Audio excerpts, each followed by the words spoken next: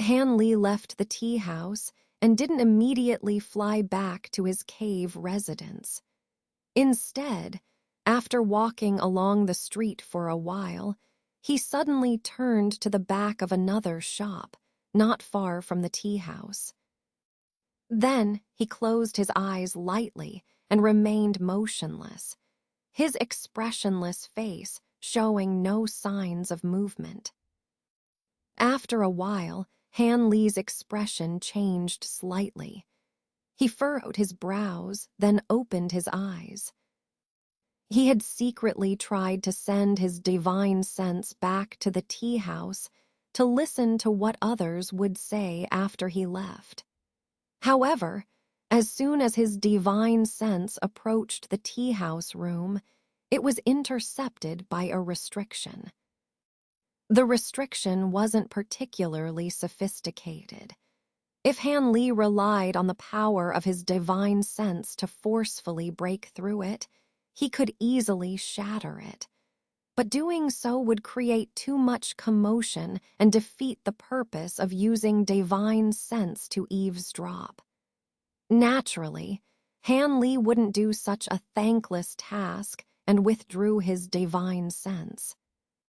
It seems that the melodious sound sect is not to be underestimated.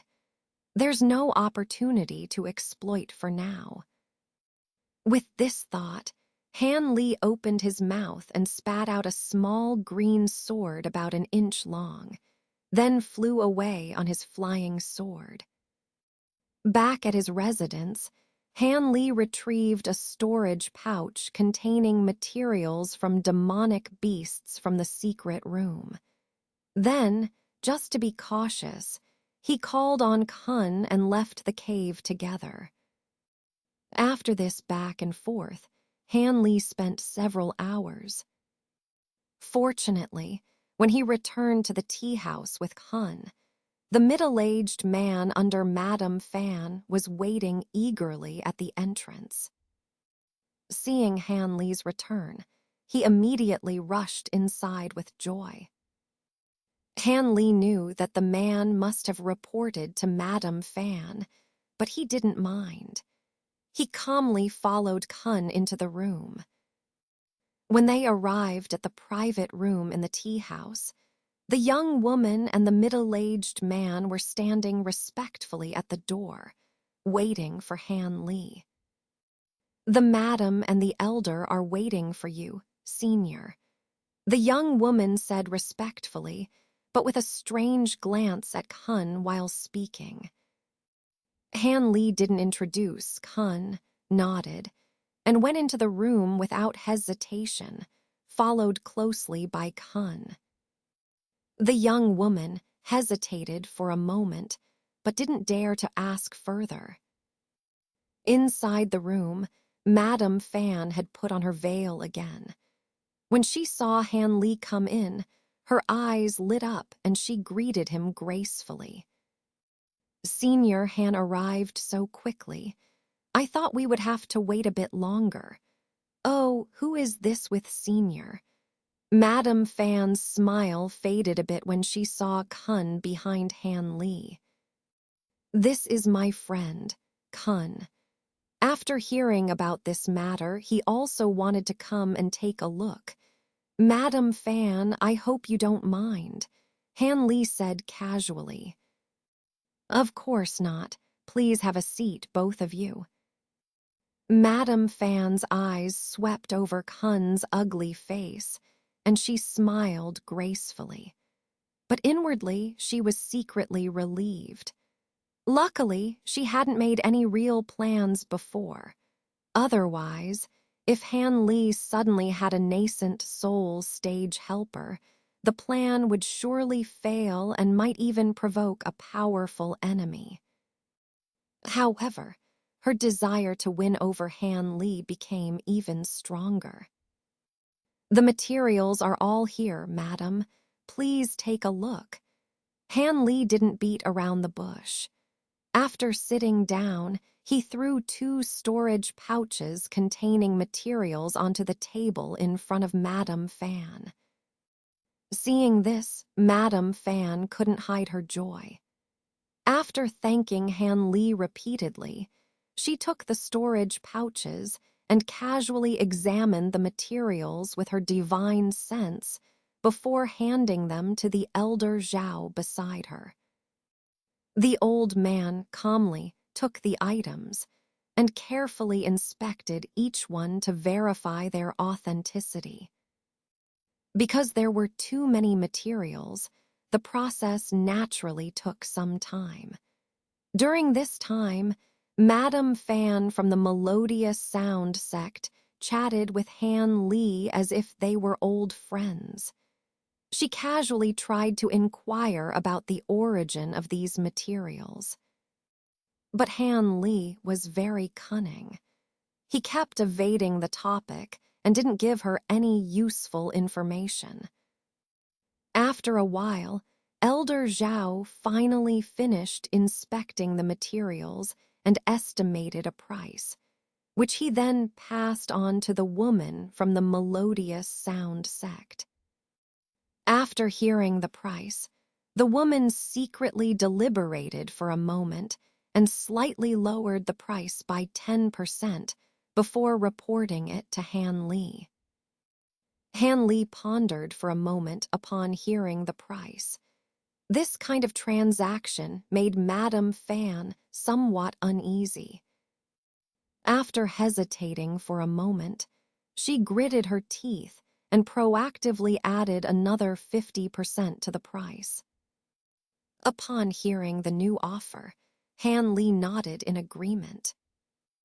Although he knew that the price offered by the other party was still slightly lower, he was still very satisfied that he could dispose of all these items at once. Madame Fan felt relieved when she saw Han Li agree. Then she poured out a small pile of mid-grade spirit stones from her storage pouch and pushed them toward Han Li. Han Li didn't stand on ceremony and accepted them. With the transaction concluded, both parties were quite satisfied. Han Li was preparing to leave. I heard that Senior is looking for some rare spirit bamboo everywhere. I happen to know something about it. Would Senior be interested in hearing about it? Madame Fan said casually, as if she were just making small talk. Han Li was shocked to hear this and couldn't help but look at her.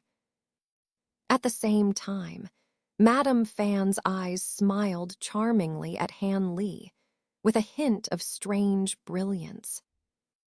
This expert in charm from the Melodious Sound sect planned to take advantage of Han Li's shock to subtly plant a seed in his heart, making it easier to control him in the future.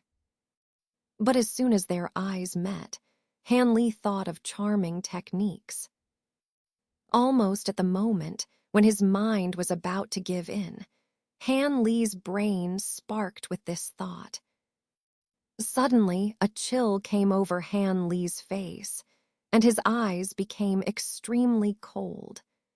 The icy intent in his eyes made Madame Fan, who was using charm, feel a chill, and all her charm instantly failed. Startled, Madame Fan hurriedly tried to shift her gaze away. But for some reason, her entire head above her neck became stiff, unable to move at all, not even her mouth could open. Counterattack of the technique. As soon as Madame Fan realized this, she was so frightened that her soul seemed to leave her body. She desperately tried to break free from Han Li's gaze to free herself from the counterattack. "What are you doing to Madame Fan?" Elder Zhao, seeing Madame Fan's discomfort, furrowed his brows and stared at Han Li with his hair standing on end, as if he was about to make a move. But before he could step forward, Khan, with an expressionless face, disappeared from one side to appear in front of him. The strangeness of his movements made the old man's heart tremble, unsure if he should make a move. At this moment, Madame Fan struggled several times but couldn't break free. She stared at Han Li with no charm left in her eyes, leaving only a pleading expression, hoping that Han Li would show mercy. Humph. After a cold snort, Han Li's gaze finally softened. This time, Madame Fan quickly averted her gaze like she had been granted amnesty. But at the same time, she couldn't help but cough up a mouthful of blood, staining the gossamer veil on her face. Madame Fan, what are you doing? Elder Zhao saw her struggle several times, his brows furrowing, his eyes staring at Han Li with fury, his whole body ready to make a move. Senior Zhao, don't be angry. Senior Han showed mercy. I just had a bit of blood surge to my heart. It's much better after coughing up this blood. Madame Fan hurriedly stopped the elder's rash actions and forced a smile. Hearing this, the old man's expression eased slightly, returning to normal. I didn't expect Senior to be proficient in the art of charm as well. I was a bit reckless just now. Please don't blame me, Senior. But I do know the whereabouts of a kind of spirit bamboo called thunder bamboo.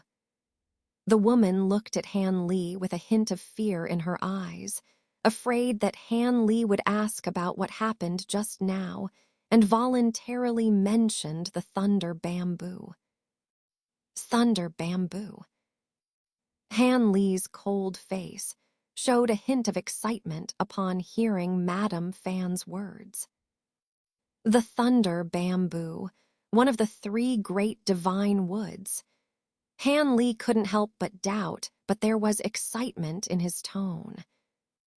Although he wanted to use extraordinary bamboo to refine treasures, he never dreamed of being able to use one of the 3 great divine woods. Aren't the 3 great divine woods supposed to be extinct? Yes, it's indeed thunder bamboo. Speaking of which, I personally handled this divine item. It's absolutely genuine. Madame Fan took out a small jade bottle, took a pill from it to restore her energy, and said confidently, "It's rare for this item to be sold to someone else." Han Li stared at her, his voice turning cold again. At the same time, he couldn't help but wonder if this woman hadn't learned her lesson and wanted to use him as a pawn. No, it wasn't. Originally, we intended to auction this item at the Heavenly Star City auction house.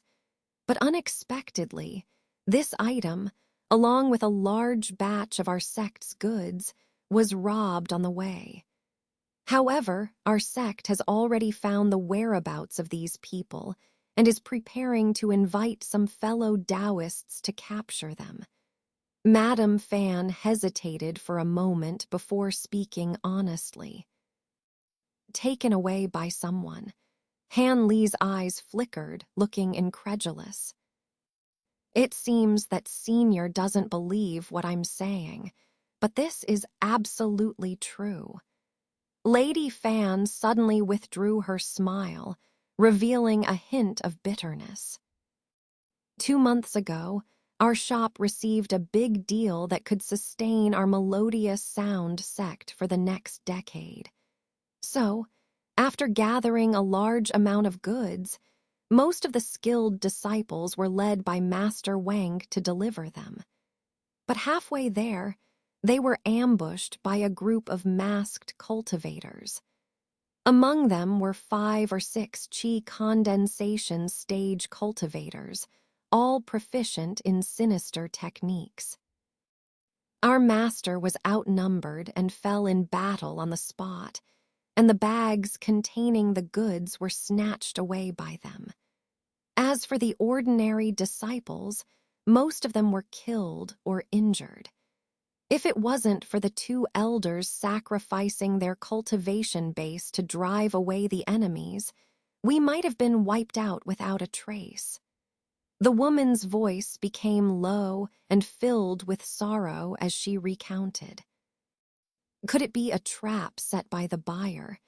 Hanley blurted out almost without thinking. That's impossible. The buyer for this deal is one of the 4 major commercial alliances in the chaotic Star Sea. Their reputation is impeccable, so why would they resort to such murderous robbery? Besides, with their strength, they wouldn't risk tarnishing their reputation for such trivial items. Lady Fan shook her head lightly, her face pale, denying firmly, exuding a sense of weakness and helplessness. But Hanley just glanced at the woman coldly, not saying anything else, showing no sympathy or comfort. Seeing Hanley's indifferent demeanor, Lady Fan had to gently suppress her sorrow and continued to explain. That section of Thunder Bamboo was originally the sect treasure of a small sect, but that sect is now on the verge of collapse, with only one successor left. So not long ago, they sold this item to our Melodious Sound sect. Master was planning to auction it off in the Heavenly Star City immediately after completing this big deal, but unexpectedly, it was taken away by these cultivators. However, when Master took these goods out, he made some arrangements on them. So, the whereabouts of these thieves were quickly traced by our disciples. But there were quite a few Foundation establishment cultivators among these thieves, and our sect alone couldn't confront them head-on. So, this time, besides purchasing goods, I am also responsible for inviting high-level cultivators to help. And the 2 seniors seem to have profound cultivation. If you are willing to help, on behalf of our sect, I can give this section of Thunder Bamboo as a reward to the 2 of you. How about it? After a cautious speech, the woman finally revealed her true intentions. Hanley listened calmly, but his gaze flickered as if he were pondering something. Seeing Hanley's contemplative look, Lady Fan knew that he was weighing the pros and cons, so she quickly added another bargaining chip. If seniors still think the reward is too low, our sect is also willing to offer a talented female disciple as a maid to seniors. How about that? Not interested. Hanley rejected without hesitation. Upon hearing this, the woman immediately showed a disappointed expression. Has this section of Thunder Bamboo been refined? Can it continue to grow?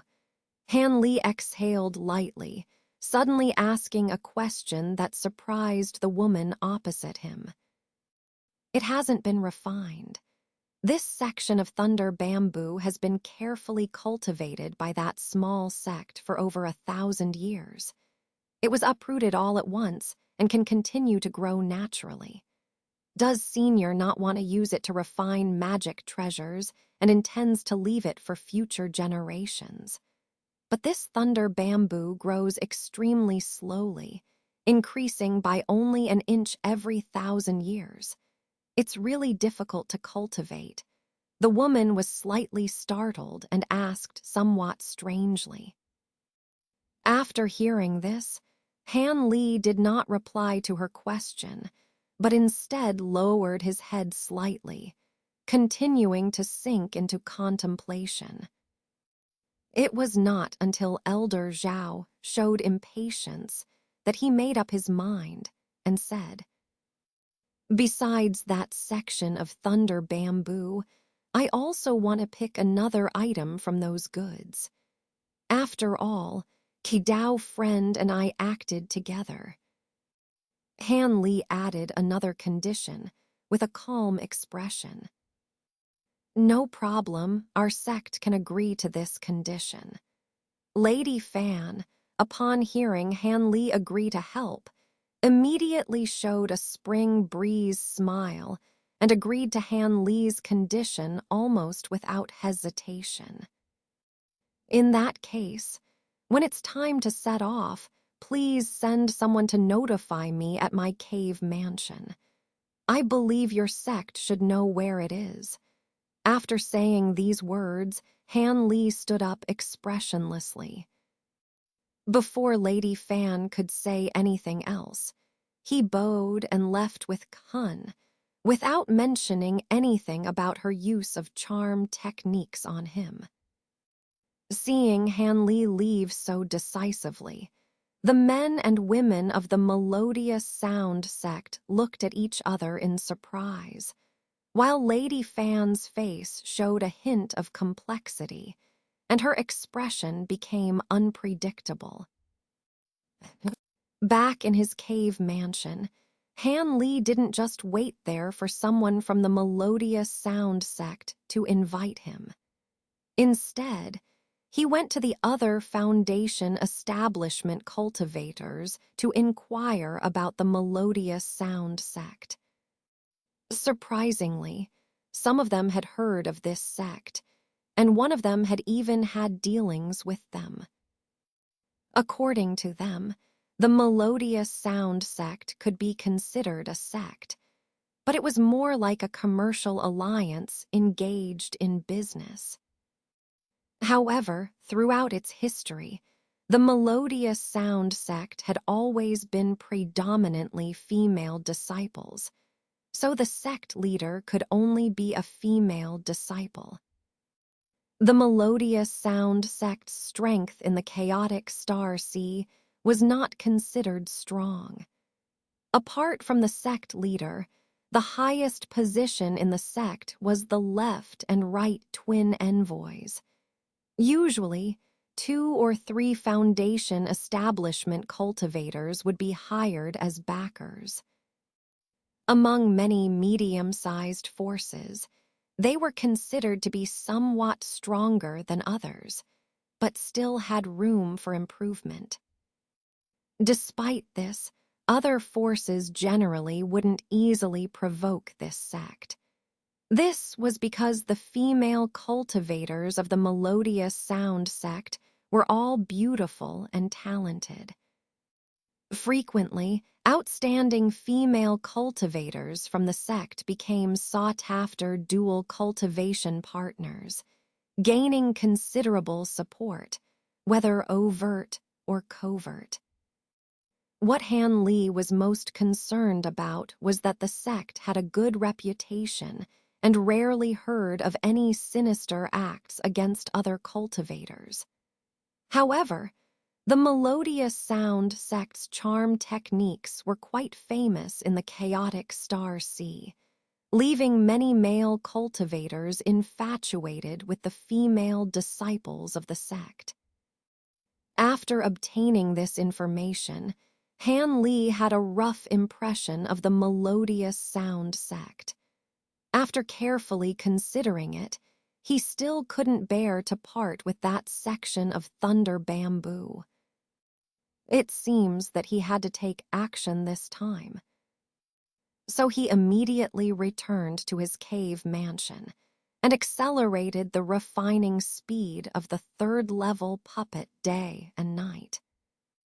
Half a month later, a sound transmission talisman flew into Han Li's hand from outside. After reading it, he calmly packed up his things and left the cave mansion with Kun and the 2 blood jade spiders. When they arrived at a certain city gate in the heavenly Star City, a girl named Lioner was anxiously waiting there. As soon as she saw Han Li and Kun's figures approaching, She hurried over with a happy expression and said, "Two seniors. The lady asked me to take you to the gathering island and then set off together." Hanley nodded slightly upon hearing this, and without saying a word, he sprayed out the green flame sword, wrapping the girl in sword light and flying into the sky. Kun also turned into a yellow light and followed suit. It seemed that this girl named Lioner was being carried by a magic treasure for the first time. She curiously looked around while being carried by Han Li's sword light, occasionally pointing out the route to Han Li. But when her eyes occasionally met Han Li's, she would blush and lower her head shyly. In the sword light, this girl and Han Li stood very close, almost standing next to each other. As long as Han Li lowered his head slightly, he could see the girl's snowy white neck and smell the fragrance of the girl, which made him enjoy a little bit of indulgence. The girl seemed to notice all this. The blush on her cheeks became more frequent, and her two delicate and lovely jade ears turned pink, revealing a hint of panic. However, Han Li's indulgent behavior was limited to this. He didn't make any further moves, which finally made the girl relax a little and continue to guide Han Li along the way. Several moments later, Han Li landed on a desolate mountain top on an unnamed island. On the top of the mountain, dozens of Shanghai, besides Lady Fan and Elder Zhao, there were more than 10 people sitting or standing, meditating or whispering. Among these people, there were 5 Qi condensation stage cultivators, and the rest were foundation establishment stage cultivators. It seemed that the melodious sound sect had indeed put in a lot of effort to gather these people. Lady Fan, upon seeing her maid really bringing Han Li and Kun over, couldn't help but show a pleased expression and walked over with light steps. Seniors willing to come is truly our sect's fortune. Let me introduce a few people to seniors, the woman said with flowing eyes. After speaking, she introduced a Qi condensation stage cultivator surnamed Meng and 4 foundation establishment stage cultivators to Han Li. But strangely, after introducing these people, Lady Fan did not introduce the remaining cultivators to him. Instead, she seemed to be demonstrating something, looking towards a beautiful woman in a lotus green dress. Han Li followed her gaze and saw that besides the cultivators introduced by Lady Fan, the rest seemed to be centered around the woman in green clothes. This woman had exquisite eyebrows, phoenix-like eyes, a delicate nose, and a subtle air of hostility. She looked like a woman who had been in a high position for a long time, but for men, this only made them more eager to conquer her. When this woman saw Lady Fan looking over, she sneered a few times, but looked surprised when she saw Han Li and Kun, then turned her head and whispered something to a middle-aged cultivator behind her, as if she didn't want to pay attention to Lady Fan. "Who is that person?" Han Li asked calmly. "Zhu Rutting, the right envoy of our sect." Fan Jingmei snorted and said somewhat unwillingly. "Oh," Han Li responded lightly, still unable to help but glance at the woman more. This made Fan Jingmei show a trace of dissatisfaction. Han Li didn't have any impure thoughts about Zhu rutting, but he just felt a familiar feeling from her expression and demeanor, which made him somewhat lost in thought. Fan Jingmei's face darkened when she saw this, and she turned around to talk to Kun. But Kun just listened to her words expressionlessly, remaining silent the whole time, which made Fan Jingmei even more annoyed. Nan Gong Wan. Han Li finally found the source of that ripple. This female cultivator named Zhu Rutting, although her appearance was different from Nan Gong Wan's, there was indeed a hint of Nan Gong Wan's charm about her, which gave him such an unusual feeling, touching a chord deep in his heart. After understanding the reason behind it, Han Li glanced at Zhu, rutting with some complexity before retracting his gaze, returning to his usual calm demeanor. However, even though Han Li and Kun had arrived, Lady Fan and Zhu Rutting showed no intention of leaving immediately. Instead, they occasionally looked up at the sky, as if waiting for someone. Seeing this scene, Han Li was somewhat puzzled but didn't ask anything.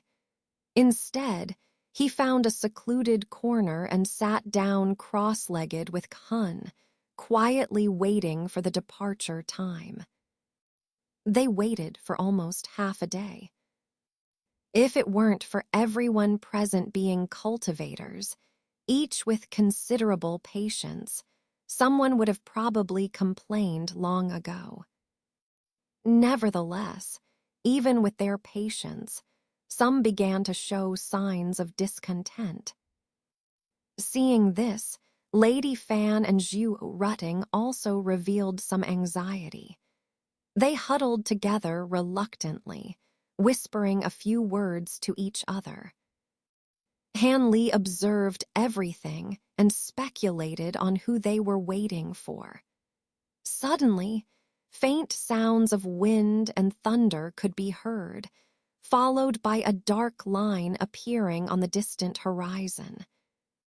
This blackness rapidly approached, drawing the attention of the meditating cultivators who looked up with expressions of surprise and suspicion. The blackness swiftly reached overhead, revealing itself to be a massive cloud with a diameter of about 50 to 60 zhang. Its immense size almost completely covered the entire mountaintop, periodically emitting thunderous roars and sparks of lightning, adding to its eerie appearance. As everyone stared in astonishment, a cold female voice suddenly came from within the cloud. "Senior Kai, you can put me down now. I need to speak with the two senior sisters." "He, of course," a harsh and grating voice responded. Upon hearing the voices, Lady Fan and Zhu Rutting's expressions changed slightly, exchanging a glance. Other cultivators, who knew the origin of the cloud, turned pale. Han Li also felt a chill. Just as he was wondering about the situation, one of the cultivators muttered, but it was unclear which one. The abilities of the melodious sound sect are quite impressive. They even managed to invite Senior Kai from Yuan Gui Island. Although the voice was low, Han Li's powerful spiritual sense caught every word distinctly, sending a shiver down his spine. Yuan Gui Island and Scarlet Fire Old Monster immediately reminded Han Li of the origin of the cloud. During his conversations with other cultivators, he had heard about the famous Scarlet Fire Old Monster from Yuan Gui Island more than once. This individual rose to prominence early on, reaching the late foundation establishment stage at an early age. His Kiwi water devil arts were unpredictable, and he was notorious for his ruthlessness and mercilessness in the chaotic Star Sea. Many claimed that the scarlet old monster was likely to advance to the nascent soul stage, becoming a formidable figure akin to the supreme yin ancestor. Therefore, no one dared to provoke him easily, as he was a renowned figure. But how could such a notorious demonic cultivator end up here? Could it be that the melodious sound sect invited him as reinforcement? Han Li remained calm, but raised his vigilance, scrutinizing the cloud closely. At this moment, the cloud churned, and a purple-clad, palace-dressed woman flew out from within. She had a slender figure and graceful bearing, but her face was shrouded in a faint purple mist, obscuring her true appearance. Upon seeing this woman, Lady Fan and Zhu Rutting immediately went forward to greet her. "Wang Jr. sister, why did Senior Kai come here? Did you invite him? But there's no need for that," Zhu Rutting asked softly with a frown. "Yes, this old monster is not easy to deal with. It will be difficult to handle once he's here. Besides, with the current manpower we have, it's more than enough." Lady Fan also spoke with a solemn expression, hinting at some dissatisfaction. "Do you two really think that the bandits who ambushed us last time were all of their manpower?" The purple-clad woman ignored the concerns of the two women and spoke indifferently. "Sister, what do you mean by that? Does the other side have other formidable individuals?" Lady Fan was shocked by this revelation and immediately understood the implications, asking with disbelief. Zhu Rutting also showed a surprised expression. "I received news that there is another late Foundation establishment stage leader in their lair. With just the helpers gathered by the two of you, our strength would be insufficient. That's why I went to Yuan Gui Island and persuaded Senior Kai to help," the purple-clad woman said casually. Upon hearing this, Lady Fan and Zhu Rutting exchanged glances, their expressions showing a mixture of belief and doubt, but they refrained from saying anything further. Although they also knew that convincing the Scarlet Fire old monster, such a notorious demonic cultivator, to take action would come at a great cost, now was not the time to discuss such matters. They could only deal with the situation at hand first before considering other matters. At this moment, the purple-clad woman glanced at the other cultivators on the mountain top, nodded in satisfaction, and seemed extremely pleased. "The two senior sisters have invited more Foundation establishment cultivators than I expected. With Senior Kai's assistance, we must annihilate these evil cultivators to avenge our mother." The purple-clad woman's voice turned icy cold, filled with endless killing intent. "Don't worry, we will definitely avenge our sect leader's death."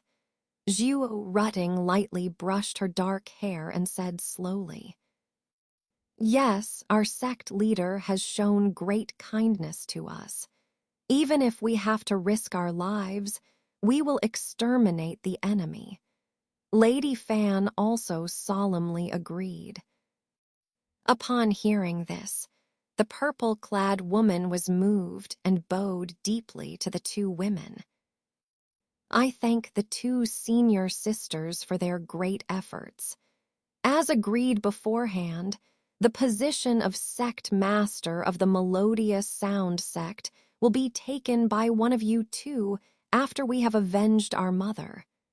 Wang Enning will not covet this position, the purple-clad woman said resolutely. After the palace-dressed woman spoke, Zhuo Rutting's beautiful face showed a hint of complexity, and she wanted to say something, but ultimately remained silent.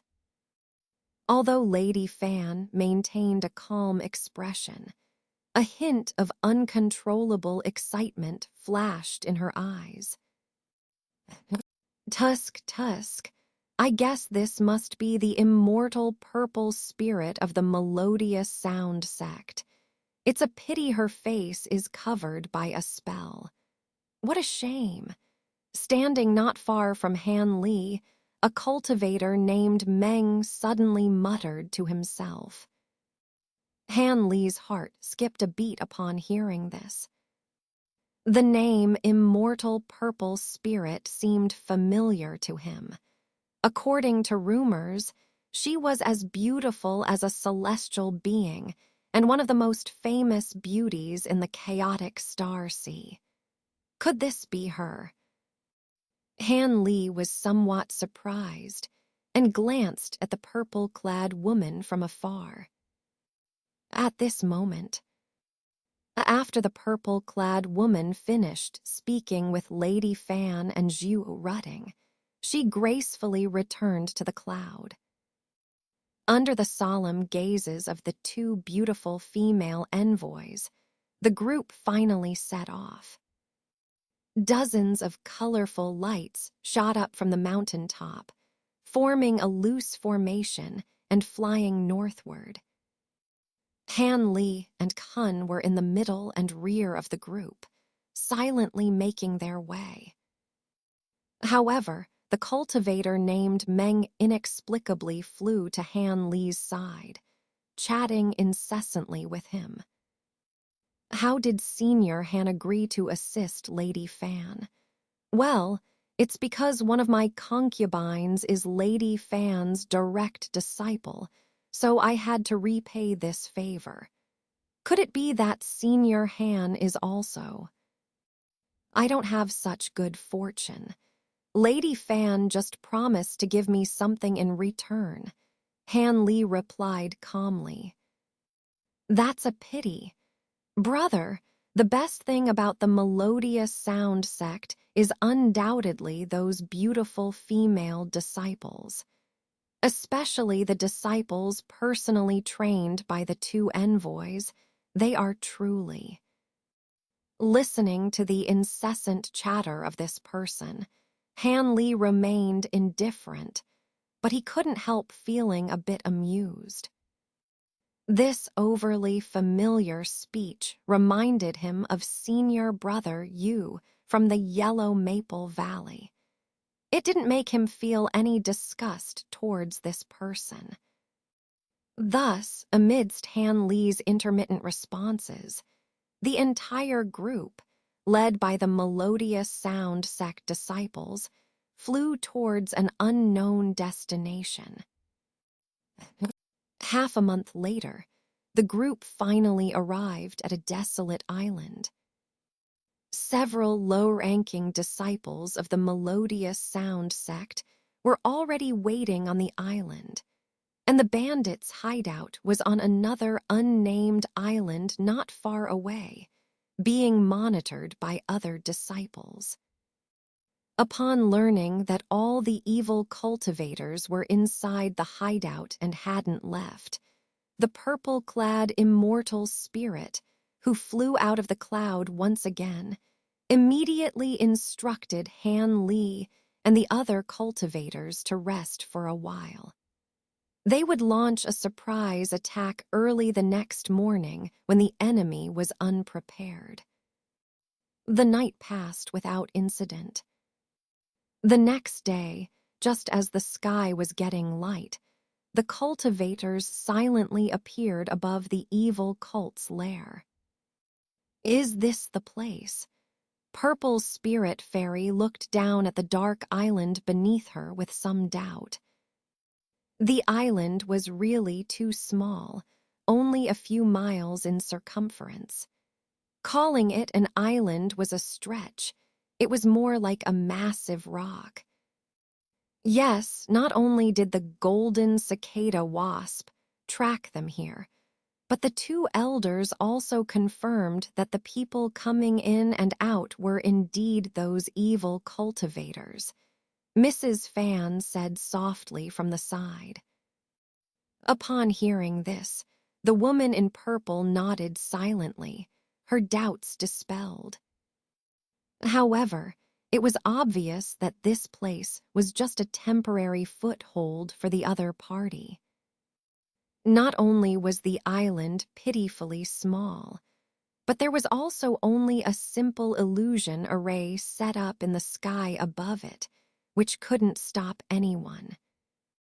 Spare no one. With a cold command from the purple spirit fairy, a strange laugh echoed from the dark clouds as the scarlet fire old monster sent down several thunderous blasts, easily sweeping away the array. Then the cultivators rushed down without hesitation. The commotion of breaking the array obviously alerted the people on the island. After a few sharp whistles, nearly 40 or 50 rays of various colors rose from the island, with a large group of cultivators heading towards them. Leading them were 3 nascent soul stage cultivators, who were startled when they saw the disciples of the Mayoyan sect. But before they could react, Mrs. Fan exclaimed, and then released a silver wheel magic tool, leading the attack. Seeing this, other cultivators also acted without hesitation. Suddenly, various colors flew in the sky, and the sound of whistling rose. Since Han Li wanted to attract the attention of the heavenly thunder bamboo, he naturally couldn't hesitate to act. He and Kang casually released their magic treasures, enclosing 5 or 6 foundation establishment cultivators, ready to wipe them all out in one fell swoop. With Han Li and Kang's nascent soul cultivation base, dealing with several foundation establishment cultivators should have been easy, but something surprising happened. As soon as these 5 or 6 foundation establishment cultivators saw that Han Li and Kang were nascent soul cultivators, they changed their expressions drastically and broke through their clothes, their bodies swelling rapidly.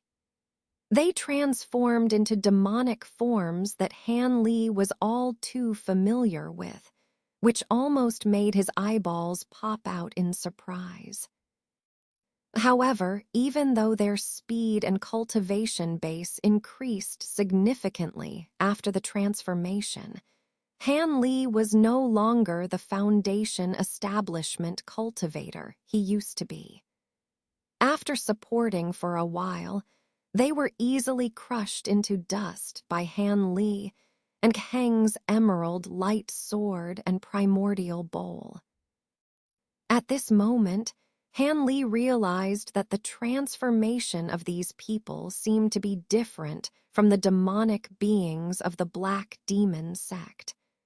Not only did they not need to chant spells to transform successfully, but there was also no condensed blood coagulation, 5 elements pill in their bodies. This made Han Li even more puzzled and suspicious, wondering what relationship these bandits had with the Black Demon sect. But he quickly calmed his mind and looked towards other directions. Now was not the time to ponder such questions. Otherwise, If someone took advantage of the situation to launch a sneak attack, it would be extremely unfair. However, the situation he saw only made his doubts grow.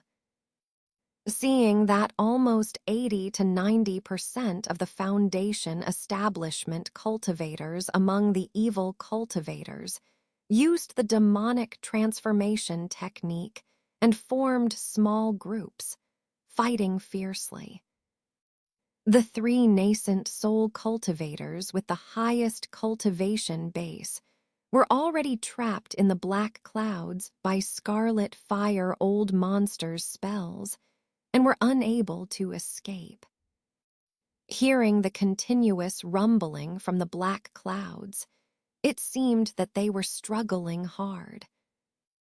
In this way, under the fierce attacks of several nascent soul and dozens of Foundation establishment cultivators from the Mayoyan sect, most of the enemy Foundation establishment cultivators were wiped out in an instant. But those remaining were still fearless and showed no signs of fear. Their boldness astonished even the disciples of the Mayoyan sect, who were used to being ruthless. But just then, a roar of anger came from below, shocking the ears of the Mayoyan sect disciples, causing everyone's expression to change drastically. "What are you waiting for? Kill them all. The troublesome guy is here." Scarlet fire old monster's decisive words came from the black clouds, and the cultivators suddenly realized, hastily urging their magic treasures and attacking again. However, the cultivators on the island, energized by the roar, became even more tenacious in their resistance, and for a while, they couldn't expand their gains. Several gray-white streaks flew out from the island and appeared in the sky in an instant. The cultivators stopped in their tracks, looking at the 5 nascent soul cultivators who had just arrived as if facing a formidable enemy. The leader, a middle-aged man with a grim face, although handsome, was now full of evil aura. Moreover, from the fluctuations of his spiritual power, his cultivation far surpassed the other 4, as if he were in the late nascent soul stage. The other 4 were just ordinary early nascent soul stage cultivators, but they were also looking at the disciples of the Mayoyan sect with fiery eyes. "Who are you people, daring to slaughter the disciples of our hidden evil sect? I will make you pay with your blood." The middle-aged man glanced at the few remaining disciples and said with a fierce expression. Upon hearing this, the others were stunned. How come this bandit didn't have any sense of being hunted down, but instead spoke so boldly? Some of the smarter ones couldn't help but hesitate, looking towards the leading purple spirit fairy and Mrs. Fan. A layer of doubt appeared in the clear eyes of the purple spirit fairy, and she was about to speak when someone suddenly shouted and rushed out. "No more nonsense. You all deserve to die."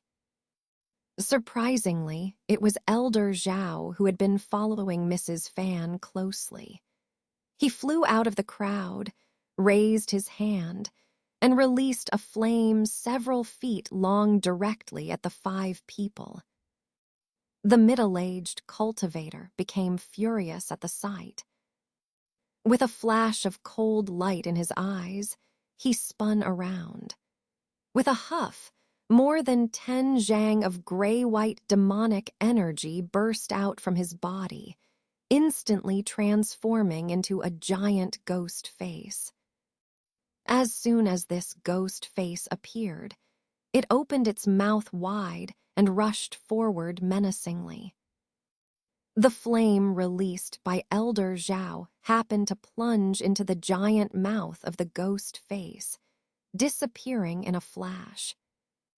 Then, without stopping, the ghost face rushed towards Elder Zhao himself. At that moment, Elder Zhao's expression turned to panic. With a speed even faster than when he flew out, he quickly flashed back into the crowd, shouting loudly. Everyone attacked together. This guy is a late nascent soul stage cultivator. We're no match for him alone. Hearing this obvious incitement, two nascent soul stage cultivators and some foundation establishment disciples of the Mayoyan sect immediately released their magic treasures and attacked the ghost head. But more people, with a skeptical look, stood by and watched. The scene became somewhat chaotic.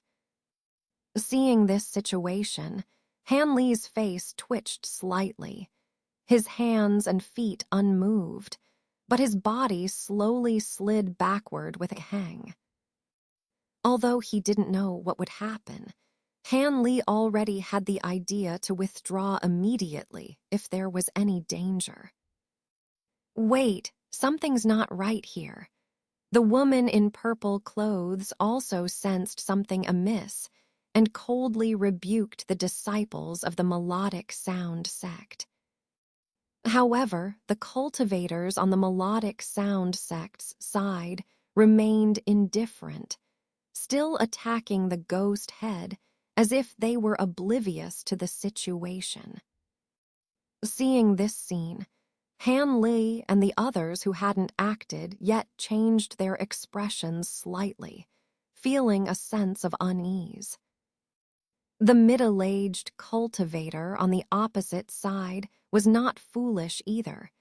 He also sensed the strangeness of the situation. After a slight moment of hesitation, he decisively gestured towards the ghost head.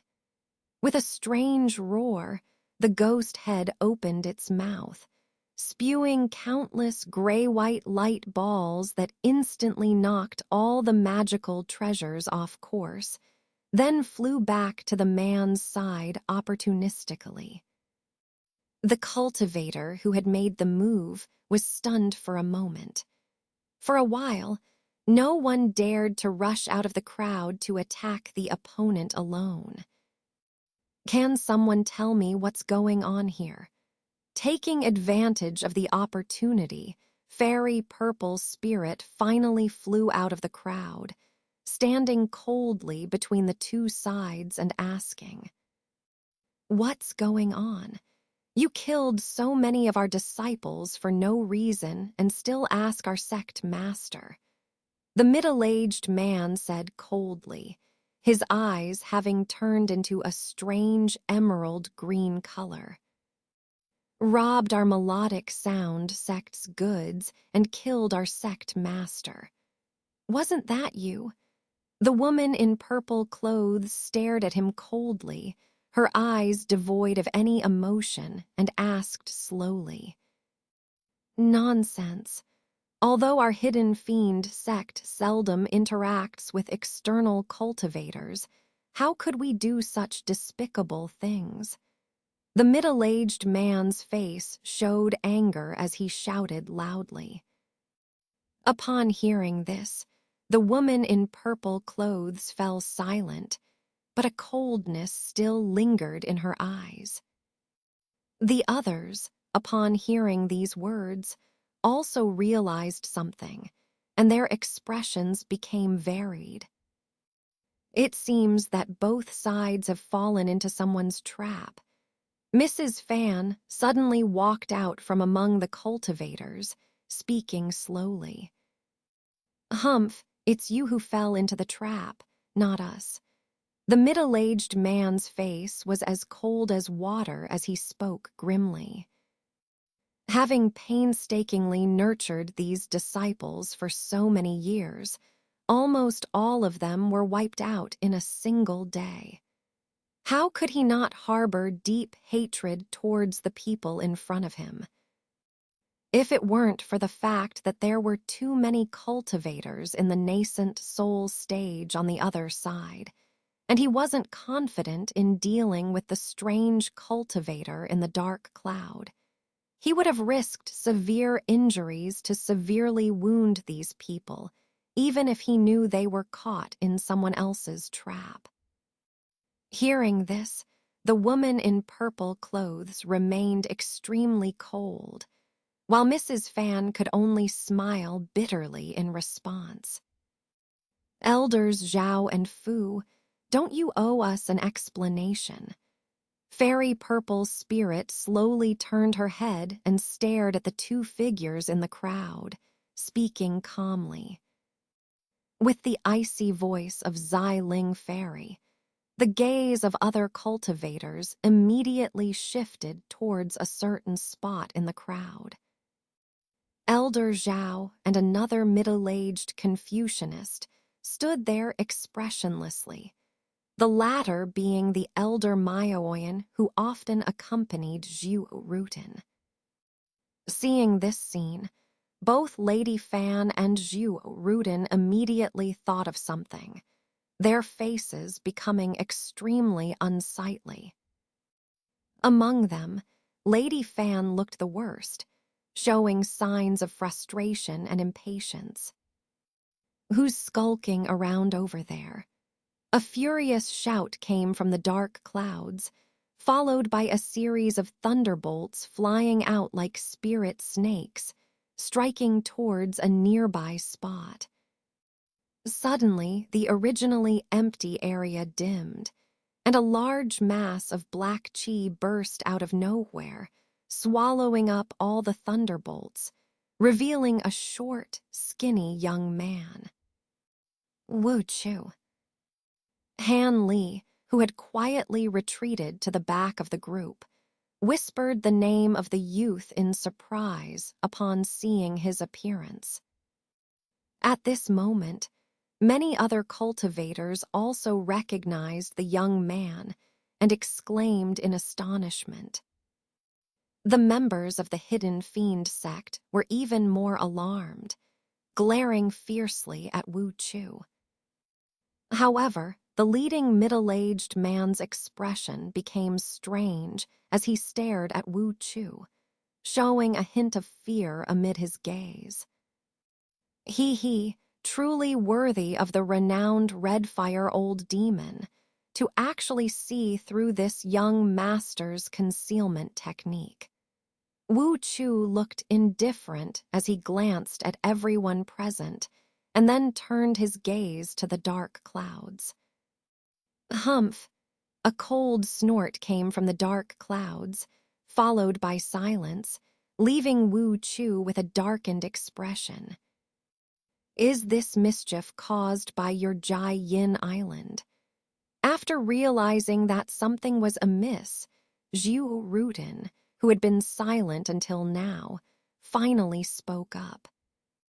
Indeed, all the events here were arranged by this young master. Your Maioyan sect's goods were taken by people from our island, and the two elders were instructed by this young master to frame the Hidden Fiend sect. Much to everyone's surprise, Wu Chu showed no intention of hiding, openly admitting everything and casting lascivious glances at the purple-clad woman. The purple-clad woman remained as cold as ever, simply staring at Wu Chu without uttering a word.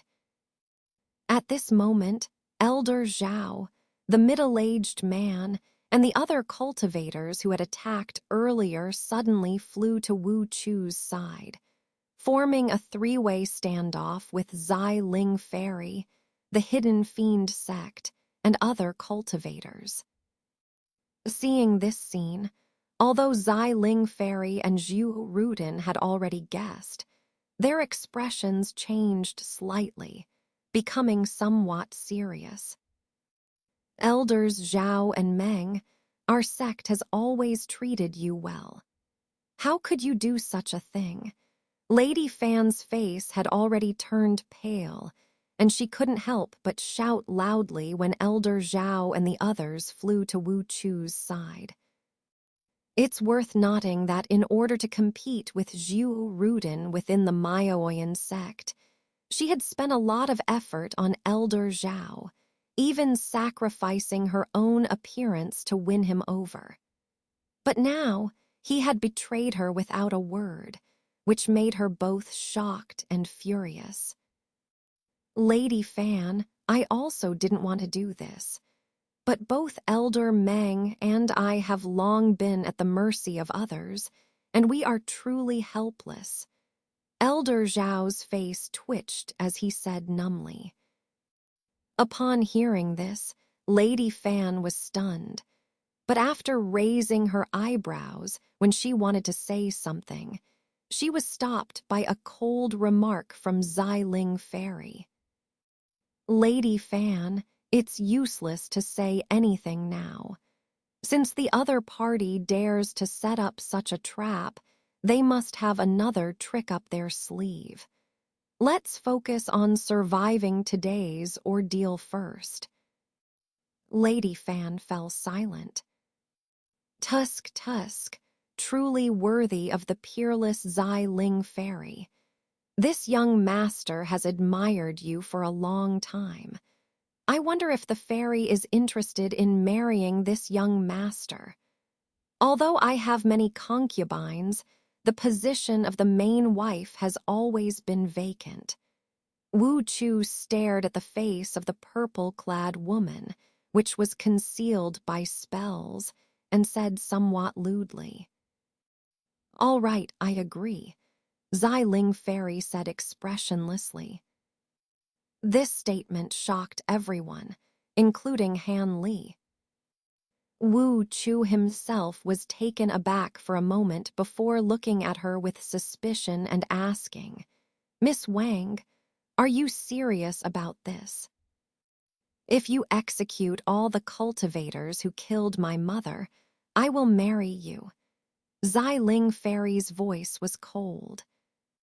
This statement made Wu Chu's joyful expression fade, and he furrowed his brows, shaking his head. This condition won't work. Many of the people who attacked that day were trusted subordinates of my family ancestor. I don't have the authority to execute them. How about this? Miss Xiling proposes another condition. Wu Chu looked at Xiling Fairy with a greedy and lustful look. Xiling Fairy sneered a few times, whispered something to Lady Fan beside her, and ignored Wu Chu. Seeing this scene, Wu Chu's ugly face flashed with cruelty, but he seemed to think of something.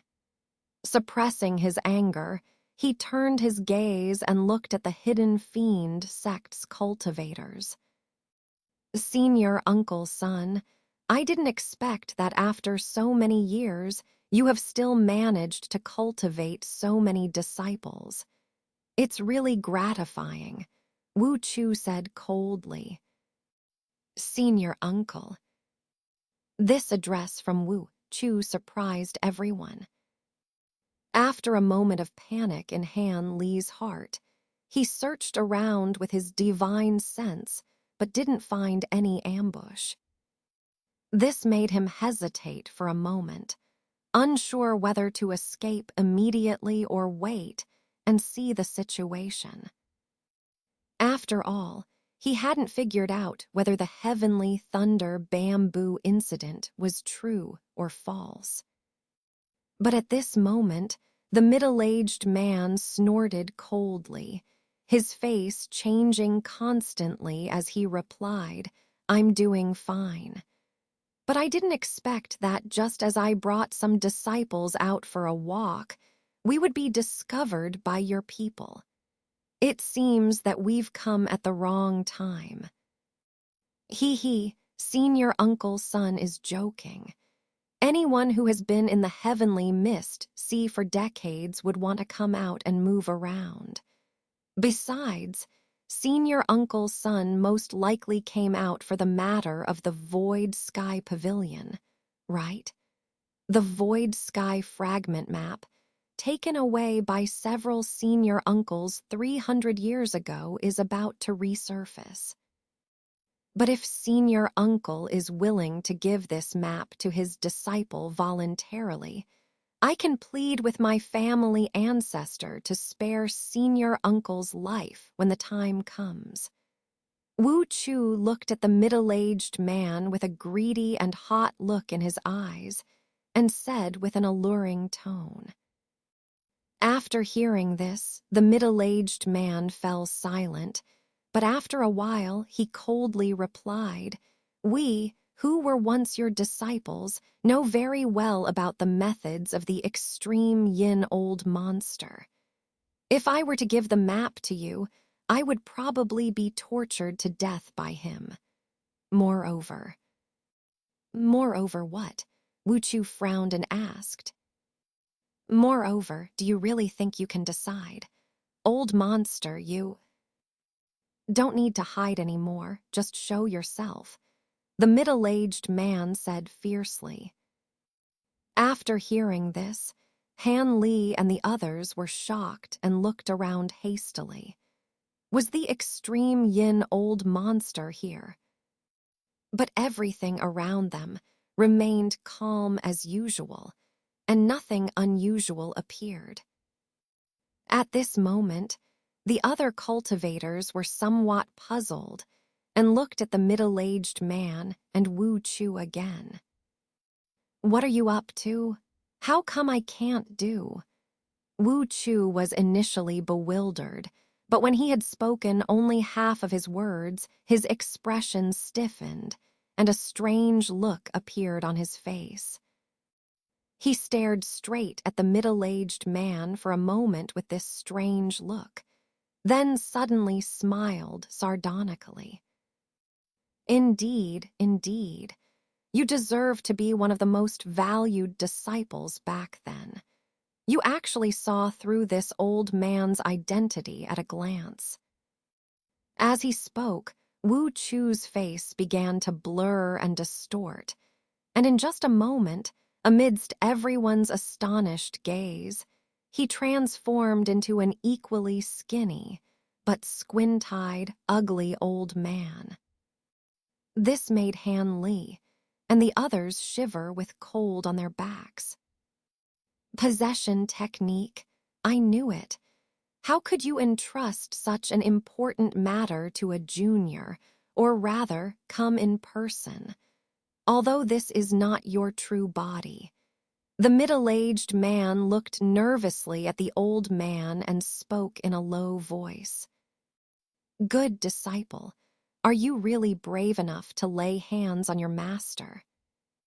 The newly appeared old man didn't move his lips, but emitted an extremely sharp voice from his abdomen, piercing everyone's eardrums with a faint pain, causing everyone to involuntarily step back a few steps. Humph, disciple, back then you allowed us to kill each other with just a thought. Anyone who disobeyed you or even wanted to draw a breath would be subjected to soul extraction. Have you ever treated us as disciples? We were just your slaves. Moreover, what you are displaying now is just the technique of possession.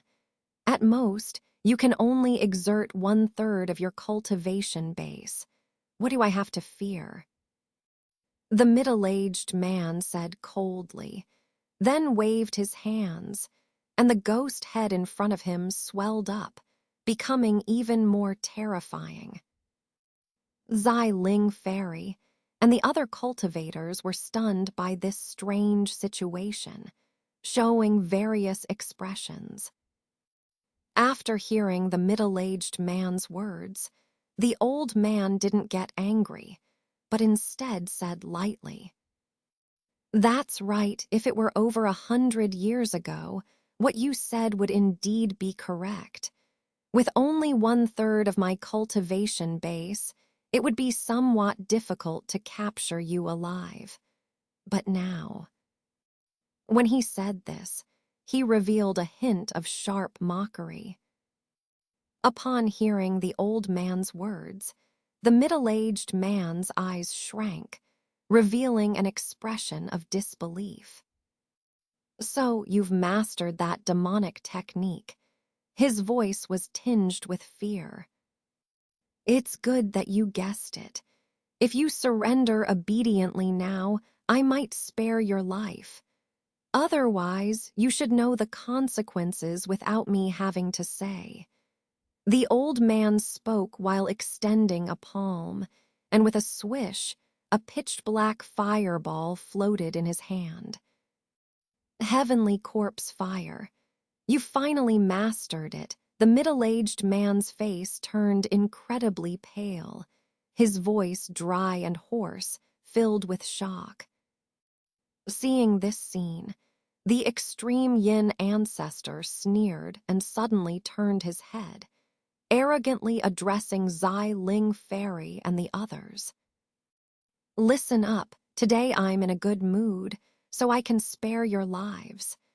As long as you are willing to submit to the extreme Yin Island, you can continue to live freely. But the orders issued by this ancestor must be completed honestly. Otherwise, the consequence will be annihilation of body and soul.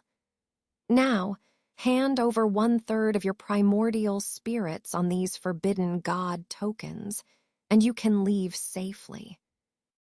After saying this, he reached into his chest and pulled out several black wooden tokens, coldly staring at the crowd. Han Li and the other cultivators looked at each other. No one was foolish enough to step forward to take the tokens, nor did anyone dare to refuse, intimidated by the authority of the extreme Yin ancestor. The scene fell silent for a moment. Among the nascent soul cultivators on Zai Ling Fairy's side, besides Han Li and a cultivator named Kun, there was only one surnamed Meng and a cultivator with a hooked nose brought by Zhu Rutin. The rest, including Zai Ling Fairy, Lady Fan, and 6 or 7 others, were all at the late stage of foundation establishment. The Redfire old demon, who had been hiding in the dark clouds all along, quietly released the 3 hidden fiend sect cultivators who had been trapped earlier and remained silent in the dark clouds. "It seems you intend to annihilate us all. Very well, I will grant your wish." The extreme Yin ancestor's expression turned cold and sinister. As soon as this sound fell, the cultivator with the hooked nose standing behind Zhu Rudin suddenly turned into a yellow light and shot up into the sky. In the astonished gaze of Zhu Rutin, he flew dozens of feet away before a faint hum was heard. "HMPH, since I don't want to oppose the ancestor, nor do I want to be manipulated by others, I'll take the first step." In just a few words, the yellow light shot another dozen or so feet away. Such a fast speed. Seeing this, the extreme Yin ancestor's eyes flashed with coldness. With a flick of his hand holding the black fireball, the fireball flashed a few times, then turned into a slender black rainbow, disappearing in an instant. Everyone felt puzzled, but Han Li suddenly tensed.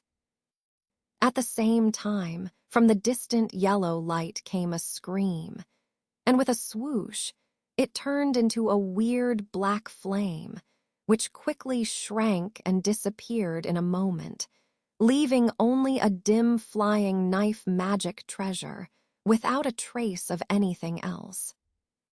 Han Li sucked in a breath of cold air. The speed of this black flame was too fast. He believed that if the distance were a bit farther and he was focused, there might be some chance of avoiding it. But if it were launched within 20 or 30 feet, he would definitely be unable to dodge. Moreover, judging by the power of the black flame burning people to ashes, it was definitely no less powerful than the azure yang demon fire of the 6 demonic sects, and ordinary magic treasures could not resist it. After realizing that the opponent could take his life at any moment, Han Li's lips felt dry, and his heart beat fiercely. It took him a lot of effort to barely restrain the impulse to flee immediately. He was well aware that if he acted rashly now, he would only die faster. But handing over 1/3 of his primordial spirit to the opponent was something Han Li would never agree to. It was tantamount to handing his life over to the opponent. Because once the primordial spirits on these forbidden god tokens were extinguished, the cultivator lacking this part of their primordial spirit would either become an idiot, stumbling through life, or suffer a mental breakdown and die on the spot. Moreover, this venomous spell that could suppress others' primordial spirits could only be used by cultivators in the Yuanying stage. Foundation establishment cultivators did not possess such supernatural powers. Han Li struggled to calm his mind and looked at the others to see if anyone had any good ideas. The cultivator surnamed Meng, who was not far away and also in the Foundation establishment stage, had lost his smiling expression long ago. Sensing Han Li's gaze, he smiled awkwardly and turned his head, then looked back at the extreme yin ancestor with a grim expression. As for Xiling Fairy, her gaze remained relatively cold, but the 10 white jade fingers behind her were entwined together, slightly twisted, which made Han Li speechless. As for Lady Fan, Zhu Rutin, and other mysterious tone sect cultivators, after seeing the power of the black magic flame, they had already lost their color. Although their expressions remained calm, the fear in their eyes could not be concealed. Han Li licked his lips and glanced at the hidden fiend sect cultivators. At this moment, the middle-aged man, upon witnessing the terrifying power of the extreme yin ancestors' black magic fire, was slightly moved and narrowed his eyes. When Han Li looked over, he spoke in a deep voice. "Don't be intimidated by the old demon. Since he's possessing someone else, this newly mastered supernatural power can't be used many times. Otherwise, the possessed person will explode and die. Now, we only have to join forces to deal with this old demon." After the middle-aged man said this, he glanced at the red-fire old demon in the dark clouds, whether intentionally or unintentionally. In his mind, only by joining forces with the red-fire old demon, who was also in the later stage of Foundation establishment, could they have a chance to fight against the opponent. But after the middle-aged man said this, there was silence in the dark clouds, without any response. This eerie situation made everyone, including Han Li, nervous. Xiling Fairy, in particular, looked coldly at the dark clouds, remaining silent. At this moment, the extreme yin ancestor sneered a few times. With both hands coming together, Then effortlessly splitting apart, two more black fireballs appeared in his hands. This caused everyone to change color, focusing intently on the movements of the two fireballs. At the same time, the dark clouds began to churn, and faintly, the red fire old demon's strange voice could be heard. Extreme yin ancestor, do you also want me to submit to you? Of course. Since this ancestor has possessed someone and come here in person, everyone must either die or acknowledge me as their master. There are no exceptions. The extreme yin ancestor glanced at the dark clouds and said indifferently, "Good, good. A mere possessed body actually dares to defy the will of the island lord. It seems that only the power of my magic fire will make you understand." The red fire old demon seemed to be infuriated, and the dark clouds rolled even more violently, with the sound of thunder and fire rising. Seeing that the red fire old demon and the extreme yin ancestor finally couldn't come to an agreement, both the disciples of the mysterious Tone sect and the hidden fiend sect felt relieved. If this old demon were to join forces, they would still have the strength to fight back. After all, the red fire old demon's cultivation of the sunflower demon technique was well known in the chaotic star sea, and it might be able to restrain the opponent's magic fire. Extreme yin ancestor, aren't you afraid of the people from the Star Palace coming after you for using forbidden techniques?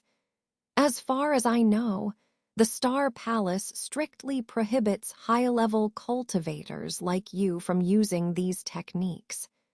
Zai Ling Fairy suddenly asked.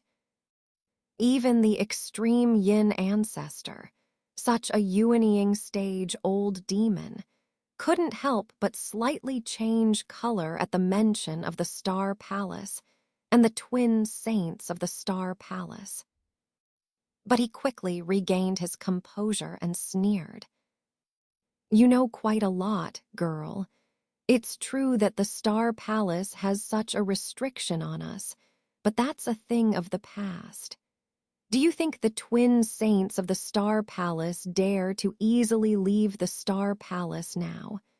As long as the twin saints of the Star Palace don't take action, what can the others in the Star Palace do to us?" This statement was like a thunderbolt from a clear sky, leaving Han Li and others stunned. Only the hidden fiend sect disciples, led by the middle-aged man, showed no surprise, as if they had known about this matter earlier. Zai Ling Fairy's heart sank suddenly, but she immediately coldly addressed the middle-aged man. "You and Senior Redfire deal with this old demon. The others first deal with those traitors, and then join forces to deal with the old demon together." This statement made the middle-aged man slightly stunned, but he immediately realized and waved his hand to the cultivators beside him. "For now, let's do as she says. If we don't defeat this old demon, none of us will survive." Then he looked at the opposite side with a frosty face, and the dark clouds of the red fire old demon also gently floated above his head, forming a united front. The several hidden fiend sect foundation establishment cultivators looked at each other and flew to Han Li, and the others without saying a word, looking coldly at the traitorous Elder Zhao and others. Seeing that they didn't have to face the terrifying magic fire of the extreme yin ancestor directly, The cultivator surnamed Meng and other mysterious tone sect cultivators regained some color on their faces and also took out their magical treasures and unleashed their magic weapons, preparing for a battle. But Han Li, who was standing at the end of the crowd, furrowed his brows at this moment. For some reason, the current situation gave him a very strong sense of unease, as if something bad was about to happen. He himself felt that something was wrong. Could it be that the extreme yin ancestor really didn't bring any helpers and was relying solely on possessing someone to deal with them? He licked his somewhat dry lips and, with a thought, quietly instructed Kun a few words, then spat out the emerald light sword. Attack! The middle-aged man's expression was solemn as he muttered, pinching his hands. The ghost head in front of him roared, baring its ferocious teeth as it viciously lunged towards the extreme yin ancestor. At the same time, the magical treasures and artifacts of Han Li and the others also flew out, shooting towards the traitorous disciples of the mysterious tone, sect on the opposite side. Naturally, Elder Zhao and the others around the extreme yin ancestor wouldn't sit idly by. They also unleashed various colored lights to meet the incoming attacks. For a moment, various magical treasures and artifacts intertwined in the air. The extreme yin ancestor glanced indifferently at the scene and then looked at the ghost head flying towards him. A cold smile appeared at the corner of his mouth as he released 2 black fireballs from his hands. The released fireballs transformed into 2 ink snakes in the air, each as thick as a thumb. With a swish, they darted into the open mouth of the ghost head. The middle-aged man's face changed instantly, realizing the danger. The ghost head came to a sudden stop, and its head swelled up before bursting open with a loud bang, splattering countless black demonic flames. Seeing this scene, the middle-aged man's complexion turned somewhat pale, but he immediately took a deep breath, determination flashing in his eyes. He slapped the back of his head hard with his hand, and a thumb-sized bead slowly squeezed out from between his eyebrows. Delicate, crystal clear, and emitting faint threads of cold air, it was a pure white bead. Brother Kai, this old demon's heavenly corpse fire can only be restrained by extremely yin-cold treasures. I'll use this cold brilliance pearl to attract his attention first. Then you seize the opportunity to trap the old demon with your water fiend technique. That's the only way we'll have a chance of winning. As soon as the bead flew out, the middle-aged man immediately conveyed his thoughts to the red-fire old demon in the air with a solemn expression. A muffled hum came from the dark clouds, which boosted the middle-aged man's spirits. Without hesitation, he opened his mouth and sprayed out a cloud of blood mist, enveloping the bead inside. The bead immediately spun rapidly, absorbing all the blood mist until it was completely clean. Then, it shrank and expanded, transforming into a huge silver mass with a diameter of about 30 feet, shining brightly and astonishingly dazzling. Old demon, let me show you the power of the cold brilliance pearl refined from deep-sea profound crystals. The middle-aged man looked at the extreme yin ancestor, gritting his teeth and speaking with a ferocious expression. Then he pointed at the cold brilliance pearl with his hand and uttered a swift spell. After a few light shakes, a buzzing sound immediately rang out, and the silver mass turned into a bowl-thick white snake, fiercely pouncing towards the extreme yin ancestor. The extreme yin ancestor's expression showed a hint of surprise. But soon his expression returned to normal, and he sneered disdainfully.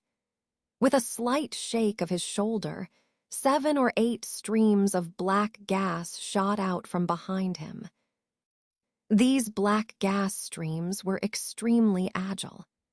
After rolling in the air for a moment, they also turned into several wolf-shaped demons of various shapes, baring their fangs and claws as they shot towards the white snake. Seeing this, the middle-aged man's eyebrows furrowed, and he shouted loudly, continuously flicking his fingers as various colored spells continuously struck the white snake. The snake's eyes flashed with green light, and it coiled up, releasing a thick layer of white frost silently, instantly causing the attacking wolf-shaped demons to disappear without a trace. It continued to surge towards the extreme yin ancestor relentlessly. The extreme yin ancestor finally showed a hint of surprise, but he calmly drew a line in front of him with one hand. With a puff sound, a thick black light wall rose from the ground, blocking the white frost outside. Now, Brother Kai, take action. The middle-aged man saw that the white frost had completely attracted the extreme yin ancestor's attention, so he hurriedly transmitted his voice to the red fire old demon in the air. Good. The red fire old demon in the dark clouds responded without hesitation. Then a thunderous roar erupted from above the middle-aged man's head, and the dark clouds rapidly expanded before swirling madly. Then, in a flash, they descended rapidly. Brother Kai, you... The middle-aged man exclaimed in horror, but he was engulfed in the endless black clouds before he could finish his sentence. At this moment, the extreme yin ancestor burst into a strange laughter, and a giant black hand shot out from the white frost, instantly grabbing the white snake before fiercely crushing it with force. The white snake's body disintegrated into nothingness in an instant, reverting back to its original form as the bead. However, it flickered frantically in the giant hand, releasing cold air as if unwilling to submit. At the same time, amidst the thunderous roar, the middle-aged man's voice, full of shock and anger, resounded. Old demon, Brother Kai, you two colluded and conspired together. His voice was filled with regret and resentment. HMPH, you're just too stupid. You can have a good time playing with Brother Kai first. I'll take care of the others first, and then come back to reminisce with you. With a disdainful remark, the black light around the giant hand dimmed, revealing the figure of the extreme yin ancestor. He cast a cold glance at the black clouds, and then glanced at the cold brilliance pearl in his hand, with a trace of self-satisfaction on his cold face. Then, he opened his mouth and gently exhaled, enveloping the bead in a faint black gas. The bead immediately lost its brilliance and became dim. Seeing this scene, The extreme yin ancestor's face showed a hint of self-satisfaction. Then he flipped his hand, and the bead disappeared without a trace. From the sudden betrayal of the red-fire old demon to the extreme yin ancestor retracting the cold brilliance pearl, the entire process took only a blink of an eye, but it shocked Meng and the other cultivators who were previously in the dominant position. Zai Ling Fairy's beautiful eyes were filled with disbelief. But most people immediately realized what was going on. After exchanging glances with each other, they immediately collected their treasures that were still overwhelming Elder Zhao and the others, and silently scattered and fled. They were not fools. In the current situation, resisting would only result in death. Flying away in all directions was their best chance of survival. Among them, the fastest to flee were of course the Foundation establishment cultivators. But surprisingly, the three female cultivators Zai Ling Fairy, Lady Fan, and Zhuo Rudin used some kind of secret technique, combining a stone-like magical treasure into a tricolored light, and their speed was not inferior to those Foundation establishment cultivators. However, the fastest to act were Han Li and Kun, who had already prepared to flee long ago.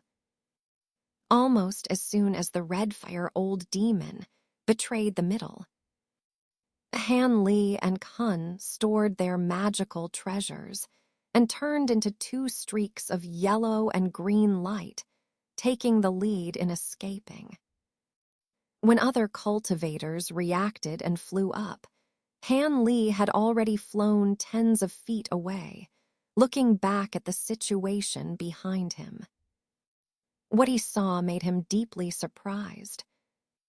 The Foundation establishment cultivators of the Hidden Fiend sect didn't all flee. Instead, the four cultivators who appeared with the middle-aged man joined forces to fiercely attack the red-fire old demon and the extreme yin ancestor. Their faces showed a chilling and crazy expression, completely disregarding defense and only focusing on attacking. And the two demons were indeed caught off guard for a moment and couldn't extricate themselves. This made Hanley feel relieved. Good, good. I didn't expect that these people would all be nascent soul avatars. Then, let the patriarch fulfill you. However, this attack seemed to anger the extreme yin ancestor. His angry laughter suddenly resounded, and then one of the four immediately let out a miserable scream. Soon after, black flames engulfed him, and he disappeared in an instant. A chill ran down Han Li's spine, and he dared not look any longer, hurriedly urging the emerald light sword to flee. However, he couldn't help but cast a strange glance at Kun. Hearing words like nascent soul and avatar, he finally completely broke through the hazy veil in his mind. He had long suspected that Wu Chu's profane yin art cultivation was related to the profound yin scriptures mentioned in the Yueyang Jade Scroll. Now, hearing the extreme yin ancestor mention nascent soul and avatar, it truly confirmed his speculation. As for the two, one in the southern sky and the other in the chaotic star sea, it was estimated that they were connected through the ancient teleportation array, most likely the one he used when he came. Now that he thought about it, The five-colored skeleton next to the ancient teleportation array was indeed very suspicious. In addition, although he had already sensed that something was wrong, the fact that the red-fire old demon would betray them caught him completely off guard. As a result, his first move after reaching the nascent soul stage was as desperate as when he was at the foundation establishment stage. He could only flee for his life. This made Han Li feel bitter and depressed. But he felt that this scene was so similar to what happened when he hunted the infant carp beast. Obviously, it should have been two opposing sides making a big move, but suddenly one side turned traitor and slaughtered their own comrades. It made him recall the plaque engraved with the ferocious ghost head. He felt that everything seemed to be related to it. But for now, Han Li could only think up to this point, because two screams were faintly heard behind him, which made him tense.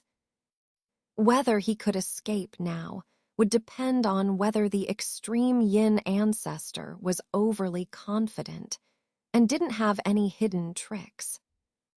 As Han Li was thinking, his expression suddenly changed, and he and Kun stopped their flight. Because in the empty space ahead, there was a sudden distortion of space, and with a sneak, a humanoid monster crawled out from within. What is this? Han Li couldn't help holding his breath when he saw it. The monster was covered in green, wearing a dark and shiny suit of iron armor. It had bare hands and sharp, inch-long nails with yellowish fangs filling its mouth. It grinned ferociously at the two of them. A corpse demon.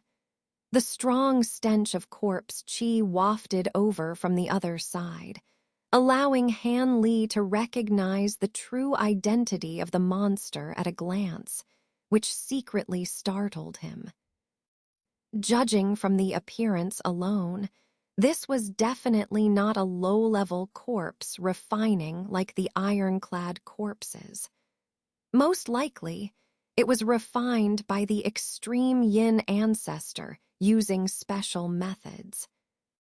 Thinking of this, Han Li raised his hand, and the emerald light sword transformed into a green dragon several tens of feet long, fiercely shooting out.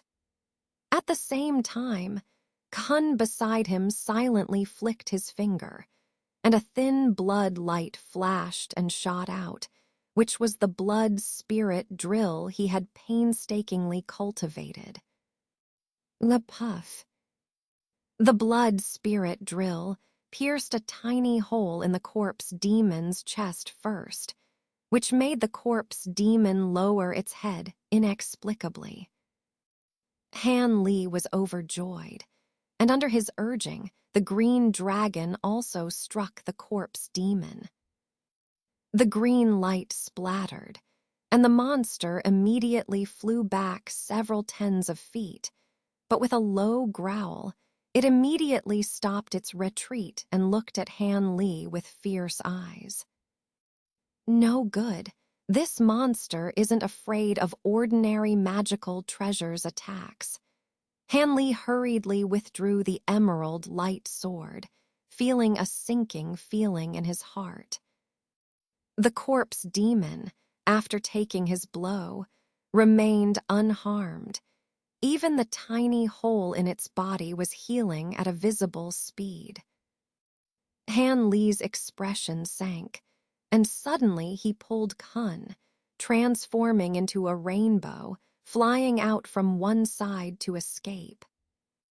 Han Li wasn't afraid that they couldn't deal with this corpse demon, but rather afraid that if they delayed their escape, the extreme yin ancestor would catch up, and they would be in big trouble.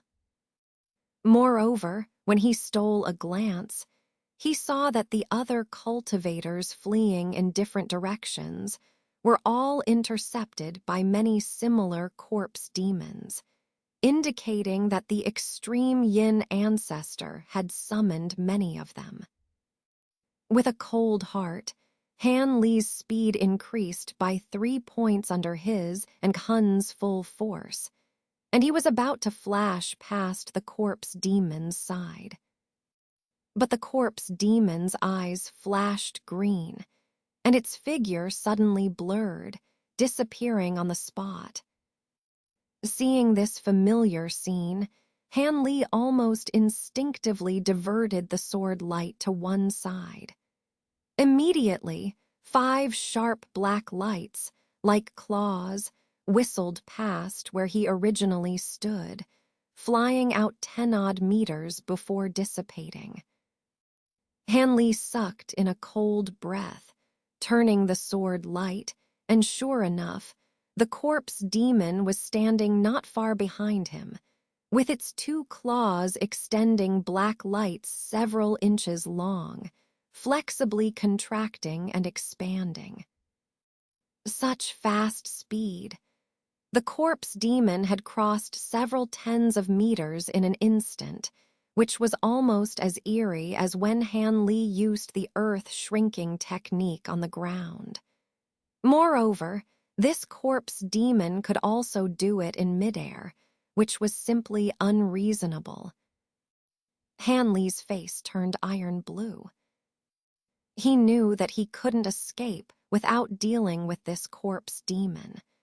This was probably the reason why the extreme yin ancestor could calmly ignore their flight. Realizing this, Han Li gritted his teeth and slapped his storage pouch. Immediately, more than 100 green lights and 2 red lights flew out, spreading out around him. After the light dissipated, 2 blood jade spiders and over 100 green giant apes were revealed. These giant apes all had mouths full of sharp teeth, were 2 zhang tall, and as soon as they appeared, they immediately raised their hands and sent 10 thin green lights from their fingers, flooding towards the corpse demon. Facing the dense attacks that couldn't be avoided, the corpse demon's eyes emitted fierce light, and a black gas spewed out from its mouth, rushing towards the incoming green lights. At the same time, it crossed its arms in front of it, directly charging forward against the black gas. After neutralizing most of the green lights, the black gas finally hit the corpse demon's body, causing green smoke to billow and light to scatter. But the corpse demon only grinned and took a few big steps into the group of giant apes. Crack!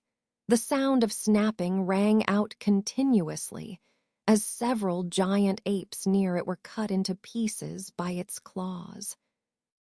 Seeing this scene, Han Li frowned, and Kun immediately released a blood light, which quickly condensed into a huge blood blade under his command, fiercely slashing towards the corpse demon.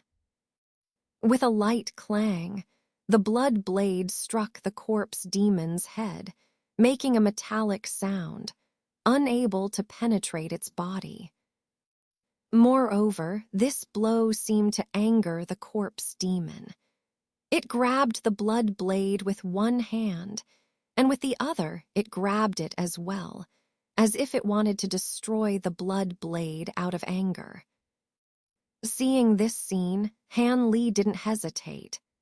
He turned the sword light again, and the blood blade, under Kun's pinch, suddenly turned into purple flames, instantly burning on the corpse demon's body, causing it to squeal in panic, flailing its hands as if it didn't know what to do.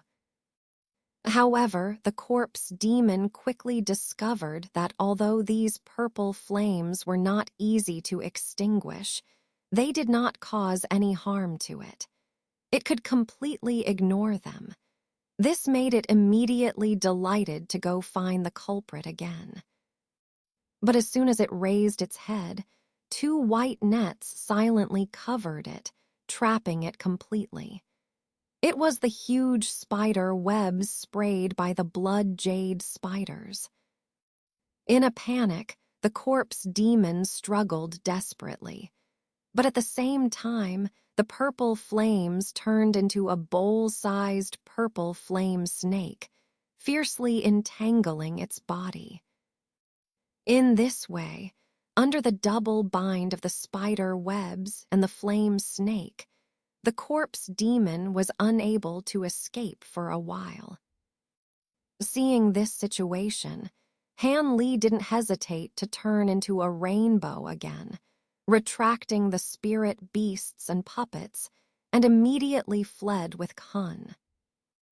If he didn't hear wrong, the extreme yin ancestor had just emitted a third scream from 100 miles away. If they didn't take this opportunity to escape, they would really be caught and used as slaves by that old demon. Han Li and Kun joined forces to fly out more than 100 miles away, changing directions several times on the way, before finally finding an unnamed small island. The two immediately landed on the island, sinking into the soil more than 10 feet deep, then took out the light veil to cover their breath and used an unnamed secret technique. Even after doing all this, Hanley still felt uneasy, not knowing if they could fool the two old demons' divine sense. After all, the divine sense of the nascent soul stage cultivator was definitely not something ordinary cultivators could compare to. Unfortunately, Han Li didn't know that at this moment, 100 miles away, the extreme yin ancestor was standing there calmly, with no intention of continuing to chase them. Beside him, there was an extra big man in red and purple, and dozens of green corpse demons.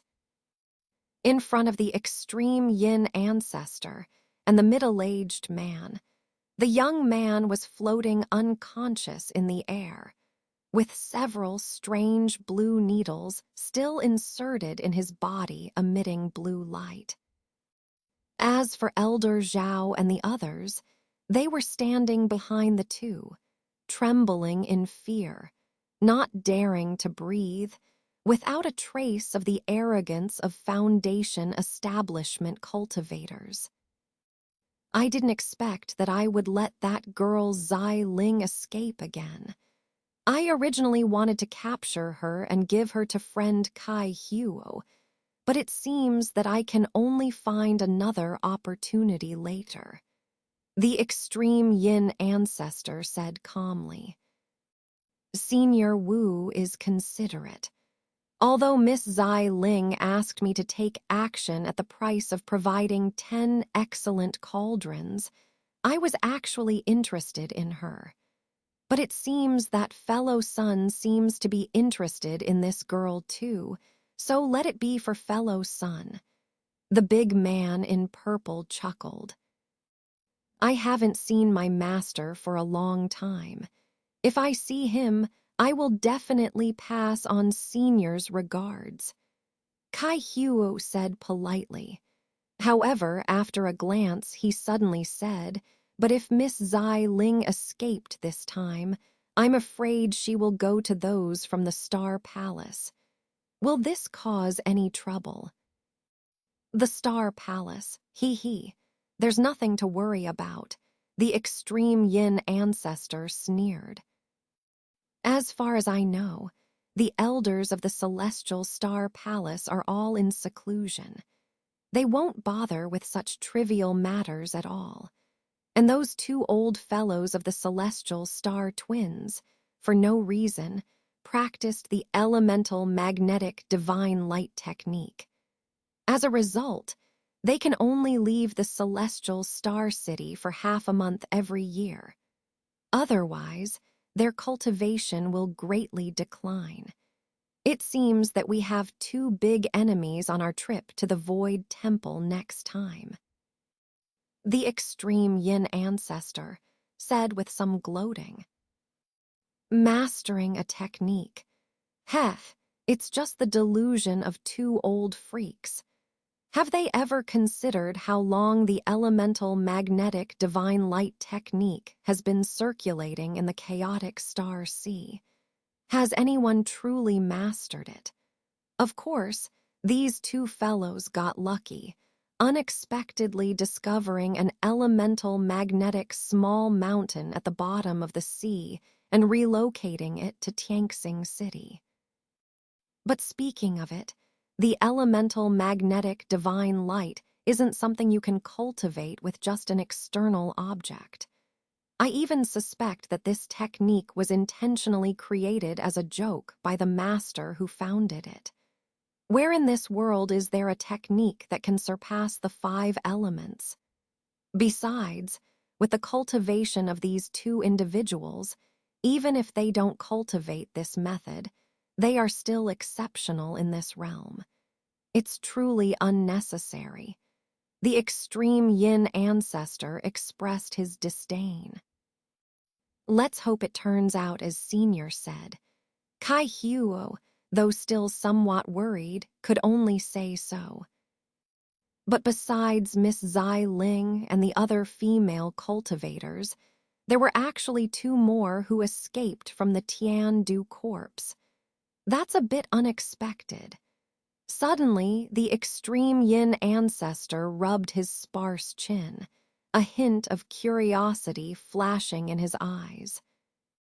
Yeah, Miss Xiling had the wooden dragon steel, the Miao Yin sect's town sect treasure, with her, so she was able to escape the Tian Du corpse's attacks with the help of this steel. But the other 2 are a bit strange. At the time, I took a glance from afar, and those 2 actually released many puppets similar to mechanical humans. Although their attack power was not much and their defense was very poor, they were able to control over 100 of them at once. This is indeed a bit odd. Kai Huo, the old monster, nodded in agreement, also puzzled. Forget it, those 2 are just small fish. Let's not bother with them.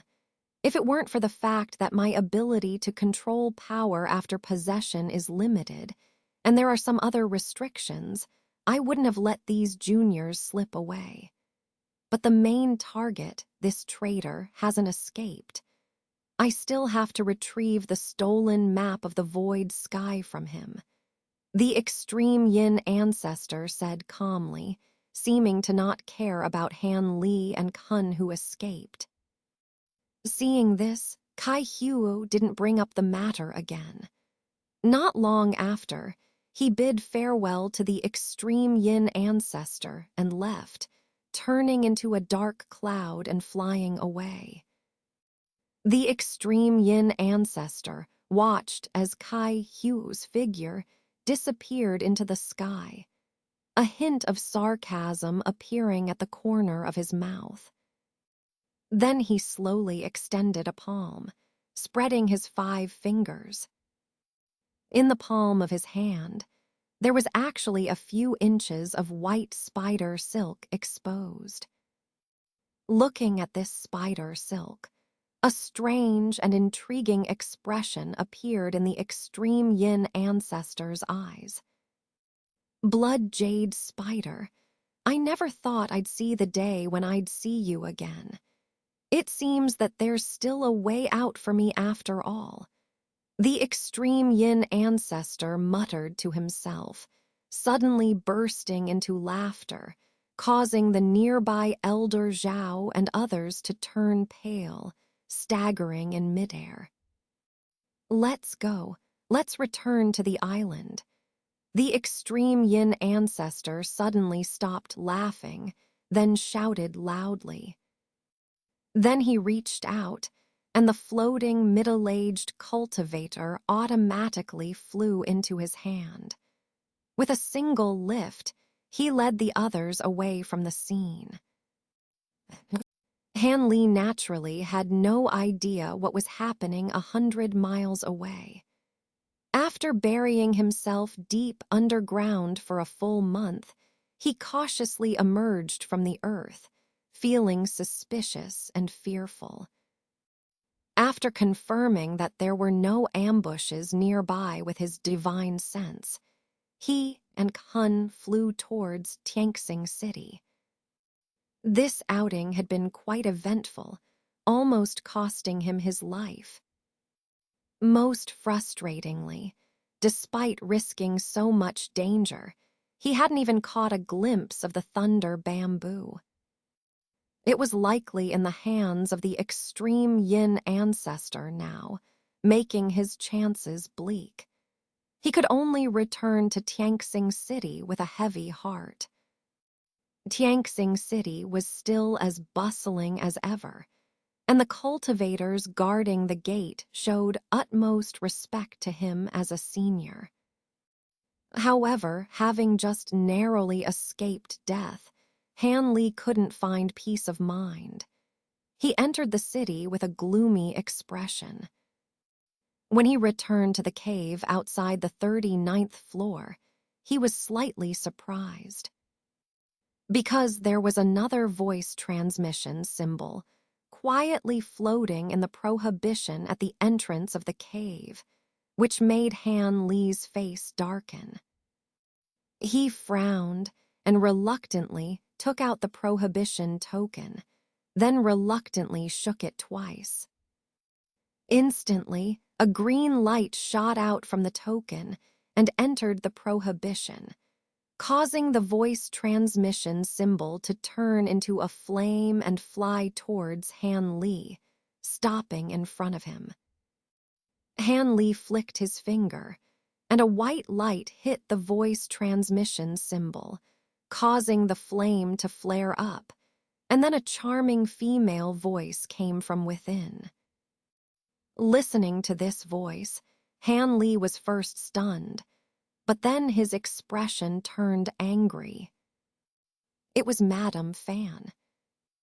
After enduring so much hardship because of her, she still had the audacity to come knocking at his door. Feeling a surge of anger, Han Li's hand glowed red, conjuring a fist-sized fireball ready to destroy the voice transmission symbol.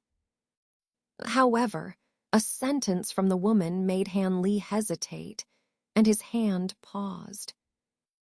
After Madame Fan's words faded away, Han Li extinguished the fireball in his hand with a flick, then rubbed his chin, lost in thought. Honestly, it was a bit unexpected that these 3 female cultivators managed to escape. But now, he didn't have a good mood towards these Maoyan sect members. However, the mention of the thunder bamboo by the woman and the implication that she might still have it piqued Han Li's interest despite his anger. In the end, he thought to himself that he should at least go and see what she wanted. If she brought up anything about revenge or asking for assistance, he could simply refuse. Then, he could offer to buy the bamboo for a higher price than its market value. He believed that besides himself, there wouldn't be many others who would find such a small piece of thunder bamboo useful. After making this decision, Han Li's spirits lifted, and he flew to the inn with Kun. Half an hour later, Han Li arrived at the Longxing Inn and headed towards the 3rd-floor room with Kun by his side. The inn was very particular. The first 2 floors were for ordinary mortals, while the 3rd floor was reserved for temporary residence for cultivators. Hanley easily found the room mentioned by the woman, but there was a faint white light attached to the door, indicating that there was a prohibition inside as a precaution. Seeing this situation, Hanley couldn't help but show a wry smile. It seemed that these three women were also quite on edge, just like him, after the recent scare. Hanley shook his head and casually flicked his finger in the air, sending a white light onto the prohibition. Ripples spread out from the light. There was no sound coming from inside, but after a moment, Hanley felt a divine sense flying out from the room, quickly scanning him and Kun, before swiftly retreating back into the room. Then, the white light on the wooden door disappeared, and a clear voice of the purple spirit immortal came from within. "Ah, so it's the two senior cultivators. Please come in. We sisters have been waiting for several days." Hearing this, Hanley pushed open the door without changing his expression, and together with Kun, walked into the room. The interior was very simple, with only a redwood table and a few antique rattan chairs, nothing else. But to Hanley's surprise, there were no figures of the Mayoyan sect women in the room. Instead, a strange girl stood in the middle of the room, looking lazy and relaxed. The girl wore a yellow dress, her face like white jade, her eyes large and clear, smiling at Hanley. "Are you Miss Purple Spirit?" Hanley asked incredulously after a moment of shock, his expression showing some hesitation. Although he had never seen the true appearance of the purple spirit immortal, the rumored unparalleled beauty of the purple spirit immortal couldn't possibly match this appearance, could it? Although this girl in the yellow dress was also pretty and charming, she definitely didn't match such a great reputation. Could this really be her true appearance? Hanley blinked his eyes, feeling puzzled. "You seem surprised, Senior. Could it be that Juan Enning's appearance disappoints Senior? Unfortunately, this is indeed my true appearance." The girl in the yellow dress seemed to perceive Hanley's surprise and smiled lightly, speaking calmly. "True appearance." After carefully observing the girl's appearance for a moment, Hanley shook his head and didn't say anything. Although he couldn't see anything wrong with the girl's appearance, it didn't seem like she was using an illusion technique on her face, nor did she seem to have altered her appearance. But he still didn't believe that this was the true appearance of the purple spirit immortal. After all, there were many treasures in this world, and being able to change one's appearance and conceal one's true identity wasn't considered rare. Seeing Hanley's disbelief, purple spirit immortal didn't explain anything, but instead glanced at Kun with a charming smile and said, "This Senior K is Senior's external incarnation, right?" As soon as she spoke, Hanley's figure stiffened, a cold light flashing in his eyes. He stared at her for a while before asking coldly, "How does Miss Purple Spirit know?" Senior doesn't need to be surprised. Our sect also has a method for cultivating external incarnations. However, it consumes too much and has a very low success rate, so few people in the sect practice it.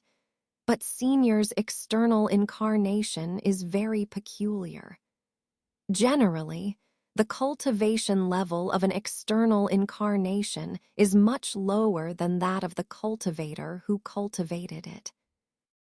But Senior Han's external incarnation has actually reached the early nascent soul stage, which is quite rare. Purple Spirit Immortal smiled lightly, her bright eyes flowing with amusement. Now that Miss Purple Spirit has seen through it, there's nothing for Han to hide. But why aren't the other two Taoist friends here? Han Li admitted with a relaxed expression, then looked around and asked. For him, it was only a matter of time before Hun's external incarnation was discovered, so there was no need to be surprised. The two sisters went to the market to buy some things and are also preparing to buy a cave mansion to settle in Tianxing City permanently. The girl elegantly invited Han Li to sit down and explained softly. Why, aren't the three Taoist friends planning to return to the Maoyan sect? Han Li frowned slightly after sitting down, a little puzzled. Return to the Maoyan sect? How could we dare? Since we've incurred such a great enmity with the extreme Yin Island, and both of our sect's elders have betrayed us. If we go back, we'll either fall into the hands of those demons again or be annexed by other smaller forces. We've decided to temporarily relocate the Maoyan sect to Tianxing City. Besides, our sect still has some savings over the years. Purple Spirit Immortal sighed and said with a bitter smile. Oh, Han Li nodded silently, not saying anything. He wasn't someone from their sect, so he naturally wouldn't show too much enthusiasm. Purple Spirit Immortal didn't care about Han Li's reaction. Instead, she got up to pour him a cup of fragrant tea, then said reservedly, when we sisters escaped from the interception of the corpse refinement, we saw Senior also subduing the corpse refinement from a distance, so we knew that Senior was also unharmed. Later, we heard from Sister Fan that Senior intervened to help because of the thunder bamboo. So, I had Sister Fan send a voice transmission symbol and invite Senior for a meeting. Purple Spirit Immortal briefly explained the situation. In the voice transmission symbol, it was said that Miss Purple's spirit still has the thunder bamboo. Is that true? Wasn't it taken by the people from the extreme Yin Island? Han Li, uninterested in beating around the bush, directly asked the question he cared about the most.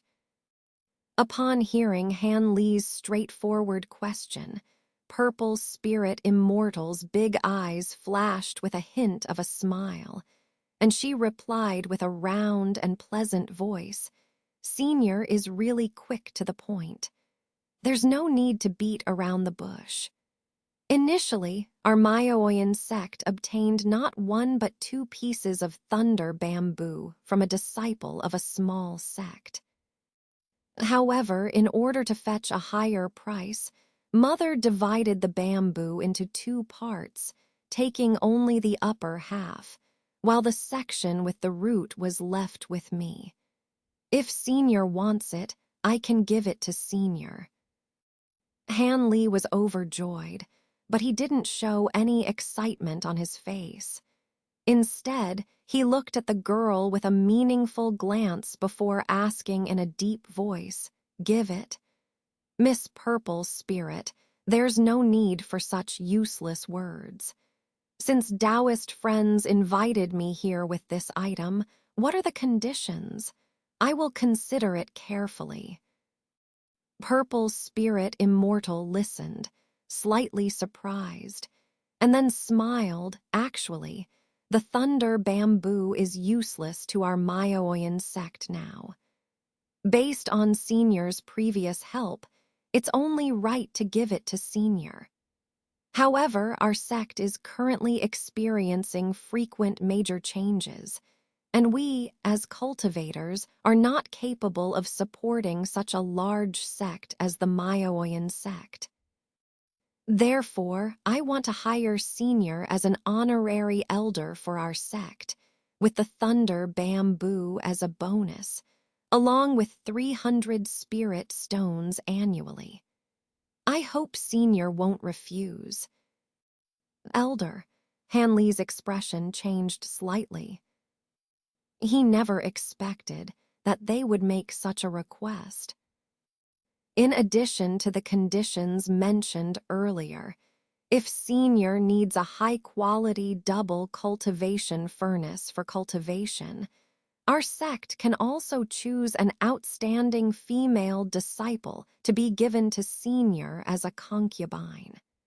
Purple Spirit Immortal added openly. This condition didn't make Hanley show any unusual expression. With various spiritual pills as assistants, he didn't value the slight increase in spiritual power gained through double cultivation. But the thunder bamboo was different. It might be his only chance. After thinking for a moment, Hanley cautiously said, "This condition won't work. Han is used to being alone and can't stand the restrictions of the sect. Miss Purple Spirit, please come up with another condition.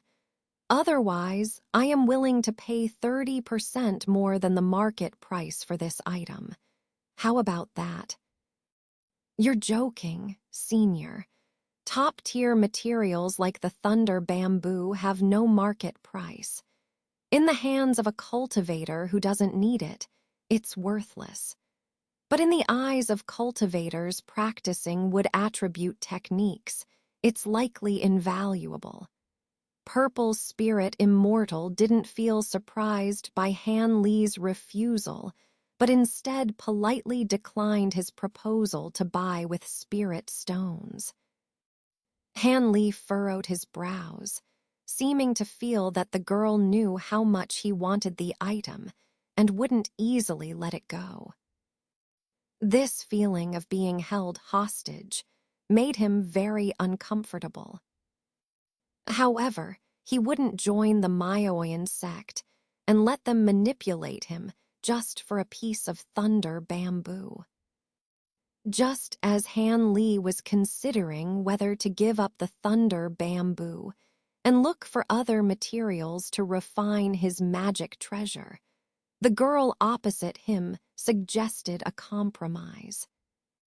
"Since Senior is unwilling to be restricted, let's make Senior an honorary elder in name only. You can enjoy the treatment of an elder without actually accepting orders from our sect leader. At the very least, our sect can use Senior's identity as a nascent soul stage cultivator to protect itself. How about this? What does Senior think?" Elder in name only. Hanley looked surprised at Purple Spirit Immortal's straightforward words. If the Mayaoyan sect encounters a major enemy, I don't need to take action. He asked with some confusion, a disbelieving expression on his face. If our sect really encounters trouble or needs Senior's help, Senior can decide whether to agree or not. And afterwards, my sisters and I will personally thank Senior. The girl seemed to have considered this matter long ago and said without hesitation, "Purple Spirit Taoist friend, if I'm not mistaken, the three of you just want me, a nascent soul stage cultivator to bolster the Mayaoyan sect's reputation and prevent it from being troubled by some ill-intentioned forces when it's at its weakest. And when you spread the news, as long as I don't publicly deny it, that's enough. After thinking for a while with his head bowed, Han Li lifted his head and asked slowly, "Senior Han's words are correct. At that time, we will also say that Senior's external incarnation is also a nascent soul stage cultivator. This will also offset the extremely negative impact caused by the betrayal of Elders Zhao and Meng." The girl smiled slightly, confidently saying, "If it's this condition, I can agree to it. However, I won't voluntarily admit to being an elder of your sect in front of other cultivators. Don't expect me to do anything for your sect on the surface. How to make others believe that I've become an elder of your sect depends on your abilities." After some thought, Han Li didn't feel that this was disadvantageous to him. Out of his desire for the thunder bamboo, he finally agreed. "All right, as long as Senior doesn't deny it at the time, my sisters and I will handle everything." The girl showed joy, her face radiant with excitement, as she said. Since the two had reached an agreement, Purple Spirit Immortal didn't procrastinate. She took out a strange box from her body and placed it on the table.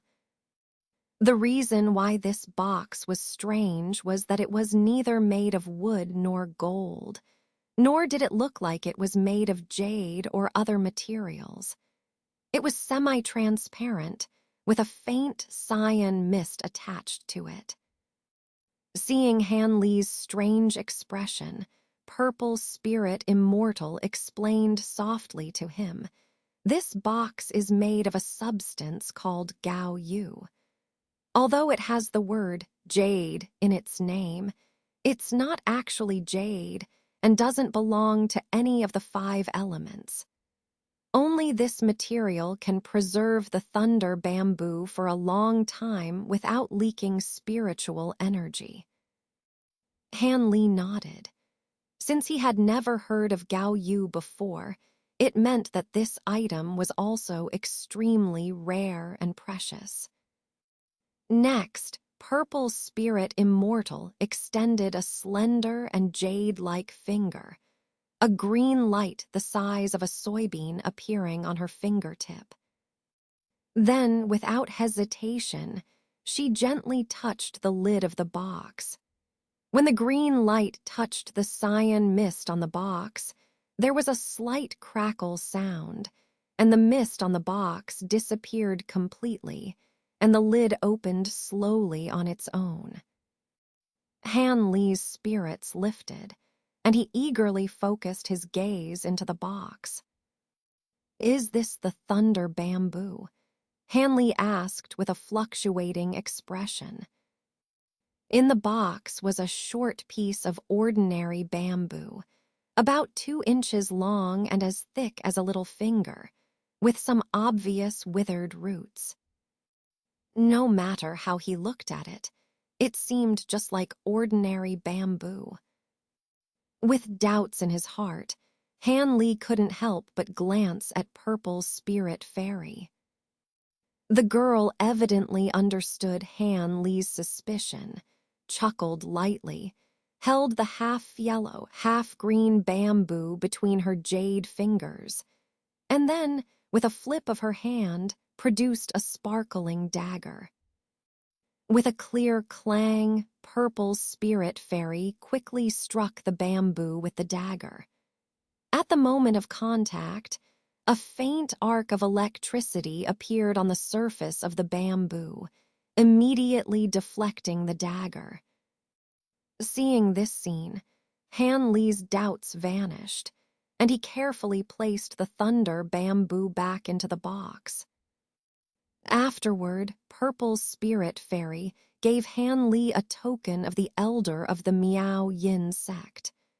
After chatting for a while, Han Li took his leave. Not long after Han Li left, Madame Fan and Zhu Rutting returned to the inn. After hearing what Purple Spirit Fairy had said, the two of them exchanged glances for a long time. Sister, this is quite different from what we discussed earlier. Aren't we at a disadvantage? With the reputation of the Thunder Bamboo, we could easily find another Foundation establishment cultivator. Why cater to this person like this? Madame Fan couldn't help but complain. Although Zhu Rutting didn't say anything, her eyebrows furrowed slightly, showing a hint of puzzlement. Sisters, you don't understand. When I mentioned making him our sect elder, his expression was quite unpleasant, and from his eyes, I could tell that this person's will is extremely firm. Even without the Thunder Bamboo, he wouldn't have agreed to it. Moreover, Master Fan also mentioned that this person is not affected by our charms. As for using the Thunder Bamboo to invite other cultivators, sisters, you're overestimating the value of this mediocre item. Although the Thunder Bamboo is one of the 3 divine bamboos in the cultivation world, its practical uses are very limited. Unless it's used to refine top-grade wooden treasures, who would use it as a material? And those who understand the method of refining such treasures, our small amount of Thunder Bamboo is of no use. Besides, as you know, even Thunder Bamboo is graded. Our Thunder Bamboo is just a few thousand years old white Thunder Bamboo. Even if it's refined into a treasure, its power won't be significant. It's better to use it to make friends with this person first. Moreover, since he agreed to be our sect elder, as long as we treat him respectfully and pay our respects every year, when our sect really faces a great enemy, would he refuse to help? Purple Spirit Fairy said leisurely, appearing unruffled. Even if someone else covets the Thunder Bamboo and is willing to be our sect elder, would our sect dare to accept it in its current situation? By then, we might invite trouble. Back then, Mother relied on her Foundation establishment cultivation to adopt a balancing strategy, making Zhao Meng and the 2 elders obediently serve our sect. After all, relying solely on charm and female charm to attract high-level cultivators can easily backfire. The girl added with a wry smile. After hearing this, Madame Fan and Zhu Rutting fell silent. After the recent mass betrayal in the sect, the 2 of them also lacked confidence in their charms. They felt that what their junior sister said seemed to make sense. Now the affairs of the sect are handled by the 3 of us together, and we won't appoint a sect master for the time being. When one of us or a female disciple in the sect reaches Foundation establishment, it won't be too late to appoint a sect master, the girl said decisively. This time, the other 2 women did not oppose. Sister Zhuo, do you think Elder Han will interfere in the affairs of our sect due to his profound cultivation? Should we take precautions in advance? Zhu Rutting suddenly asked coldly. He won't. Although I haven't had much contact with him from his words, I can tell that he seems to be a solitary cultivator. Apart from cultivation, there seems to be nothing else that interests him. Otherwise, when I mentioned giving him a female disciple as a concubine, he wouldn't have shown no expression at all. Perhaps it's because of this that he was able to reach Foundation establishment. Purple Spirit Fairy shook her head, showing a hint of envy. I wonder if we sisters still have a chance to reach Foundation establishment. Madame Fan sighed softly, seemingly not holding much hope for Foundation establishment. Zhu Rutting's face also showed a hint of desolation when she heard this. It seemed that these beautiful women were equally longing for Foundation establishment. At this time, Han Li had returned to his cave dwelling. Instead of doing anything else, he immediately checked the numerous classics he had stored. After finally finding the cultivation method for thunder bamboo from a jade slip, Han Li transplanted the bamboo into the medicinal garden following the instructions. Looking at the extremely thin thunder bamboo that had been transplanted before him, Han Li felt extremely excited. Han Li was well aware of the graded divisions of thunder bamboo. However, he didn't care about it at all. Because the quality of thunder bamboo is completely based on its spiritual age.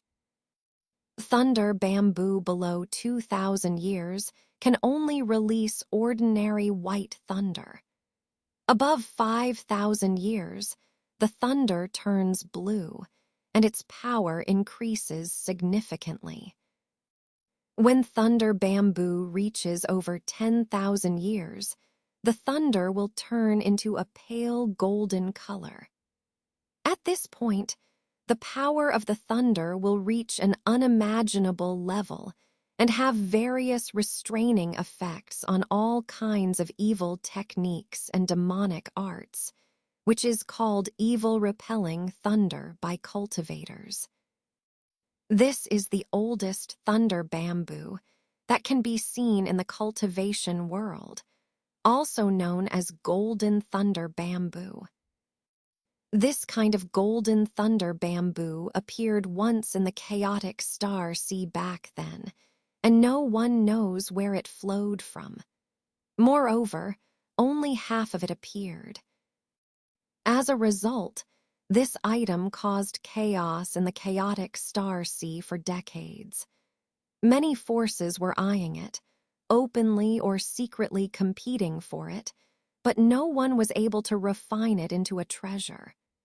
Because this bamboo, like when it first appeared, inexplicably disappeared. This made many forces at that time extremely angry, and they continued to investigate for a long time before gradually calming down. From this turmoil, one can see the value of this 10,000-year-old golden thunder bamboo. However, Han Li had never cultivated a spiritual plant for over 10,000 years. Because the spiritual herbs he usually refines only need a few thousand years of age. This made him feel excited and a little uneasy about ripening the thunder bamboo into golden thunder bamboo. In the days that followed, while using the green liquid to nurture the bamboo, Han Li began to frequent the markets in Tianxing City. Because the azure bamboo cloud soared, besides using spiritual wood as the main material, also required some auxiliary rare materials to be mixed in before it could be finally refined with alchemy fire. Moreover, this sword is a set of magic. Weapons, so naturally, the required materials far exceed those of the same kind. Although Han Li had collected some before, there were still many missing materials that he needed to search for everywhere. The chaotic star sea is indeed much richer in resources than the southern sky region. By spending a lot of spirit stones and even exhausting his savings, Han Li finally managed to gather these things 2 years later. For this, he had to take a little risk and sell a few rare monster cores that he had left. When Han Li looked at the empty storage bags, he could only sigh. Refining magic weapons, especially refining good magic weapons, is not something an ordinary wandering cultivator can afford. On this day, Han Li walked to the medicinal garden with anticipation that he couldn't hide. A few days ago, just before he started cultivating, he had just dripped what should have been the green liquid of the 10,000-year-old thunder bamboo. By now, the bamboo in the garden should have become a 10,000-year-old spiritual object. Thinking of the immense power of the golden thunder bamboo in the legend, Han Li naturally felt extremely excited. The bamboo, which was originally only about 2 inches long in the garden, was now completely different. Not only had it grown to about 1 foot tall, but it was also dripping with green, covered in a faint glow. Han Li focused his gaze for a moment, then flipped his hand, and a small sword magic weapon appeared in his hand. The small sword then turned into a white light and shot directly toward the bamboo. A faint golden arc suddenly appeared from the thunder bamboo without any warning. With a muffled sound, the white light was struck by the faint golden arc and turned into a visible wisp of blue smoke, disappearing without a trace. Han Li was startled at first, but then he burst into laughter, extremely happy.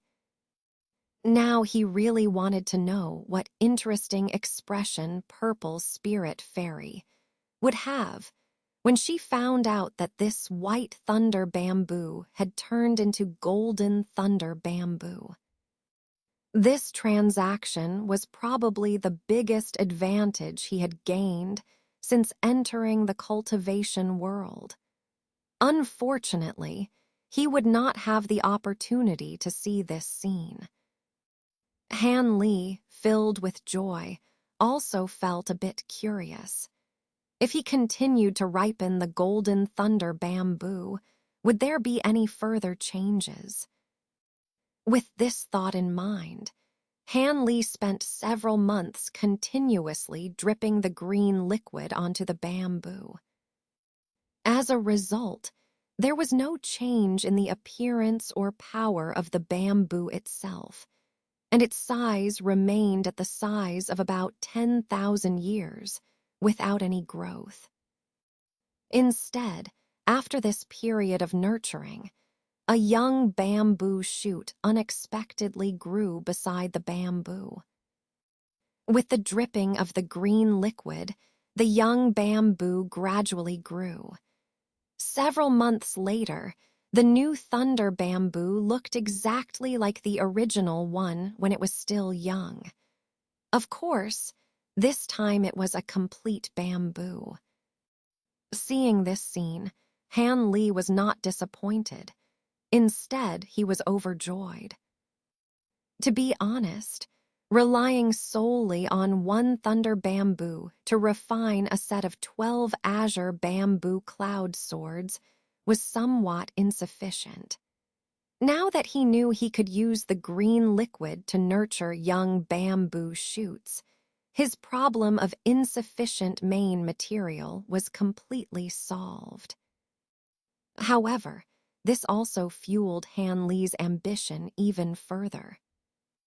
Since he no longer needed to consider the quantity of the main material, he decided not to just refine 12 swords, but to suddenly have the idea of refining the maximum number of azure bamboo cloud swords, 72 swords in a set.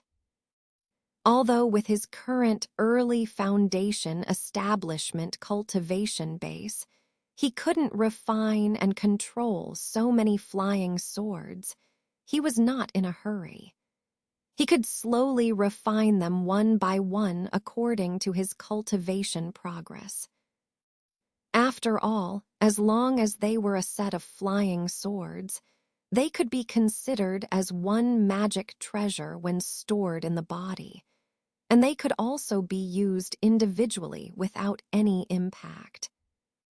With this idea in mind, Han Li felt extremely excited and began to consider whether he could really achieve this.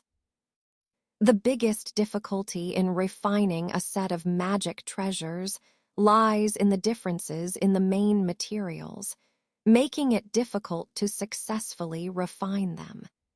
But now, he was using thunder bamboo from the same root to refine them, so that wouldn't be a problem. Next, it would depend on his refining skills and the preparation of auxiliary materials. He had already prepared the auxiliary materials long ago.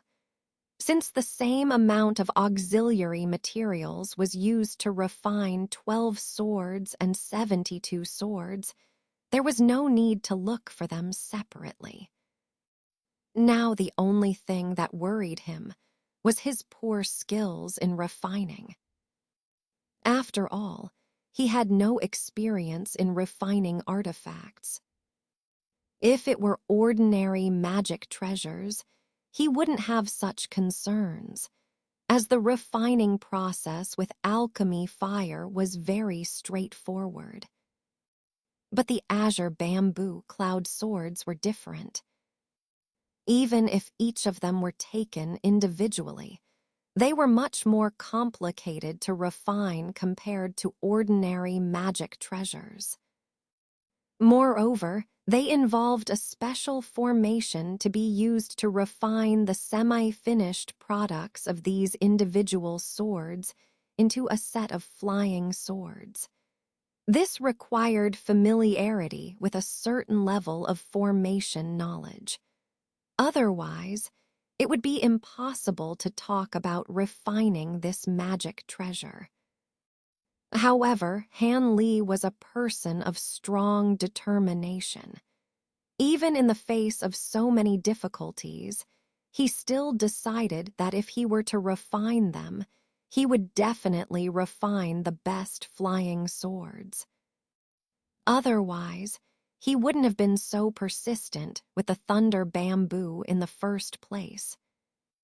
With this in mind, Han Li spent a day and a night planning his cultivation schedule for the next 20 years.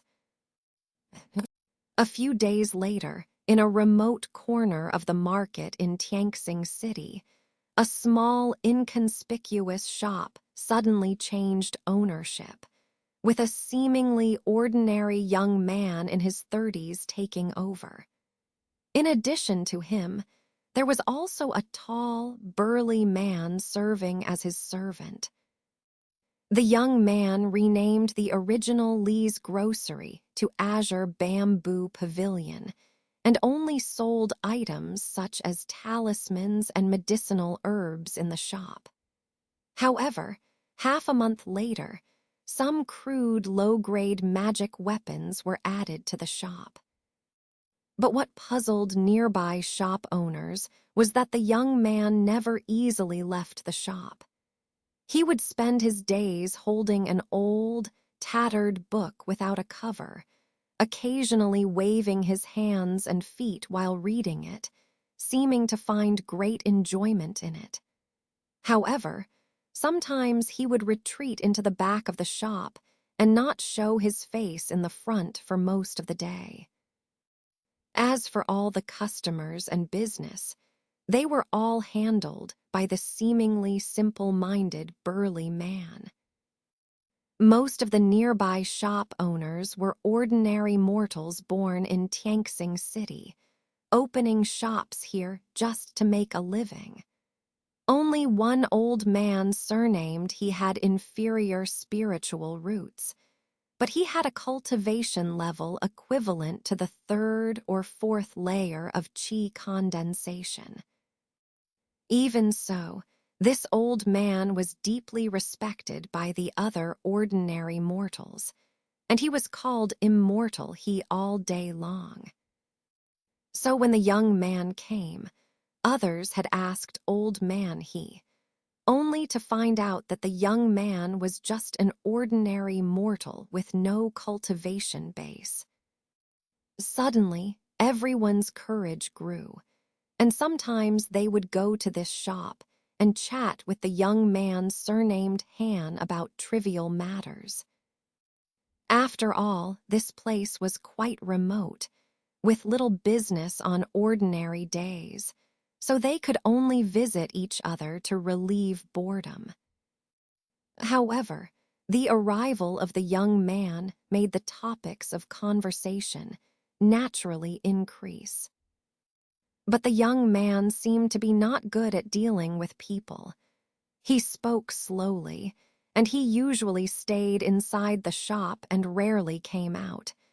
Even when other shop owners visited his shop, he mostly listened and rarely spoke. He seemed quite dull. Moreover, the young man never mentioned his background, and when asked by others, he just smiled and didn't answer.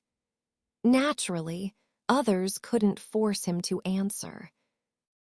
After several such exchanges, others gradually lost interest and stopped visiting the Azure Bamboo Pavilion.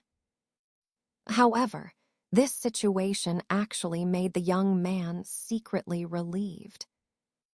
The young man and the burly man were naturally Han Li and Huan disguised.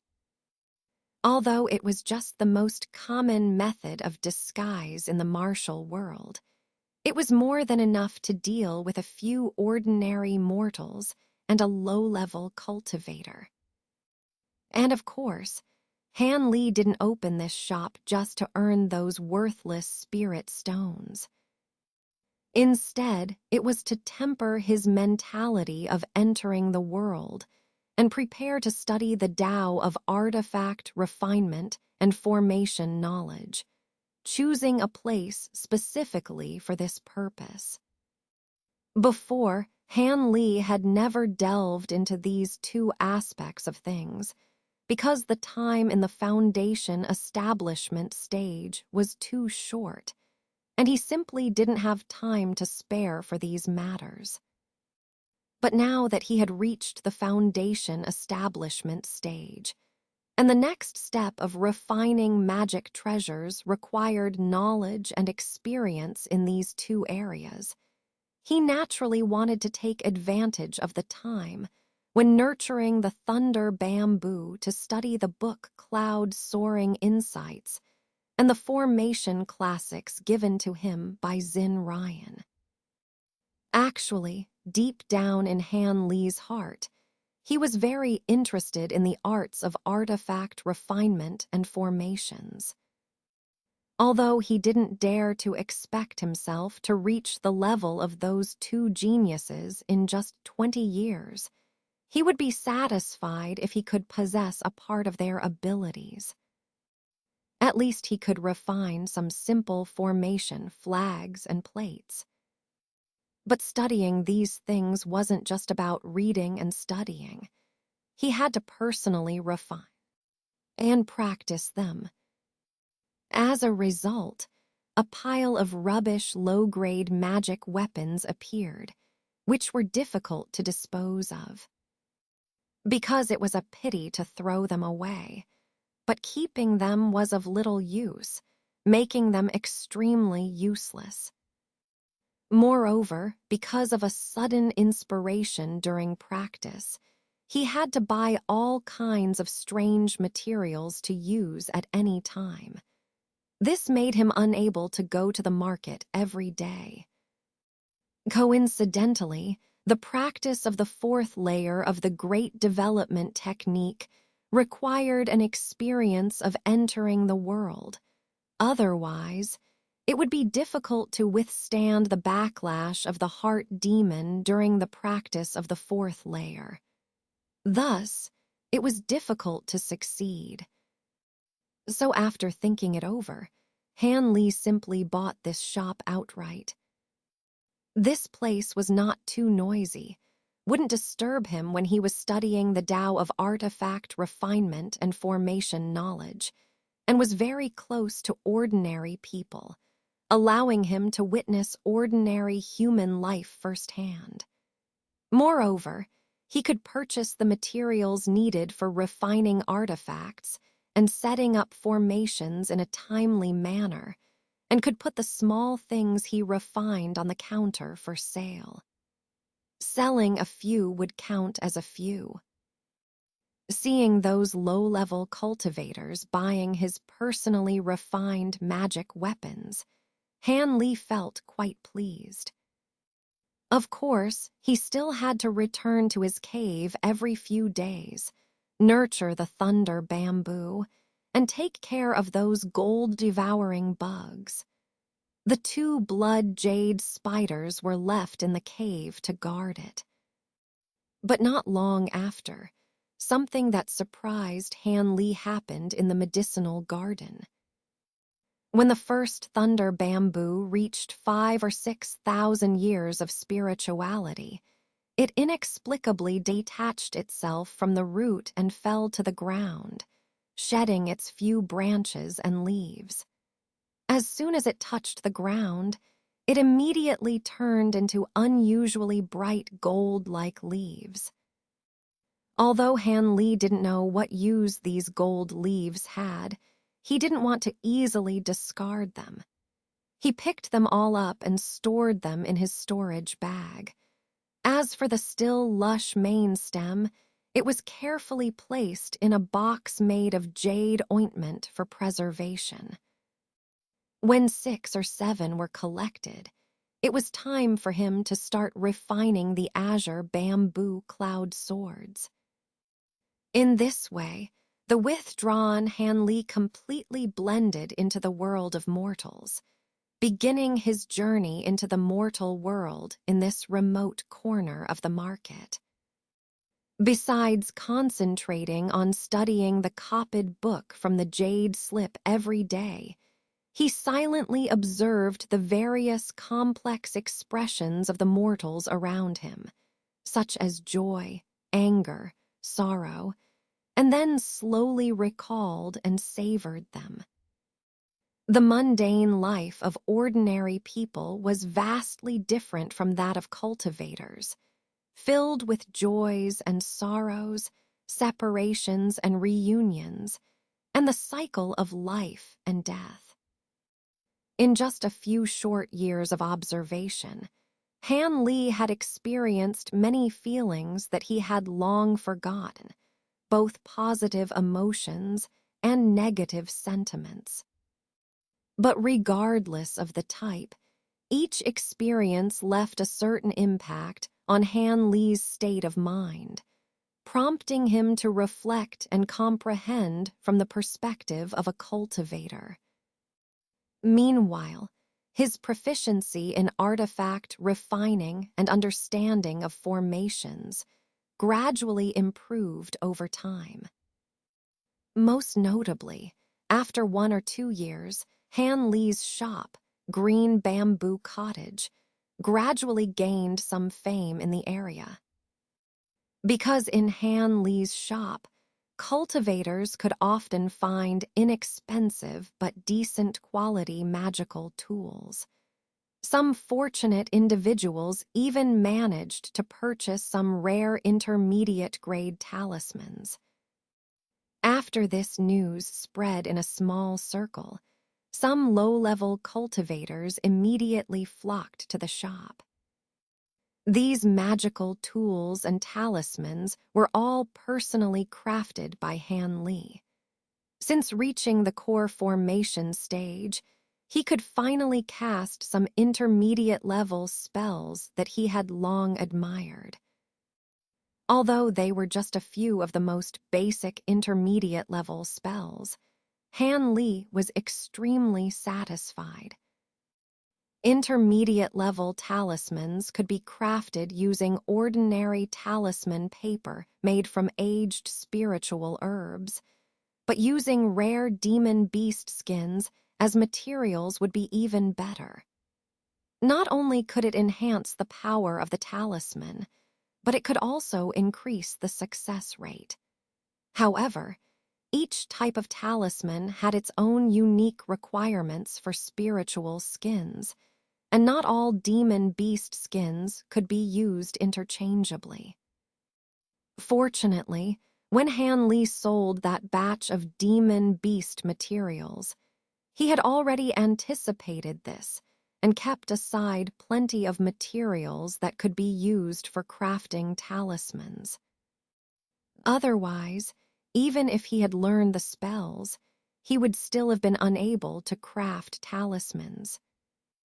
Han Li first used inferior demon beast skins for practice. Then, on days when he felt particularly confident, he would use rare materials to craft some special talismans. Most of these practice talismans were attack-type spells, and Han Li would occasionally place one or two of them on display every month or two. Whoever saw them first would get them. Considering Han Li's cultivation at the core formation stage, compared to the power of these talismans and magical treasures, they were practically useless. But Han Li clearly underestimated the temptation of intermediate-grade talismans to those in the qi condensation and foundation establishment stages. Even though he continuously raised the prices of the talismans, many cultivators still hesitated without hesitation and bought them with spirit stones, allowing Han Li to make a small fortune. Unfortunately, intermediate-grade talismans were extremely difficult to refine. Even with so many demon beast skins for practice, the success rate was still pitifully low, with only one success for every 20 or 30 attempts. Compared to the success rate of low-grade talismans, Han Li could only smile bitterly. Otherwise, Han Li could have become a wealthy man among cultivators just by selling intermediate-grade talismans. Furthermore, as Han Li's proficiency in artifact refining improved, some middle-grade and upper-grade magical tools also began to appear more frequently in the shop, making Green Bamboo Cottage even more renowned. Fortunately, this reputation was only within a small circle of low-level cultivators, so Han Li didn't have to worry about causing any trouble. But by the 9th year of his arrival, combining some simple formations he had comprehended, Han Li began to explore the refinement of formation flags and plates. With the related experiences provided by Qi Yung Seo and Xin Ryan, Han Li was able to avoid many detours and grasp some key techniques. However, even so, refining a complete set of formation tools was still an extremely difficult task for him as a beginner in this field, and it would not yield results in a short period. However, Han Li was not in a hurry. As a core formation cultivator, he had plenty of time to accumulate experience and insights slowly. Moreover, the most important thing now was to refine the green bamboo bee-cloud sword while refining other items, to ensure success in one go. After all, when refining this treasure, he wouldn't have any spare materials to attempt a second time. Time passed day by day as Han Li immersed himself in artifact refining and the study of formations. The seasons changed. Unconsciously, Han Li's somewhat famous green bamboo cottage had been open for more than 20 years, and Han Li himself had taken on the appearance of a man in his 50s. Of course, this wasn't Han Li's true appearance. In order to conceal his perpetually youthful appearance, he had to age his appearance with the passage of time. Now, Han Li stood in the backyard of the shop, looking around with mixed feelings in his heart. Just yesterday, he had transferred the shop to another person, finally ending his secular life. Because just a few days ago, the long-awaited 6th Golden Thunder bamboo had ripened to its 10,000-year maturity, so he had to return to his cave abode to refine treasures. Having lived here for more than 20 years, Han Li couldn't help but feel a bit nostalgic at the time of departure, despite his calm demeanor. Surely this period of life in the market would become a rare period of comfort in his life. At this moment, loud voices came from next door, and Han Li couldn't help but smile knowingly without even using his spiritual sense to investigate. Without a doubt, it was the shopkeeper next door once again recommending the treasured item that had been unsold for 7 or 8 years. This neighbor had inherited the business from his father, the original shopkeeper when Han Li first moved in, who had retired to live out his days peacefully 4 years ago. Although this old shopkeeper's son had a fiery temper, he was still honest. However, when doing business, he often loudly boasted about the merchandise in his shop, leaving many out-of-town cultivators bewildered. With a sigh, Han Li shook his head lightly and left Green Bamboo Cottage with Kun, who was waiting in the front hall.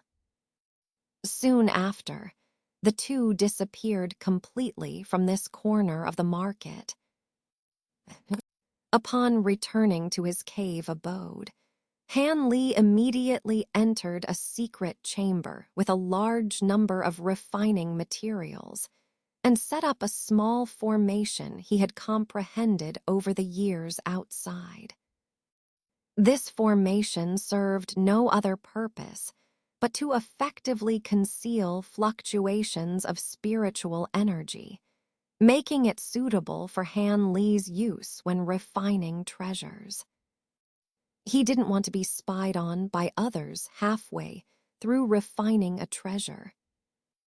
Then Han Li quietly meditated for 3 days and 3 nights in the secret chamber, allowing his mental and spiritual power to reach their peak state before beginning to refine the treasure. First, he took out the jade box from his storage pouch and placed it flat on the ground in front of him. Then he opened the box, revealing the 6 emerald green thunder bamboos inside. Han Li solemnly looked at these bamboos, took a deep breath, and then extended a finger to lightly touch one of them inside the box. Immediately, the bamboo, about a foot long, flew out of the box and floated in front of his chest, motionless. Han Li solemnly formed a hand seal, his face shimmering, gradually revealing a layer of green light. As the green light intensified, Han Li opened his mouth, and a thin strand of green-colored Dan fire shot out, landing precisely on the thunder bamboo in front of him.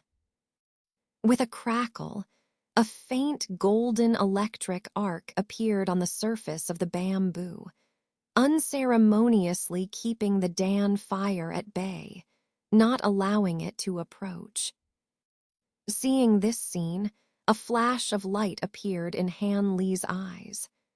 The green Dan fire instantly expanded, enveloping the electric arc and the bamboo itself, beginning the long process of refinement.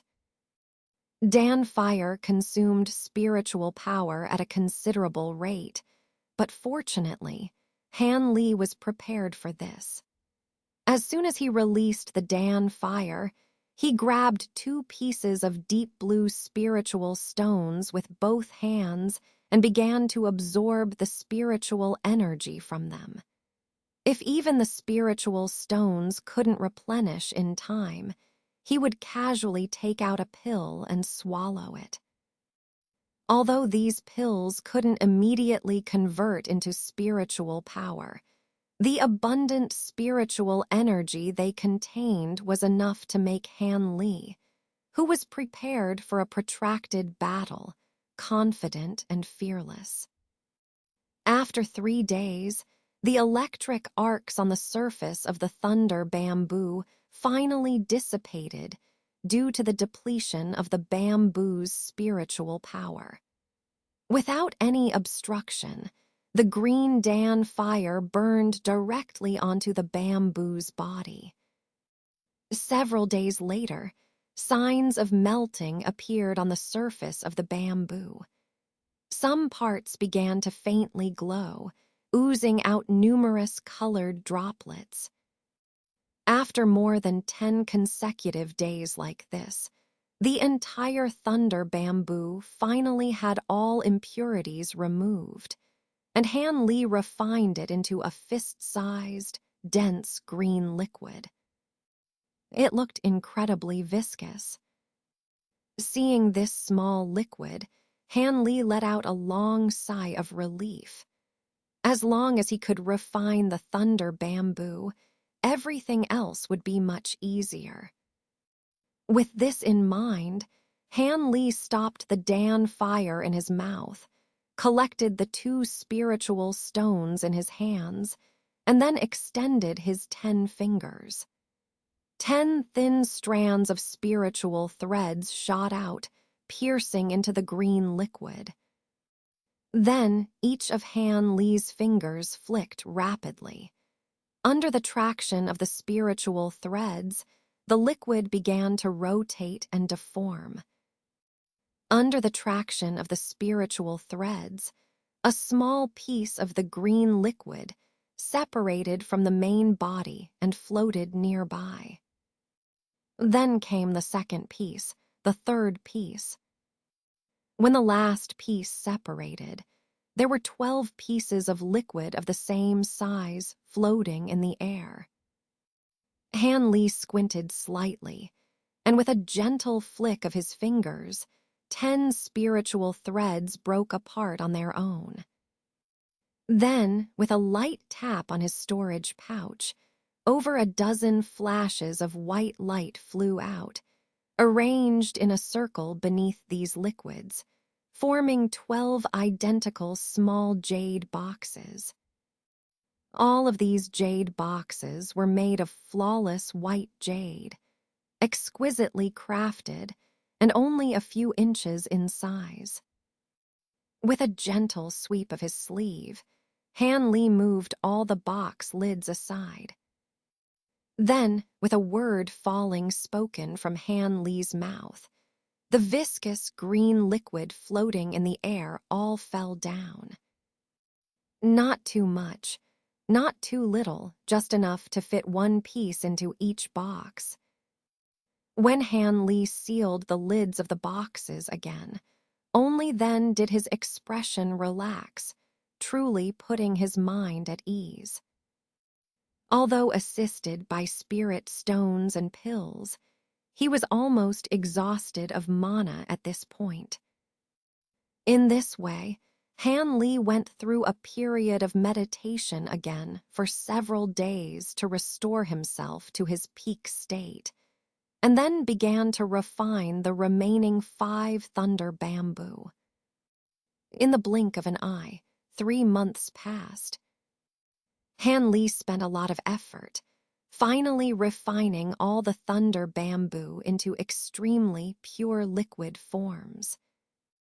After a brief rest, he began to set up an extremely complex array in the secret room. Han Li didn't know the name of this array, but he knew that it was necessary for refining the green bamboo bee cloud sword, as mentioned repeatedly in the refining methods on the golden page. This preparation work was undoubtedly crucial.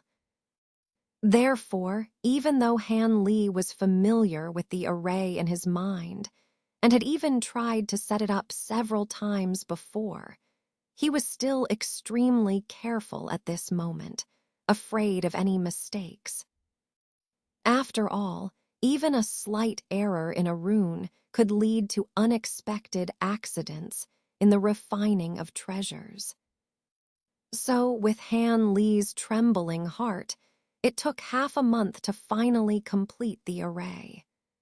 After installing a dozen intermediate-grade spirit stones to test it, he felt that the array was indeed functioning normally, and then he relaxed. Next, Han Li didn't immediately start refining treasures, but temporarily left the secret room. After half a year of continuous use of Dan fire and constant high concentration, even Han Li, a nascent soul stage cultivator, felt overwhelmed and needed some adjustment. Because the next step was the most critical in refining treasures. But as soon as Han Li left the secret room, he was surprised to find another surprise waiting for him.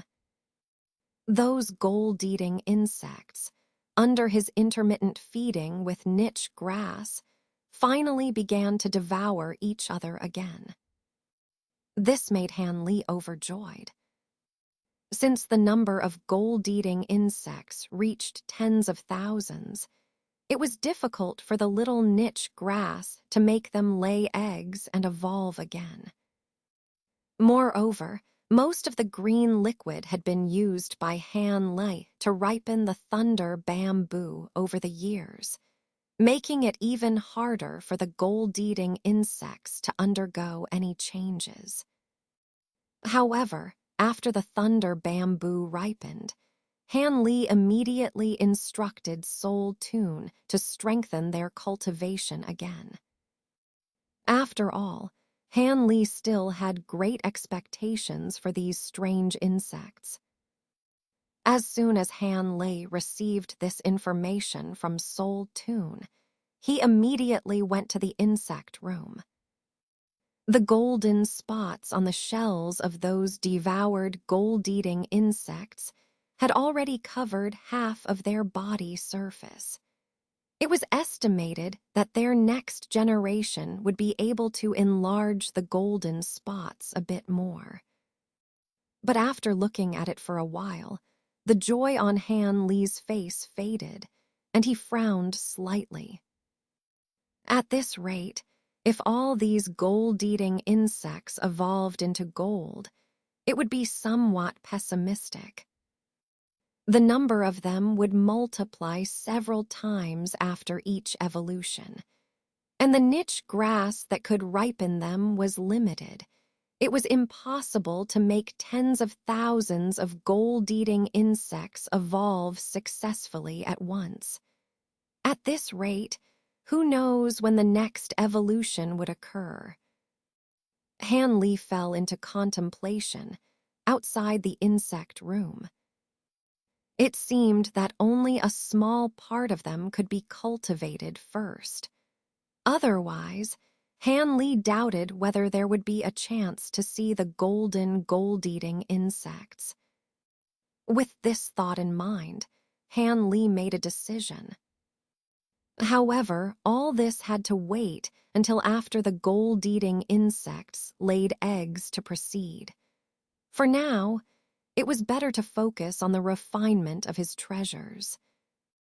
So, after resting for a month, Han Li finally chose an auspicious day.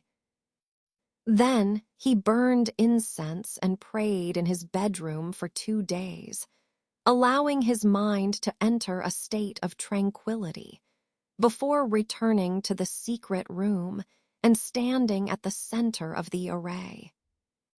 With a solemn expression, Han Li waved his hands, and dozens of jade boxes containing thunder bamboo liquid fell to various places in the array, arranged according to some unknown rule.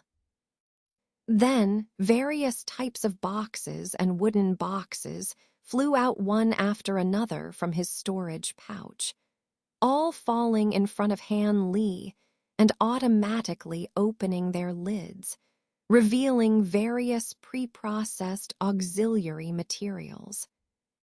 Han Li glanced at these materials, took a deep breath, and slowly sat cross-legged, closing his eyes and entering into meditation. After a meal's time, Han Li opened his eyes, and a faint green light emanated from his body. As soon as this light appeared, the spirit stones embedded in the array emitted dazzling light, and the entire array began to operate with a low hum. Han Li's body remained motionless, but his 10 fingers flicked, guiding the thunder bamboo green liquid out of the boxes. Meanwhile, a series of puff sounds came from the array below, and beams as thick as bowls shot out from various directions, enclosing these liquids within them, rendering them immobile. Seeing this, Han Li closed his eyes again and, without panicking, released his powerful divine sense, taking control of all the beams. Suddenly, those beams began to flicker and change colors unpredictably under his control. A strange scene appeared. After countless changes, the colors of those beams gradually converged. After the final change, all the beams turned into a fiery red color, making the enclosed green liquid appear even more vivid. Expressionless, Han Li opened his mouth, and a green fire spewed out, landing on one of the beams. Sizzle, the entire beam burst into flames, instantly turning into a pillar of crimson fire. Without hesitation, Han Li continued to spew out the fire, igniting all the beams. 72 2-foot-tall pillars of fire flashed with dazzling red light in the secret room. He sighed lightly. In terms of the power of the flames, Dan fire was much stronger than these seemingly impressive pillars of fire. But unfortunately, when refining flying swords, greater flame power wasn't always better.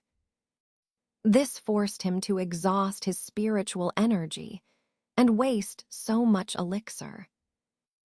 After a moment of venting his frustration, Han Li, with the help of his divine sense and the power of the array, began to slowly transform the green liquid within the pillars. Little by little, they elongated, flattened, and gradually took on the form of small sword embryos, each about 4 to 5 inches long. However, although it sounds simple, Han Li spent a day and night manipulating them before the 72 luminous liquid swords officially appeared within the pillars of fire. Han Li let out a sigh of relief, but his mind relaxed slightly, and he immediately felt a slight headache, prompting a bitter smile. Even though the crucial formation of the divine sense had been completed, Han Li dared not slack off. With a flick of his hands, all the pillars of fire flashed a few times and then disappeared into thin air, leaving only the green swords suspended in the air. Han Li's hands moved in a flurry, and all the small swords slowly flew over, surrounding him in the middle. Looking at the 72 swords nearby, he suddenly exerted a little force with his teeth, almost piercing his tongue. A mouthful of blood sprayed out, coalescing in front of him into a blood clot the size of an egg. Then, under Han Li's manipulation, the blood clot dripped several drops onto each sword embryo.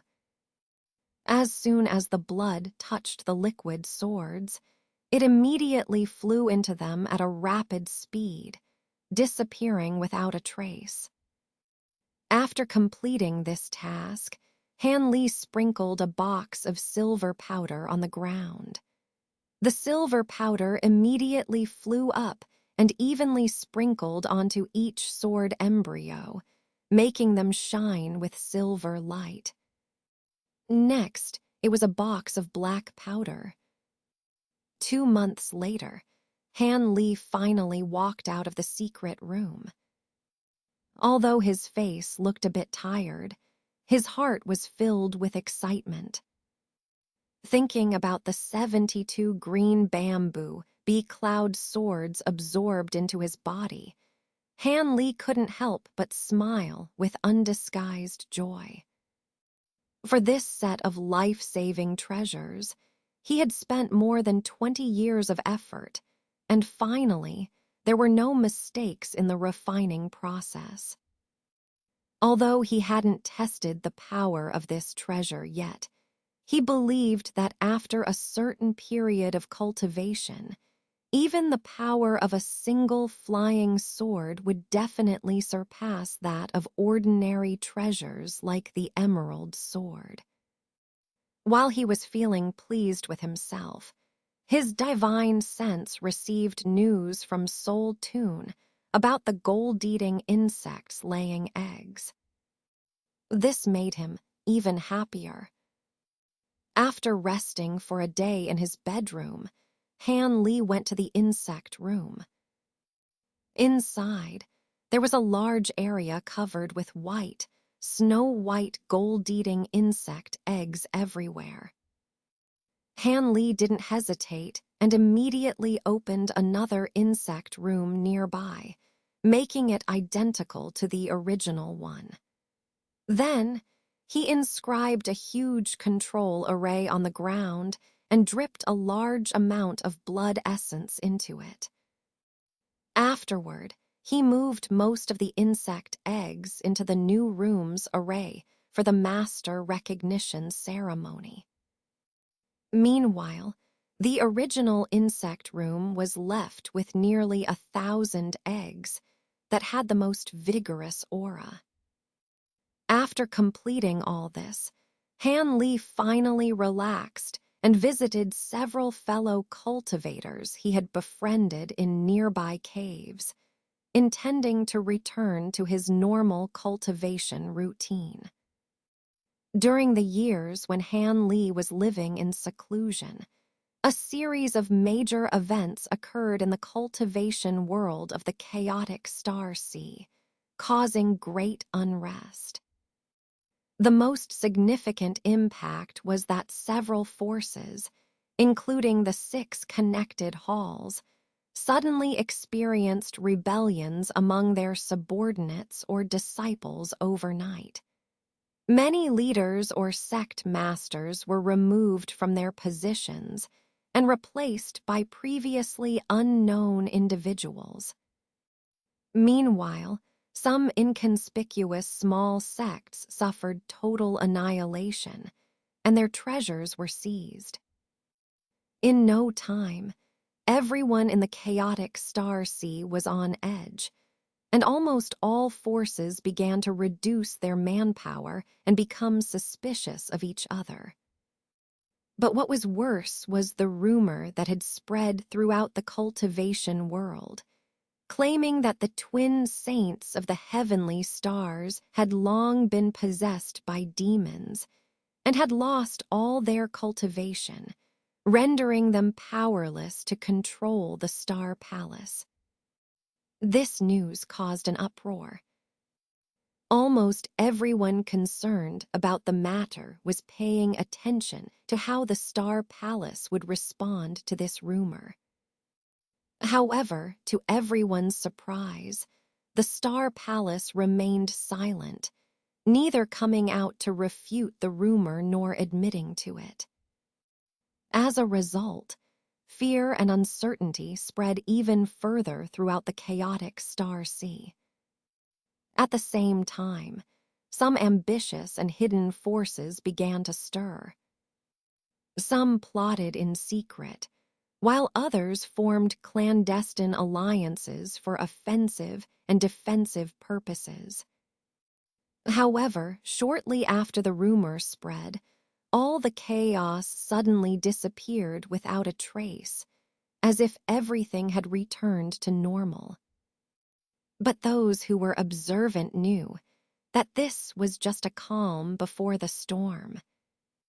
Therefore, when Han Li discussed these matters with the fellow cultivators he visited, they all showed some concern.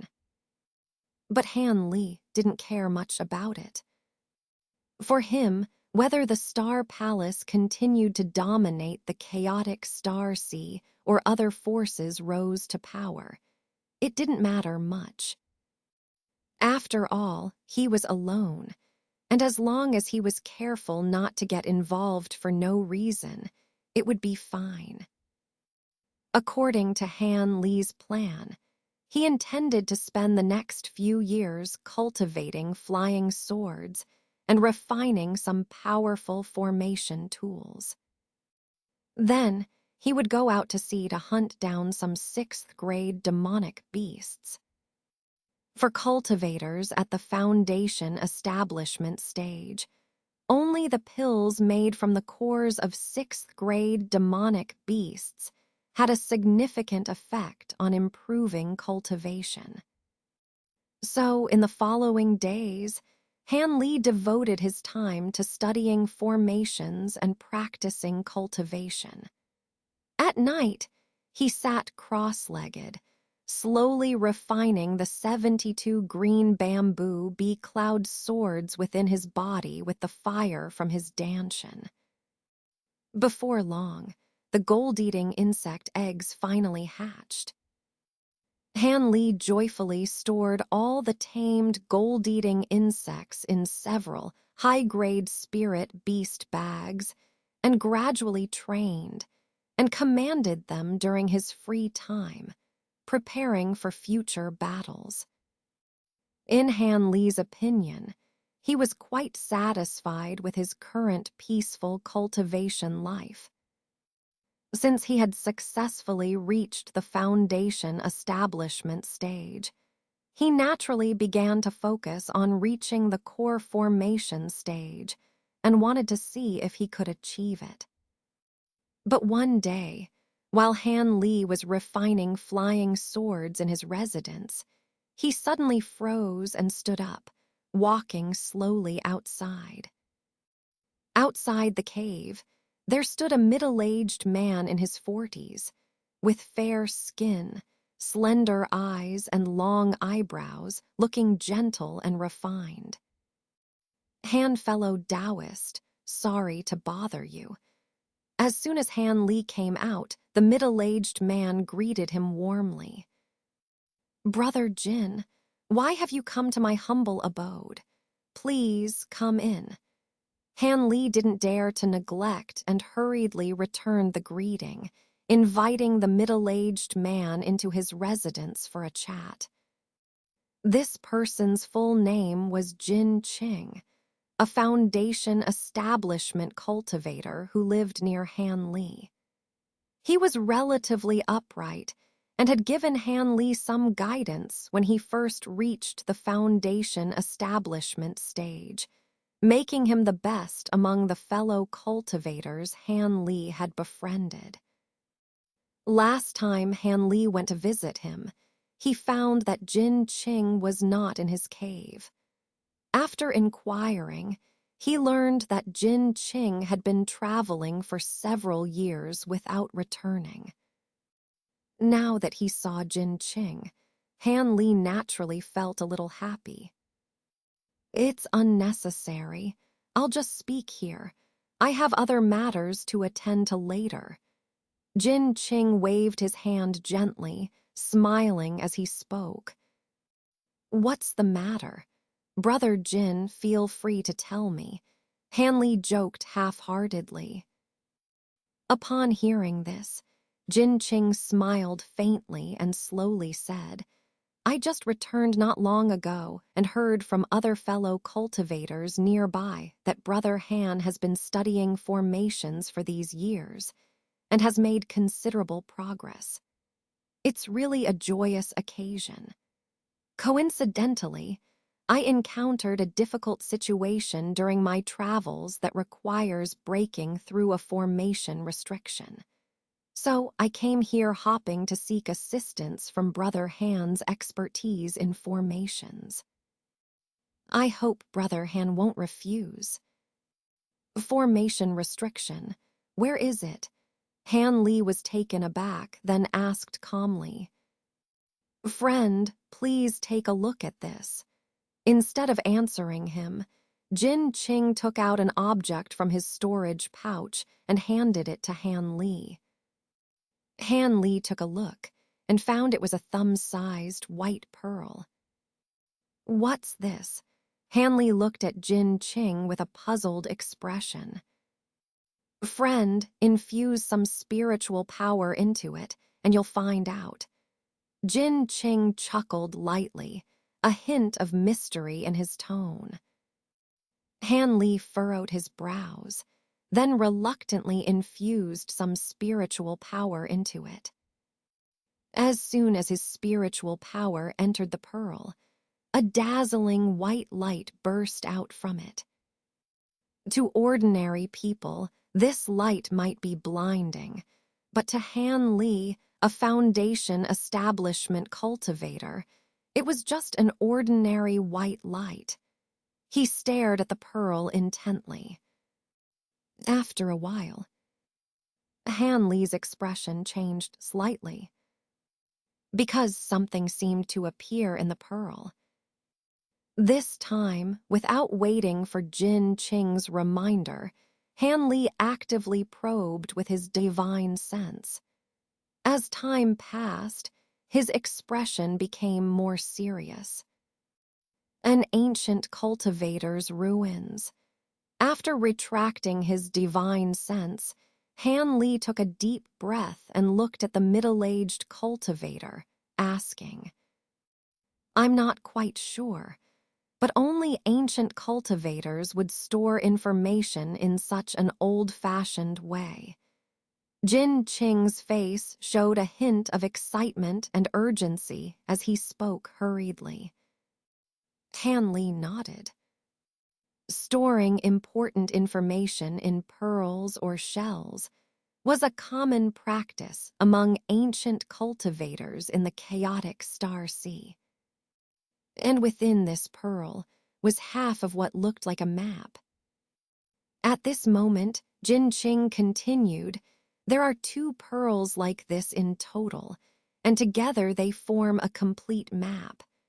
A fellow cultivator and I stumbled upon them in a small shop. At that time, they were strung together with other ordinary pearls on a necklace. Each of us took 1 pearl, and together we went to find the location on the map." "So, you've already found the location on the map?" Han Li rubbed his chin and asked thoughtfully. "That's right. After spending 5 or 6 years back and forth, we finally found the place on the map not long ago. Unfortunately, the entire area was covered by a large formation. Neither of us knows anything about formations, so we had to return empty-handed. However, we made a pact to return and find experts in formations to break the formation. As you know, there are very few cultivators among us who specialize in formations. Even if there are a few, I'm not familiar with them. When I returned and heard about Brother Han's situation, I had to come and ask for your help. Brother Han, rest assured, as long as we can break the formation, whatever appears in the ruins of the ancient cultivators, we will share with you." Seeing Han Li's hesitation, Jin Qing explained in detail and made a promise. Upon hearing the other party's proposal, Han Li didn't immediately agree, but instead wrinkled his nose thoughtfully before saying, "Brother Jin, let me consider this for a moment. I'll give you an answer in 2 days." "Sure, Han brother, take your time to consider. If it doesn't work out, I'll try finding someone else who understands the art of formations," Jin Qing replied understandingly. After chatting a bit more, Jin Qing bid farewell and left. Han Li watched Jin Qing's departing figure for a while, remaining motionless, his face showing a contemplative expression. Ancient cultivator ruins like this had been discovered quite a few times in the chaotic star sea. They could either be barren with nothing inside, or they could yield treasures like ancient cultivation insights, rare materials, or artifacts that were now extinct. Overall, most ruins offered some sort of harvest, but it depended on the luck of the discoverer. However, Han Li wasn't keen on venturing out to find such ruins. The chaotic star sea was turbulent, and the area outside Tianxing City wasn't very safe. Plus, his azure bamboo cloud sword hadn't been refined for long, so it didn't possess much power yet. Given these circumstances, he hesitated about going out now. If it were anyone else, Han Li would have refused immediately. But since Jin Qing had a decent relationship with him and had even offered some cultivation advice in the past, he couldn't outright reject him. After pondering for a while, Han Li sighed lightly and thought to himself, "Well, there's still 2 days left. I'll think about it more." With that in mind, Han Li shook his head and returned to his residence. 2 days later, Jin Qing indeed returned to the entrance of Han Li's cave. In the end, Han Li agreed to accompany him on the trip. Partly to repay the favor and partly out of genuine interest in the ancient cultivator ruins. Who knew what good things they might find there? Jin Qing was naturally delighted, and the next day, he, Han Li, and Hun set off from Tianxing City towards the ancient cultivator ruins. Hun's existence as Han Li's clone was something nearby cultivators had speculated about over the years, so Jin Qing didn't have any objections. 2 months later, Han Li, Jin Qing, and others were flying rapidly over a remote sea area in the chaotic star sea. According to Jin Qing, after such a long flight, they should be nearing their destination. Sure enough, after flying for a half-day, they finally saw a large island. The island was vast, with a diameter of over 1,000 miles.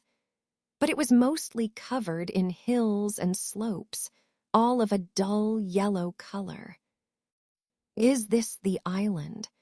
Han Li asked with some surprise as he looked down at the island. "Yes, according to the map, this is the island we were looking for. I asked some mortals nearby, and they confirmed it's a genuine deserted island. There are no spiritual veins nearby, and for some reason, ordinary trees can't survive on the island," Jin Qing explained with a hint of puzzlement. Han Li nodded thoughtfully. Then he smiled and said the more unusual the island, the more likely there are ancient cultivator ruins. That's good news. He, That's what we thought too, which is why we searched the entire island and found a spot that seemed most promising, Jin Qing said with a sense of accomplishment. Han Li chuckled, knowing that it wasn't going to be easy to crack a large formation set up by ancient cultivators in just 1 or 2 months of exploration. Let's go. Maybe your companion has already arrived and cracked the formation, Han Li said with a smile. Ah, that would be great. It would save us a lot of trouble. We might even get them to fetch a few extra items for us, Jin Qing said with a hint of cunning. It was just casual banter between them, because they both knew that cracking a formation set up by ancient cultivators wouldn't be so easy without 1 or 2 months of exploration. Let's go, Han friend. We shouldn't keep them waiting, Jin Qing said, urging Han Li as he transformed into a streak of blue and white light and flew ahead. Han Li smiled faintly and, along with Kun, activated their treasures to catch up. For cultivators in the Foundation establishment stage, flying 100 miles was almost instantaneous. Before long, a tall yellow earth mountain appeared in Han Li's sight. The mountain was about 1,000 feet high, entirely yellow, without a trace of green, giving people an uncomfortable feeling as if it were entirely made of yellow earth. As soon as they flew near the mountain, a strong wind stirred up, causing sand and rocks to fly around. The endless gusts of wind swept up a layer of yellow earth, immediately darkening the nearby area and reducing visibility. Han Li and the others weren't afraid of this sandstorm. They activated their protective spiritual light and flew steadily forward. After flying for just over 10 miles, the sandstorm inexplicably disappeared, and they arrived at the foot of the Earth Mountain. Jin Qing led Han Li to fly around the mountain for half a circle before stopping in front of several stone houses. These stone houses were extremely simple and seemed to be made of petrified stone, all of them in the same dull grayish-white color. Before Jin, Qing, and the others could land, one of the stone doors opened by itself, and 3 cultivators walked out, 2 men and a woman. The men were both in the Foundation establishment stage, while the woman was only at the Foundation building stage. Jin friend, you're here too. What a coincidence. We just arrived not long ago. One of the men, dressed in white and with an elegant demeanor, greeted Jin Qing warmly as soon as he saw him, appearing very hospitable. You arrived early, brother Hu. Unlike me, who had to return to Tianxing City to find Han friend, Jin Qing said amiably. Han friend. The young man immediately looked Han Li and Kun up and down, obviously not sure who Jin Qing was referring to. I'm Han Li, and this is my senior brother, Kun, Han Li said with a slight bow and a smile. During the journey, Han Li had already agreed with Jin Qing not to reveal Kun's true identity. Moreover, Han Li noticed that although this man surnamed who appeared young and had smooth, elastic skin, there were fine wrinkles at the corners of his eyes, indicating that he was skilled at maintenance, but probably not young at all. This who surnamed Cultivator should be the one who discovered 2 pearls, as mentioned by Jin Qing. I'm Hu Yue. Although we're meeting for the first time, I hope we can exchange cultivation experiences in the future. After all, there are too few of us scattered cultivators who can reach foundation establishment. Also, let me introduce the two friends here. Hu Yue smiled and introduced the two men and woman to Han Li and the others. These two are Stone Butterfly Fairy and Brother Jian. Stone Fairy is a well-known formation expert from Red Moon Island. I believe with her and Han Friend working together, we can certainly break this formation.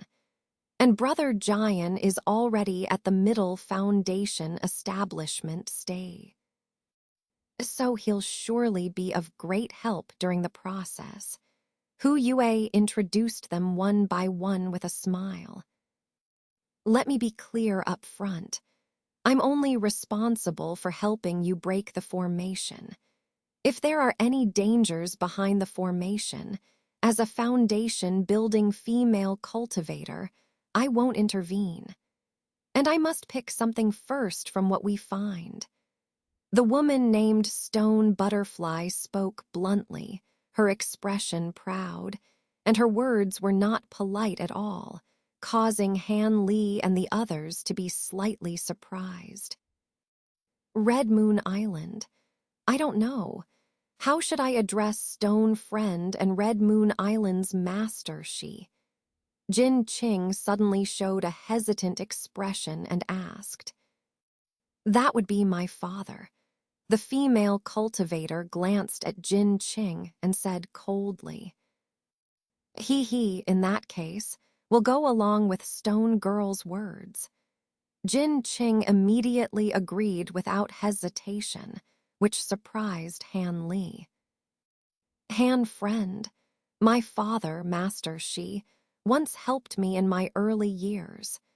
Please be more considerate. Jin Qing's voice came to Han Li's ear via a message. Han Li didn't say anything, but gave Jin Qing a faint smile in response. How about this?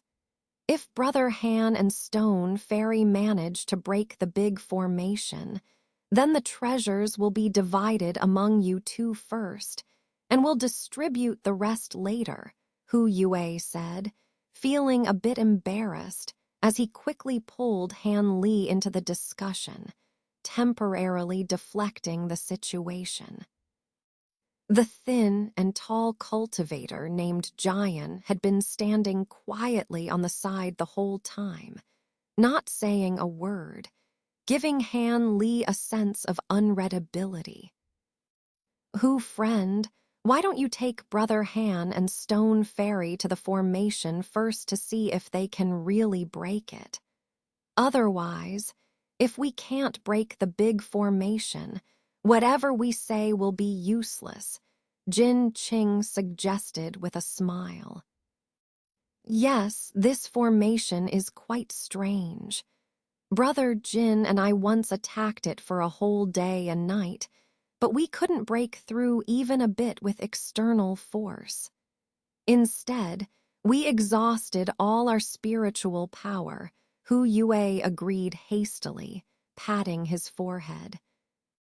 With no objections from the others and a hint of curiosity, the group flew towards the belly of the Earth Mountain, finally stopping near an inconspicuous slope in the middle. Both friends, please look. The place shrouded in yellow mist below is where the formation is located. Hu Yue pointed to a spot on the slope in midair, saying solemnly to Han Li and the others. Actually, Han Li had already seen it clearly without needing to be pointed out. A patch of yellow mist, like a huge monster lying below not far away, gave off an eerie feeling. It seems to be a formation with both earth and wind attributes. Quite interesting. Stone Butterfly said excitedly as soon as she saw the momentum of the formation. Hearing her words, Han Li, reminded by her, glanced at her and then carefully examined the formation, his expression turning serious after a while. Indeed, this formation was as Stone Fairy described, a formation with earth and wind attributes. With his current level, breaking it would be somewhat tricky. At that moment, Stone Butterfly slowly descended from the air to the edge of the formation and eagerly took out some strange artifacts to test. First, she took out a disc-shaped artifact, held it in one hand, and shot a green light beam toward the yellow mist, but the light beam disappeared without a trace. She frowned, then took out a fiery red crystal ball, rubbed it a few times with one hand, and then sacrificed it, sending it flying into the yellow mist. However, just like the previous artifact, it was engulfed by the thick mist and disappeared.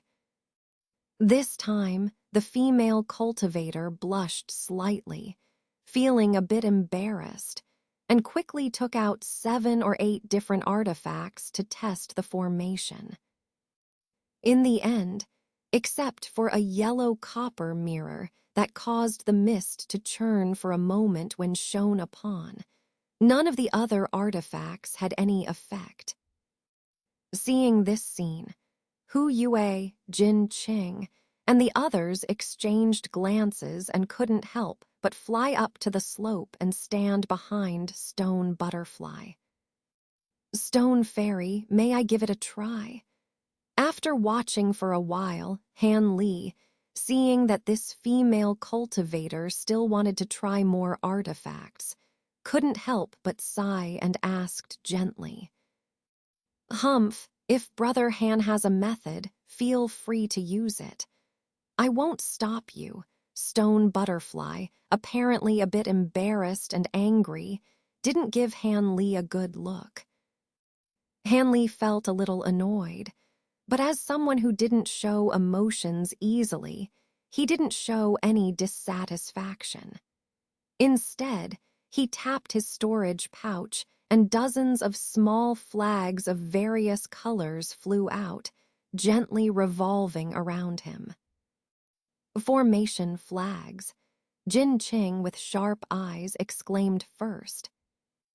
The other people showed surprised expressions, wondering why Han Li didn't try to break the formation, but took out these things instead. Ignoring the puzzled gazes of the others, Han Li pointed at the formation flags.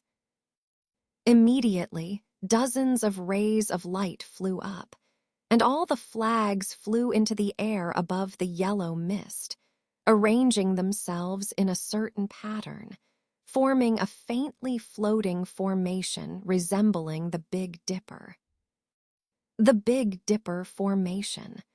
Stone Butterfly seemed to see something from the arrangement of the flags and showed a hint of surprise. At this moment, the flags emitted a low, long hum, and dozens of light beams sprayed from them, gathering in midair to form a thick beam of light, which shot straight into the mist below and disappeared without a trace. Seeing this amazing scene, including Stone Butterfly, the other cultivators hurriedly looked towards the mist, but it was still thick, and there was no sign of any change. Han brother, what is this? Jin Qing couldn't help but feel puzzled and was about to ask a few questions when a change finally occurred. The originally lifeless yellow mist suddenly emitted a low buzzing sound, and then the mist began to churn rhythmically, like boiling water, forming one after another large and small bulges, and these bulges became bigger and taller, seeming as if some monster was about to burst out from inside. Other cultivators were shocked and involuntarily retreated. Even Stone Butterfly, with a change of expression, quickly stepped back more than 10 feet before stopping and looking back. Boom, boom. A series of deafening explosions came from the thick mist. Even though the cultivators were prepared, they were still blown around by the subsequent violent hurricane, standing unsteadily. They hurriedly opened their protections before regaining their footing and looking back at the mist. As a result, except for Stone Butterfly, who had expected it to some extent, the other cultivators were surprised. The originally dense and impenetrable yellow mist had now dissipated, revealing everything that had been shrouded inside. Hu Yue and the others were suddenly overjoyed, and Jin Qing even walked a few steps to Han Li's side, smiling and saying, "Brother Han, I didn't expect you to have such skills. Did you break the formation already?" "Break it, Brother Jin. You're underestimating the formation skills of ancient cultivators too much. I only dispelled the outer layer of the formation," Han Li said with a wry smile, explaining to them. "Haha, that's nothing. We have plenty of time in the future. Brother Han can slowly break the formation. Now we have confidence in breaking the formation." Jin Qing was a little disappointed when he heard this, but before he could say anything, Hu Yue, who came from behind, spoke first with joy. "Yes, we cultivators still afraid of not having enough time. It's Brother Jin who's anxious." Hu Yue was surprised by this remark, but immediately agreed embarrassedly. At this time, Stone Butterfly, without any arrogance, also approached, bowed deeply to Han Li, and sincerely said, "This junior was narrow-minded.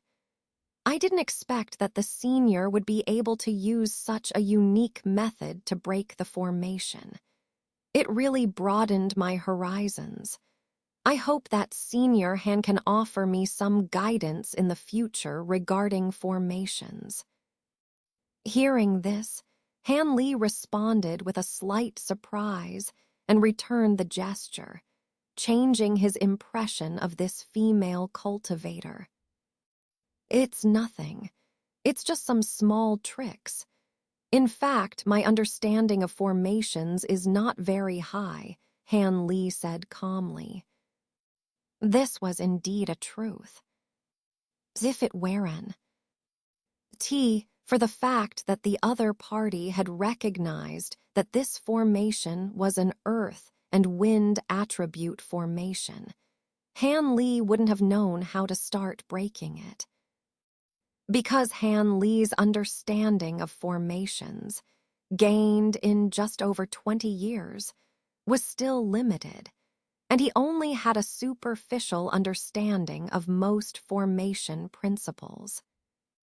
The reason why he confidently used this Big Dipper formation set of flags to break the formation was also due to his trust in Xin Ryan, a formation genius.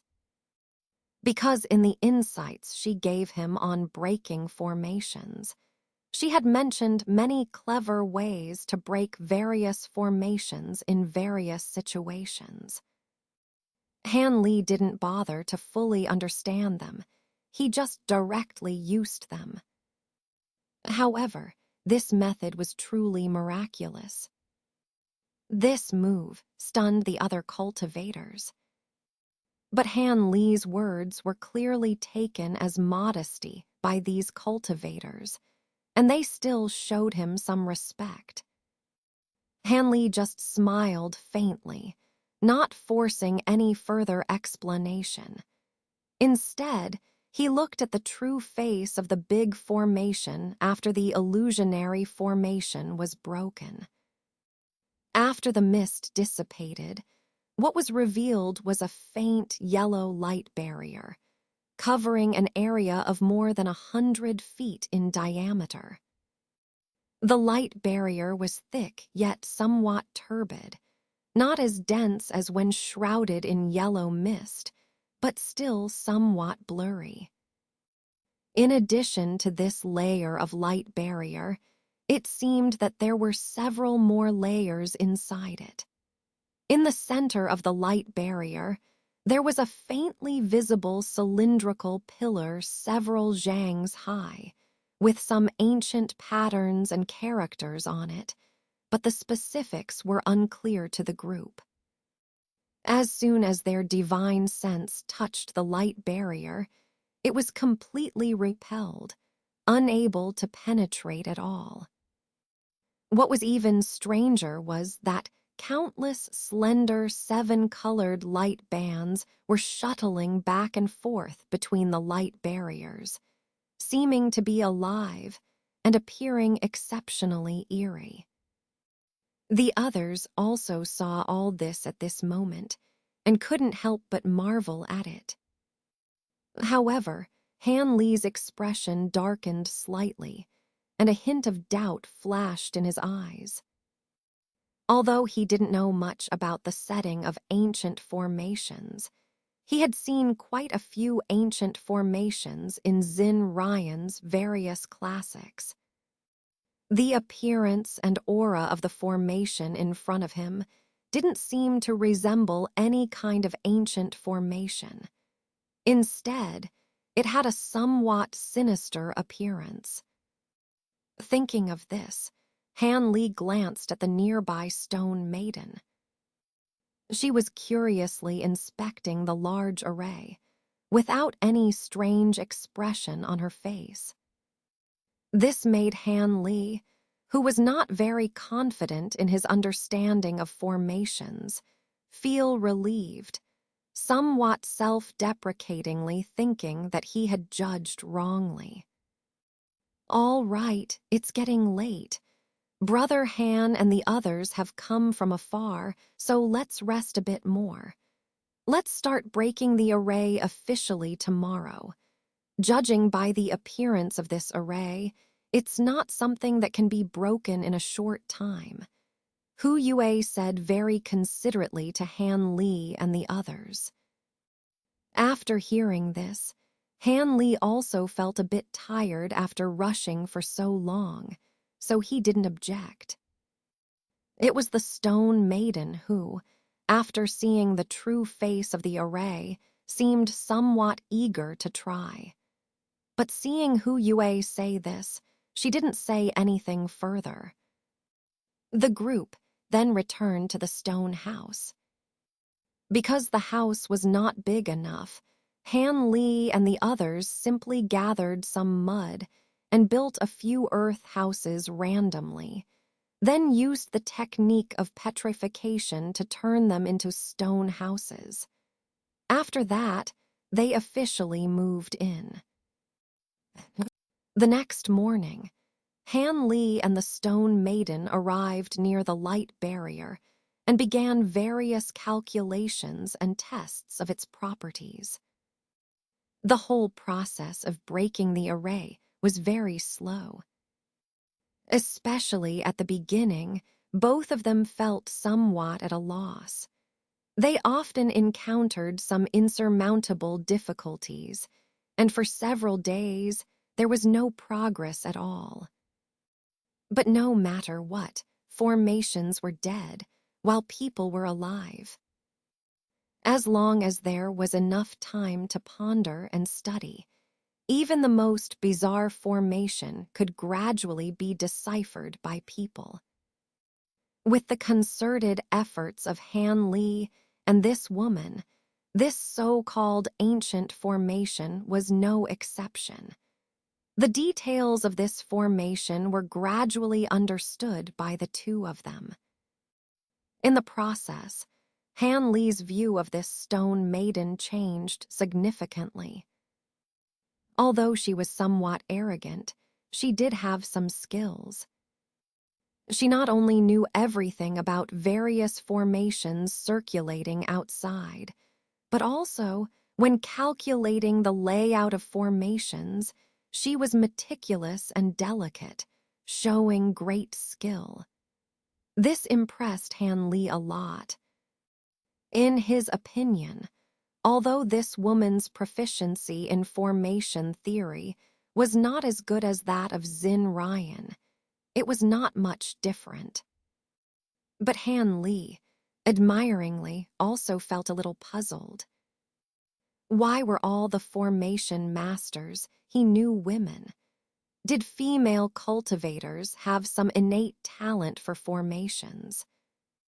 However, compared to Xin Ryan, this stone maiden seemed to still have a bit of a theoretical taste. Although she spoke eloquently about various formation theories, she had too few actual methods for breaking formations, just a few back and forth. If they were ineffective, this woman would be at a loss. And Han Li's half-baked knowledge of formations was far inferior in the way of calculation. He was very self-aware and didn't bother to argue with this woman about it. Instead, he simply brought out various techniques for breaking formations from Xin Ryan and used them accordingly. This impressed the stone maiden quite a bit. So after a tacit understanding between Han Li and this stone maiden, they formed a cooperation. This female cultivator would calculate and find the weak points of the formation, and then Han Li would try to break it. This greatly accelerated the progress of breaking the formation, and both of them learned a lot from each other, which made them quite satisfied. As for Jin Qing and the others who couldn't participate for a while, they simply meditated in the stone house, waiting quietly for the two to break the large array. 3 months later, Han Li and the stone maiden called the others to the slope. After these busy days, the large array was finally almost deciphered, and they had reached the final prohibition. As long as this prohibition was removed, the strange stone pillar would be completely exposed to everyone. At this time, the appearance of the light barrier was very different from what Han Li had seen initially. Not only had the area shrunk by half, but the color of the light barrier was also no longer the original dull yellow. It had turned into a fiery red color, and even if someone stepped a bit closer, they could feel a scorching heat. What was even more surprising was that the countless 7-colored light bands within the light barrier had turned into countless winged fire snakes, constantly shuttling back and forth on the barrier, spewing out fine flames. What kind of monsters are these? Jin Qing was surprised to see this scene. The others also wore astonished expressions. These are fire-type demonic spirits called winged evils, extremely rare and only likely to form in extremely special places. They have a very short lifespan and often dissipate on their own after several hours. However, the demonic fire they can spew out is no less powerful than our cultivators' alchemical fire, and they particularly like to devour the souls of mortals and the primordial spirits of cultivators. Dealing with them is quite tricky. And this last prohibition is obviously to make this place a triple yang land, so these fire spirits can exist indefinitely. If an uninformed cultivator forcefully breaks the prohibition, They will certainly not escape the clutches of these winged evils. Stone Maiden explained with a somewhat smug expression on the side. After all, she was the first to think of these rarely known winged evils. Winged evils. Jin Qing and the others were taken aback to hear that these creatures could devour primordial spirits, their faces changing. Now that you've called us here, it's clear that you and Senior have a way to break this. Just give the orders. The cultivator surnamed Jian, who had been quiet all along, unexpectedly spoke up. After the others were momentarily surprised, they all looked at the Stone Maiden and Han Li. Han Li smiled faintly and didn't say anything. The Stone Maiden, on the other hand, smiled charmingly and said coquettishly, "At first, Senior Han and I were quite troubled, but after a few days of discussion, we finally came up with a method to break the prohibition, but we need the help of everyone." Although this woman's appearance was ordinary, her voice was crisp and clear, giving her a somewhat charming demeanor for a moment. "Stone Maiden, please go ahead. Whatever instructions you and Senior Han have, we'll follow them," Hu Yue said with a smile. After hearing this, the Stone Maiden didn't stand on ceremony and directly gave orders. "To break this array, we need to use several water-attributed artifacts that counteract each other. Senior Han and I have gathered several of them, and as long as you all hold these artifacts and stand in the positions we specify, once Senior Han breaks the barrier, you can use these artifacts to kill some of the remaining winged evils. Please don't use your magic treasures to attack these demonic spirits. These things are born of fire and are something we cultivators usually avoid. And don't let them get close to you, otherwise it will be troublesome," Han Li added slowly on the side. Seeing Han Li's serious expression, Hu Yue and the others exchanged glances and all replied solemnly. Then Han Li took out a small ruler, a small hammer, and a small fork from his body and handed them to Jin Qing, Kun, and the cultivator surnamed Jian, respectively. Meanwhile, the Stone Maiden took out a blue silk handkerchief and handed it to Hu Yue. Then, under the guidance of the Stone Maiden, the others took up their positions nearby. The Stone Maiden herself also hurriedly retreated to the periphery, holding out a short sword and watching Han Li's movements intently. Han Li didn't rush to take action, but carefully surveyed the surroundings once again. Feeling that there were no mistakes, he calmly waved his hands, and dozens of blue array flags and plates, all water-attributed array tools, flew out of his storage pouch and began to hover around him. Without saying a word, Han Li flicked his fingers, and a series of poo sounds followed immediately. All these array flags and plates flew out towards the surroundings of the red light barrier. Then, according to a certain rule, they slowly descended. The array flags were inserted directly into the ground, several inches deep, while the array plates floated steadily several inches above the ground, forming a majestic array. As Han Li was about to cast his spell after arranging the array flags and plates, he suddenly heard a howling sound approaching rapidly from afar.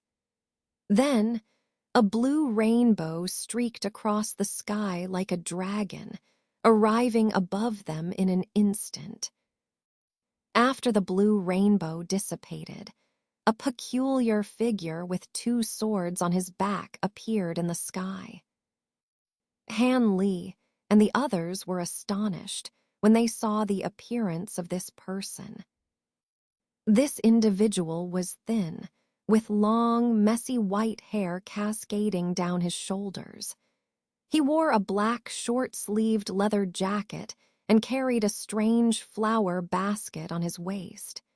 His face, covered in strange red spots, had a pair of fierce, triangular eyes. Judging by his spiritual fluctuations, he was a mid-level foundation establishment cultivator. Upon seeing the surroundings clearly, the peculiar man was also taken aback by the presence of so many foundation establishment cultivators. However, when his gaze fell on the red light barrier and the array tools arranged by Han Li, his expression changed drastically. "You brats are seeking death. How dare you sneak a peek at the things guarded by this island's lord while he's away? Get off this island immediately," the peculiar man roared menacingly. "Island lord? Your things." Hu Yue and Jin Qing exchanged puzzled looks, while Han Li and the others were completely bewildered. Wasn't this supposed to be an uninhabited, deserted island? "Friend, are you the lord of this place?" Hu Yue furrowed her brows and asked calmly. "I have been living on this island for hundreds of years. Of course, I am the lord of this island," the peculiar man said bluntly. "But when my friend Jin and I came last time, we didn't see you," Hu Yue continued calmly. "What? You've been here before?" "Humph! It must have been the same as this time, taking advantage of my absence to come," the peculiar man said with narrowed eyes, his irritation evident. "So this island belongs solely to you then? It seems you've appointed yourself as the island lord," Hu Yue said sarcastically, a hint of mockery on her lips.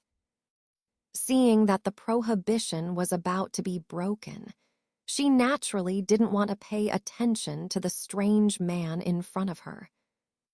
"Humph, stop beating around the bush.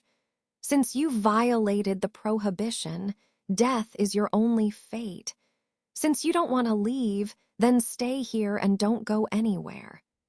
The peculiar man's eyes emitted a sinister yellow light as he reached for the basket on his waist and threw it downward. Instantly, the bamboo basket turned into a chilling white mist, flying straight towards Hu Yue. This move left Han Li and the other cultivators dumbfounded. Was this person out of his mind? Didn't he see that there were so many foundation establishment cultivators here? Yet, he dared to attack without hesitation. Was his mind clouded? Hu Yue was both shocked and enraged when the opponent attacked her. With a flick of her sleeve, 2 red lights shot out and intercepted the white mist. With a muffled sound, the white mist was shattered, scattering in all directions. "It seems you're all talk. Turns out you're just a paper tiger," Hu Yue sneered upon seeing this scene, her tone filled with disdain. The peculiar man didn't say anything, but chuckled instead. This sent a chill down Hu Yue's spine, and she suddenly exclaimed with a change in expression. "What's going on? My flying knives?"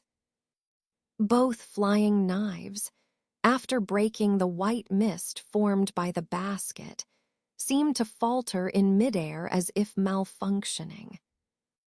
Then the dispersed white mist quickly gathered back together and returned to its original form as the basket.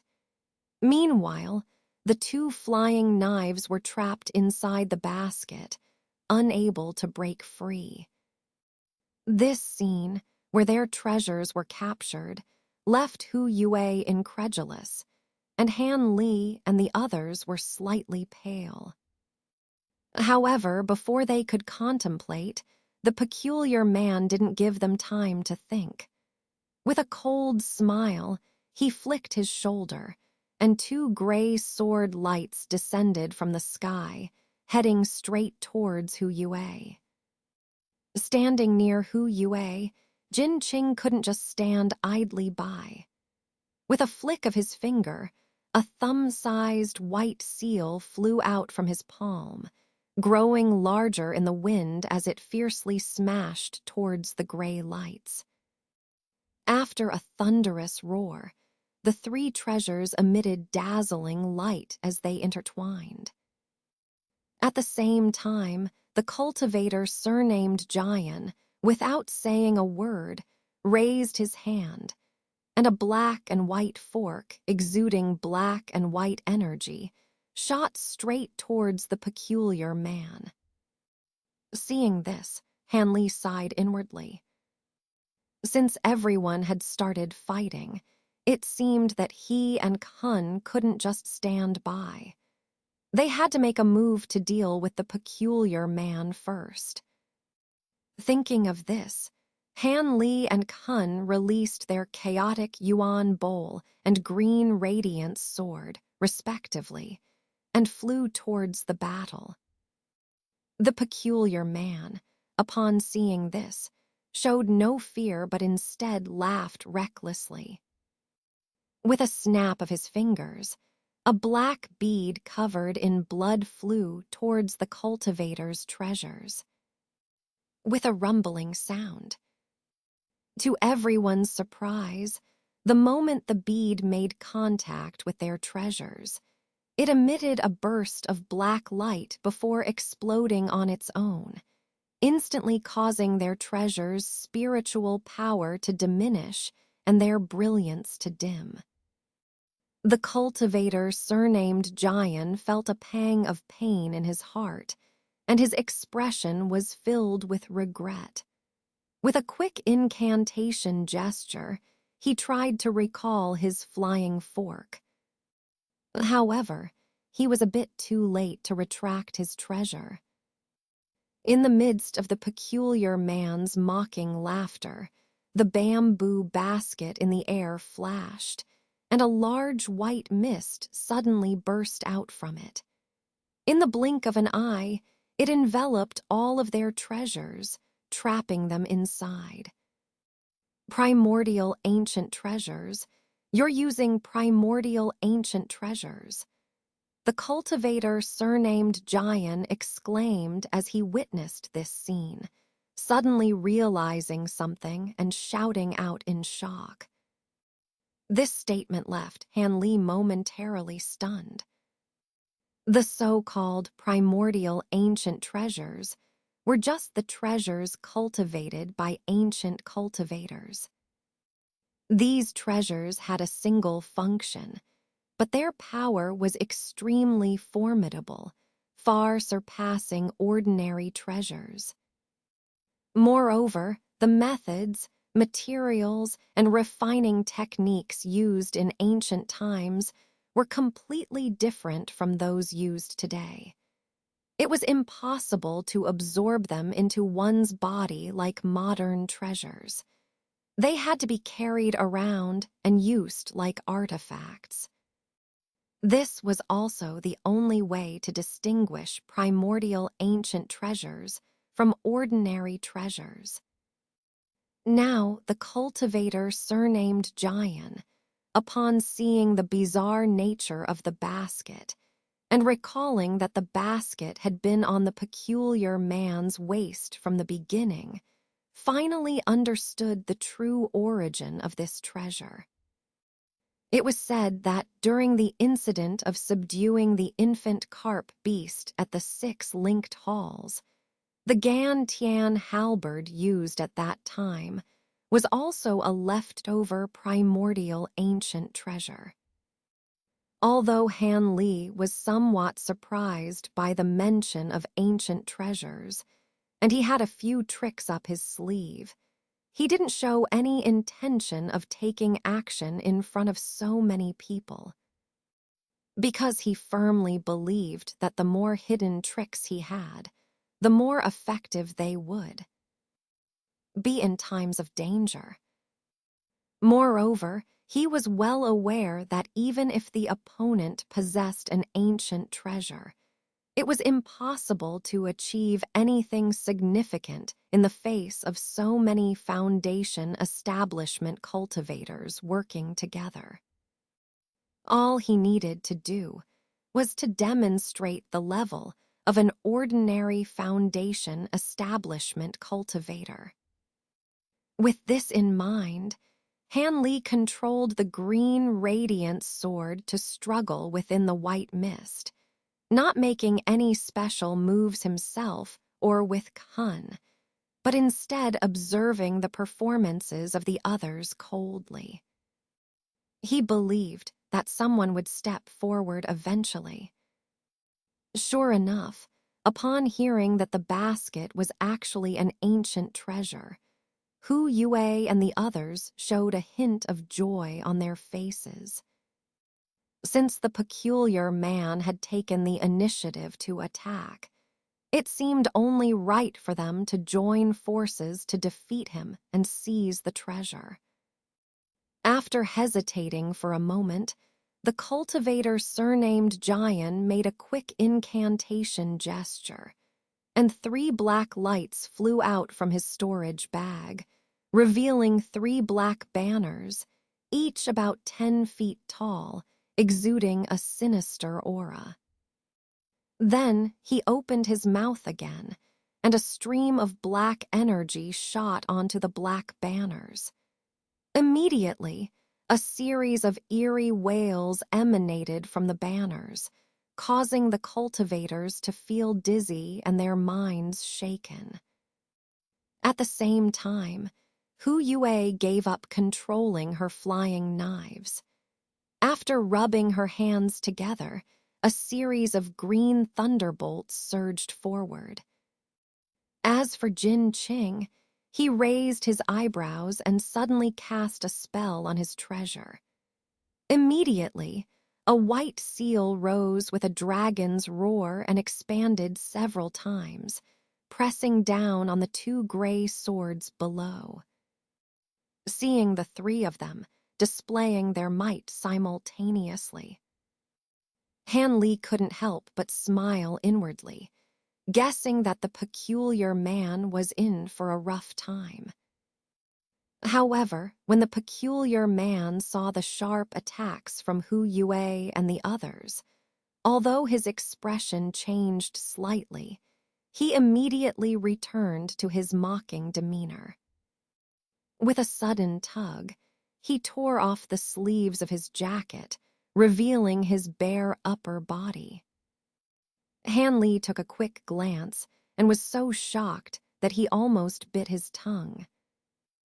On the dry chest of his emaciated body were 2 fist-sized skull heads, one on each side. These 2 skull heads were jet black all over, with luxuriant long hair, and were wriggling incessantly as if they were alive. At this moment, the green thunderbolts and the 3 black banners had already reached the peculiar man. However, he casually swung his 2 arms, causing the 2 skull heads to sway lightly. Then, he muttered an extremely bizarre incantation. The 2 skull heads immediately let out low, mournful wails and flew out from his chest, one after the other. Then, with great excitement, they bit off the peculiar man's 2 fingers before flying towards the thunderbolts and black banners across from them. Han Li was startled at the sight of the skull. immediately recalling the ghostly sect among the 6 demonic sects.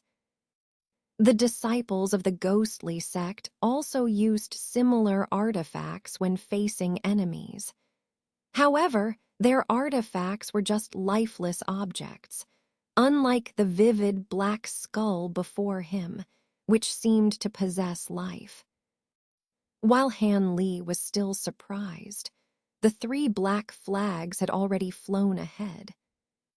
The cultivator with the surname Jian shouted loudly, and with a wave of his hand, the 3 black flags immediately shot out dense black threads, weaving into a huge fishing net that descended upon the skull on the opposite side.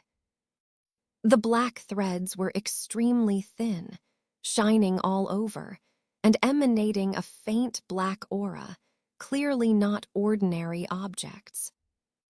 As soon as the skull saw the black threads coming, red light flashed in its hollow eye sockets. Then, it opened its mouth and silently chewed for a while before suddenly opening wide, and countless emerald green phosphorescence surged out from its mouth. When the thousands of black threads touched these phosphorescence, they immediately ignited like encountering their nemesis, turning into wisps of blue smoke in an instant. Seeing this scene, the cultivator surnamed Jian's expression changed drastically. He quickly pinched a spell and was about to drive the black flags to use another magical technique. However, the black skull suddenly expanded like a wheel.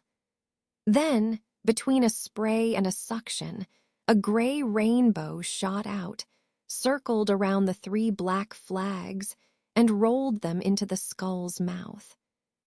Then, with a forceful bite of its upper and lower jaws, after several crisp sounds, it actually crushed these black flags into pieces. At the same time, the connection between the cultivator surnamed Jian and the black flags was completely cut off, leaving him pale-faced. "You monster, how dare you destroy my treasures?" The cultivator surnamed Jian exclaimed in shock and anger, with a hint of fear in his eyes. Others might not know, but he was very clear. These 3 black flags were also ancient treasures of the primordial era. They had dispatched countless formidable enemies in the past. Unexpectedly, today, with just one encounter, they were destroyed in the mouth of that eerie skull. At this moment, the thunder and fire released by Hu Yue were also engulfed by another skull, without any effect.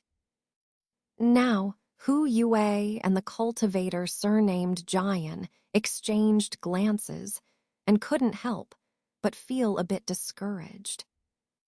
At this moment, Han Li was also extremely surprised.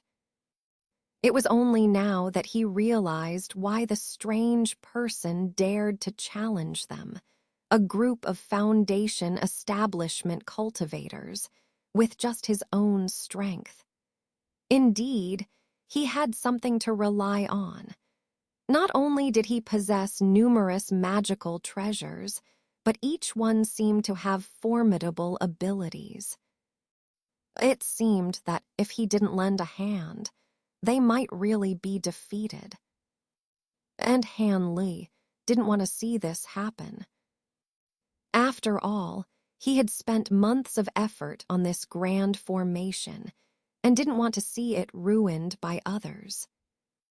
Moreover, although Han Li wanted to conceal his abilities in front of other cultivators, he had always wanted to test the power of the devouring golden insects and see if they truly deserved their ranking on the list of miraculous insects. Now, the strange person before him seemed to be no ordinary Foundation establishment cultivator, making him the perfect test subject. Thinking of this, Han Li glanced at the battlefield again. He saw that Hu Yue and the others were flying around in a panic, using low-level spells to bombard the two chasing skull creatures. Obviously, they knew that ordinary magical treasures were useless against such bizarre creatures and could only evade their attacks for the time being. As for the golden white seal artifact, it had lost its previous majesty. It was entangled by the white mist from the flower basket, unexpectedly being gradually pulled towards the basket, causing sweat to drip down from its golden face. As for the stone butterfly standing beside Khan, with only the cultivation base of the Foundation establishment stage, it could only watch from the side and couldn't help at all. Seeing this situation, Han Li glanced deeply at the strange person and no longer hesitated.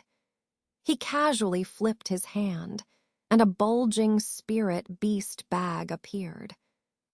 The strange person seemed to have extremely strong spiritual consciousness. When Han Li glanced at him, he immediately sensed it. He immediately turned his head and glared at Han Li fiercely, reaching into his chest as if to retrieve another magical treasure to deal with Han Li. Seeing this scene, Han Li naturally acted first. He immediately threw the spirit beast bag lightly into the air and flicked his hand. A science spell quickly struck the bag. The mouth of the spirit beast bag trembled, and dozens of spherical objects spewed out towards the strange person. These spherical objects were the size of thumbs, shining with golden and silver colors. As soon as they appeared, they immediately turned into dozens of rays of light and shot towards the strange person. The strange person, upon seeing this scene, sneered disdainfully. After a cold snort, he took out a small black disc from his chest without hesitation and threw it out. With a whistling sound, the disc expanded several times out of thin air, then rotated and flew towards the spheres. Bang, bang. Sounds of impact came one after another. When the spheres touched the black disc, they turned into dots of golden and silver starlight, seemingly shattered. The strange person burst into mad laughter, then pointed at the disc, intending to fly it towards Han Li. But at this moment, a buzzing sound suddenly rang out, even louder than before, becoming extremely sharp and piercing in an instant, making everyone look at each other in astonishment, especially the strange person, who immediately restrained his madness and showed a look of astonishment. They saw that the shattered fragments of the spheres suddenly came to life, transforming into thousands of thumb-sized golden and silver beetles, densely covering the area around the disc. The buzzing sound was the sound of these beetles flapping their wings, extremely alarming to the ears. Han Li didn't give the strange person any time to recover his senses. He immediately urged his spiritual consciousness, and all the devouring golden insects rushed towards the disc like they didn't care about their lives, instantly dyeing the artifact golden and silver. You seek death. The strange person, who had recovered from his stupor, immediately pinched a spell with both hands, causing the disk to emit bursts of black mist and rotate automatically, intending to eliminate these strange insects. However, to the astonishment of the strange person, as soon as the pitch-black mist was released, the swarm of beetles swarmed up and devoured them without hesitation, leaving nothing behind, not even a trace of residue. Although the high-speed rotation of the disk blew away some of the devouring golden insects, even more beetles immediately adhered to it, seemingly unafraid of the sharp cutting of the disk.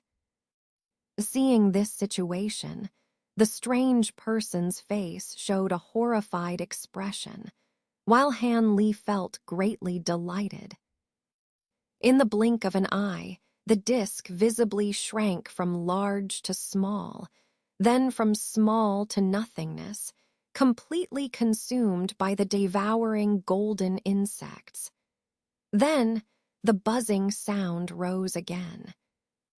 The strange person's face turned slightly green. However, Han Li didn't politely stop there. With a pointed finger, the swarm of devouring golden insects immediately turned into a radiant cloud of golden and silver, swarming towards the strange person. The strange person, who had seen the power of these insects, showed a hint of panic on his face. Hastily turning around, he beckoned at the two black skull creatures that were chasing Hu Yue and the others, and suddenly the two evil creatures paused in midair, then flew towards the strange person after a few flutters, blocking in front of him menacingly. Hu Yue and the cultivator surnamed Jian, who were finally able to catch their breath, stopped in the distance, somewhat surprised. The strange person still seemed uneasy. With a cold light in his hand, he produced a small dagger several inches long. After a moment of hesitation, he grimaced and cut off two more fingers without hesitation. As soon as the two skulls saw this, they immediately flew over and devoured one each. Then, they emitted strange wailing sounds, seeming extremely joyful. The strange person's eyes widened, and then he opened his mouth, and two black lights shot into the forehead of each skull. Suddenly, the two black skulls began to transform amidst a series of painful groans. Puff, puff, two goat-like horns emerged from the top of their skulls, followed by elongated fangs from their mouths, seemingly extremely sharp. As for their disheveled hair, it turned blood-red after a few breaths, completely resembling the appearance of a ghost head. Go, seeing the transformation of the skulls, the strange person relaxed a bit. Suppressing the pain, he pointed at the approaching swarm of insects. With a flash of green light in his eyes, the skull immediately obediently turned into two black lights and flew towards the swarm of insects with long, ghostly howls. The devouring golden insects immediately split into two groups under Han Li's control and fiercely attacked. The skulls, now transformed into ghost heads, opened their mouths and spewed out emerald green phosphorescence, hitting the swarm of insects head-on, causing them to scatter and fly back several zhang away in disarray. The swarm of insects became chaotic. The strange person showed a hint of joy, but this joy only lasted for a moment before disappearing without a trace.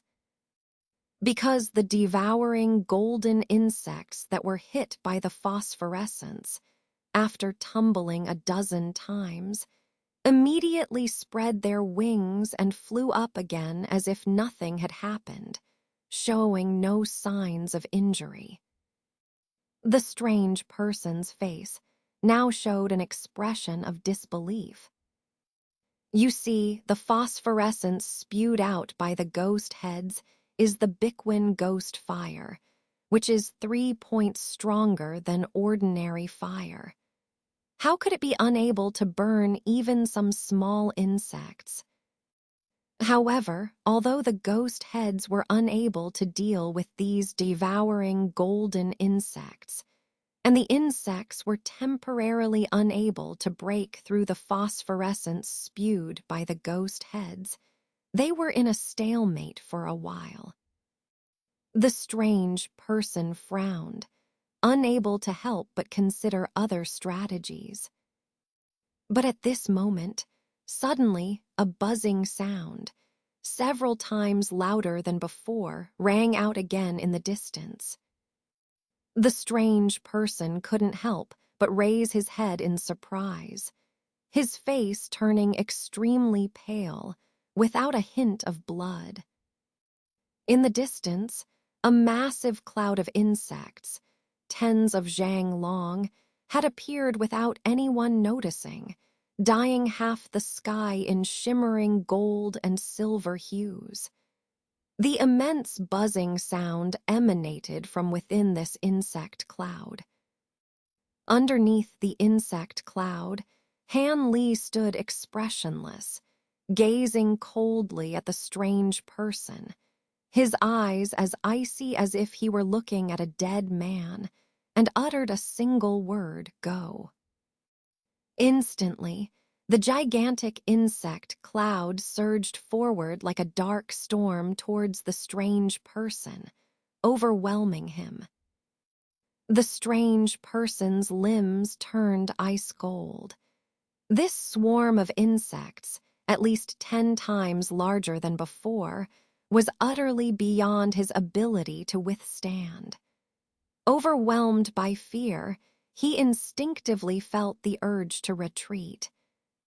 He waved his hand with an ugly expression, causing the flower basket to transform into white mist and retract into his grasp. Then, he cast 2 blood-red spells towards the 2 ghost heads, muttering a somewhat cryptic incantation. He didn't even bother to retrieve the battling flying swords and hastily turned to flee. The strange person's decisive departure left Han Li momentarily stunned. The 2 ghost heads spewed several fierce bursts of phosphorescence, also intending to flee, but Han Li wouldn't let them escape so easily. Under his command, the immense insect cloud instantly engulfed them, allowing even their phosphorescent bursts to be devoured by tens of thousands of devouring golden insects without a trace. Soon, the ghost heads were covered with countless devouring golden insects. Seeing this, Han Li knew they were finished. Just as he was about to recall the devouring golden insects and chase after the strange person, 2 loud explosions suddenly sounded. Where the ghost heads had been submerged, they unexpectedly exploded on their own, enveloping many devouring golden insects in green flames. Han Li was momentarily surprised, but quickly felt relieved. Through his spiritual sense, he realized that apart from the several hundred devouring golden insects at the center, most of them remained unharmed by the strange fire. However, this already satisfied Han Li greatly. After all, with just a single move from the devouring golden insects, the 2 formidable ghost heads had self-destructed. It was clear that ordinary Foundation establishment cultivators would be no match for such a swarm. With this in mind, Han Li wasted no time and swiftly flew towards the escaping strange person, along with Kun. His intention was simple. Since he had already formed a deep enmity with this strange person, he naturally wanted to eliminate him once and for all. How could he let him slip away so easily? Meanwhile, Kun transformed into a yellow radiance and joined Han Li's emerald radiance, chasing after the strange person together. As they closed in, the strange person's elusive escape techniques proved quite formidable. Even with Han Li pushing the green glow sword to its limits, they only managed to widen the distance by half. In the blink of an eye, the three of them had dashed out dozens of li, nearly leaving the range of the desolate island. Seeing this, Han Li's eyes flashed with determination. He took a deep breath, and suddenly, 7 palm-sized emerald green swords shot out from his body. After circling around him, these swords merged into a giant green sword. Han Li's figure flickered, and he and Kun landed on the giant sword. With a surge of green light, Han Li transformed into a 10-zhang-long emerald green streak, breaking through the sky. After a brief moment, Han Li caught up. Seeing the dark figure rushing ahead, Han Li's face turned cold. He raised his hand, and 2 similar emerald green swords shot out rapidly, while Kun's primordial bowl also transformed into a yellow radiance and shot forward. The escaping strange person had obviously noticed Han Li's relentless pursuit. Therefore, as Han Li and Kun unleashed their treasures, he immediately summoned a skull, which lunged forward to intercept the attacks head-on. Without even looking back, the strange person continued to flee on his flying artifact. In the strange person's mind, having this skull obstructing their pursuit would buy him some time at the very least. Han Li's expression darkened. Without saying a word, he formed a sword tactic, and the 2 flying swords flickered with green light, suddenly splitting into 4 indistinguishable sword lights. 2 of them, along with the primordial bowl, rushed towards the skull, while the other 2 silently merged into a single flying sword, swiftly shooting towards the strange person's back. The combined flying sword was incredibly fast and arrived behind the strange person in an instant. However, the strange person seemed to sense something. He abruptly turned his head and at a glance saw a faint green light less than 5 or 6 zhang away from him. The strange person's face paled instantly. Thinking quickly, he opened his mouth and spewed out a mass of black gas toward the flying sword. Then, he hastily activated his flying artifact and attempted to veer off to the side. Under Han Li's control, the flying sword plunged straight into the black gas without hesitation. A faint golden arc suddenly flickered, and the black gas was instantly dispersed. Then, with a flash of green light, the emerald green flying sword pierced through the strange person's chest. The strange person, still in disbelief, lowered his head to look at the flying sword in his chest, revealing an incredulous expression. Before he could say a word, he was reduced to ashes by the faint golden arc. Han Li quickly flew forward, and after a few flashes, He grabbed the 3 items and carefully examined them. In addition to the ancient treasure basket and storage pouch, there was also a pair of brightly glowing scrolls. Judging by their hidden aura, even if they weren't primordial treasures, they were definitely not ordinary. Han Li unfolded one of the scrolls with anticipation, only to be stunned after staring at its contents for a long time. After staring at the drawing for a long time, Han Li slowly closed the scroll again, his face showing a contemplative expression. Suppressing his doubts, Han Li silently flew towards the black skull. Without its master, the black skull floated motionlessly in the air. Although it exuded the same evil aura, it had completely lost its original sentience. Han Li frowned slightly after taking a look. To be honest, he had never seen anything as bizarre as this before. Although he had a faint sense that this item had an ominous origin, he hesitated for a moment before ultimately deciding to store it away in a jade box. Then, Han Li circled around the area once more before flying back with Kun. Halfway through the journey, they encountered Jin Qing and the others, who had come to help. Seeing Han Li and Kun return unscathed, they hurriedly surrounded them with joy. Han Taoist friend, what about that demonic person? Did he manage to escape? Jin Qing couldn't help but ask with a slightly hoarse voice. He has been eliminated, Han Li replied calmly. Eliminated? That's wonderful. I felt his immense evil aura, and if he were to linger and cause trouble for us in the future, it would have been a major headache, Jin Qing exclaimed, letting out a sigh of relief.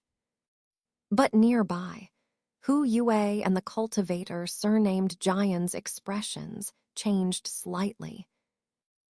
As they looked at Han Li, with a hint of awe in their eyes. After all, in the world of cultivation, strength was revered. Afterward, the group flew back to the vicinity, where the stone immortal was anxiously waiting for them. Once they were reunited, they quickly discussed their next steps and decided that breaking the formation quickly would be the best course of action to avoid any unexpected incidents. So they took their positions again, and Han Li, after regaining his composure, once again activated the array flags and plates. The process of unraveling the last restriction proceeded smoothly. When the crimson light barrier shattered, not a single winged fiend managed to escape. They were all obliterated by the water-based magic tools in their hands. The group rejoiced, and then they all looked towards the peculiar stone pillar exposed in the center. Since there were no more restrictions hindering them, with the group's spiritual sense and vision, even though they hadn't reached the front of the pillar, they could still see everything clearly. The runes on this stone pillar were extremely bizarre. From the top to the bottom, there were 8 giant ancient runes engraved, along with countless strange patterns. The entire pillar was embedded with numerous rare yin-yang jades, evenly distributed across its surface, emitting a faint black-and-white light. After seeing this, the group was momentarily at a loss, and they looked at each other in confusion, racking their brains to recall any relevant information. Ceiling spirit pillar. In just a moment, the one with the lowest cultivation level Stone Butterfly, gasped and uttered the name of the pillar. Upon hearing this name, Han Li and the others were first stunned. Then they all looked at each other with suspicion. Stone Immortal, are you sure you didn't make a mistake? Is this really the sealing spirit pillar? Hu Yue couldn't help but ask with a slightly dry voice. The so-called sealing spirit pillar is actually a massive artifact specially designed by ancient cultivators to seal nearby spiritual energy, completely isolating it and preventing it from leaking out. This rare artifact usually has two main uses. One is to seal extremely rare spirit herbs or plants to prevent their spiritual energy from leaking out and losing their essence. The other is to suppress powerful ghosts and demons, ensuring they cannot escape and cause trouble. Regardless of the specific purpose, the discovery of such a pillar by Han Li and the others was significant. As for sealing spirit herbs, that was self-explanatory. But even if the sealing spirit pillar was used to suppress some powerful ghost or demon, once subdued, they could be imprisoned inside a magic treasure, making it the best material to enhance the treasure's power. However, they also understood that any creature capable of being sealed by the sealing spirit pillar was not to be underestimated. It was possible that if they entered and failed to subdue the creature, they might end up being harmed by it instead. Therefore, after exchanging glances for a while, although they showed excitement, none of them rashly suggested immediately approaching the pillar. After a long silence, Jin Qing couldn't help but let out a bitter smile and muttered, "This is quite troublesome. However, since we've put in so much effort, none of us will turn back now, will we? I won't leave even if you do. Let alone the fact that we're not even sure if there's a demon inside. Even if there is, I must try to subdue it," the cultivator surnamed Jian said coldly, crossing his arms. "Hu Taoist friend, what do you think?" Jin Qing smiled faintly, not saying much, then turned to ask Hu Yue. "You know how we wandering cultivators are. We live a more carefree life compared to others, but we're much poorer. It's rare to have this opportunity, so I must try." After pondering for a while, Hu Yue finally made up her mind. Upon hearing this, Jin Qing didn't show any surprise and looked at Han Li. "I don't mind. If most of you are willing to explore, I will join as well," Han Li said casually, raising his eyebrows. With the green bamboo cloud sword, crafted from 72 pieces of heavenly thunder bamboo, he had no reason to fear any monsters or demons. Don't ask me. Although my cultivation is only at the foundation establishment stage, I happen to have a demon sealing treasure given to me by my father. Even if I can't defeat it, there won't be any problem with self-protection, Stone Butterfly said before Jin Qing could ask her. "All right, since none of you are willing to leave empty-handed, let's approach the pillar. But everyone should be more careful." Jin Qing sighed lightly, his expression cautious. "We won't joke about our lives, Jin Taoist friend. But let me make it clear beforehand. If there really is some fierce ghost or demon inside, whoever subdues it will own it, and no one else can fight over it," the cultivator surnamed Jian said, his eyes gleaming with a strange light as he suddenly spoke. Of course, if there's such a thing, then it's up to each person's ability to subdue it. Jin Qing agreed without objection. The others, naturally, had no different opinions. Seeing this, the cultivator surnamed Jian's spirits lifted, revealing a hint of joy. Why does Brother Jian have some special method for subduing demons? You seem quite confident. Stone Butterfly glanced at him askance, smiling faintly. Well, to be honest, I do have a technique specifically for dealing with demons and ghosts. I never thought I'd have the chance to use it in this lifetime, but it seems I can try it today. The cultivator surnamed Jian hesitated for a moment before admitting it straightforwardly. Earlier, the demon man Han Taoist friend dealt with seemed to use a black skull, which seemed to be a demon created through some ritual. Brother Jian, it seems you had a hard time dealing with it.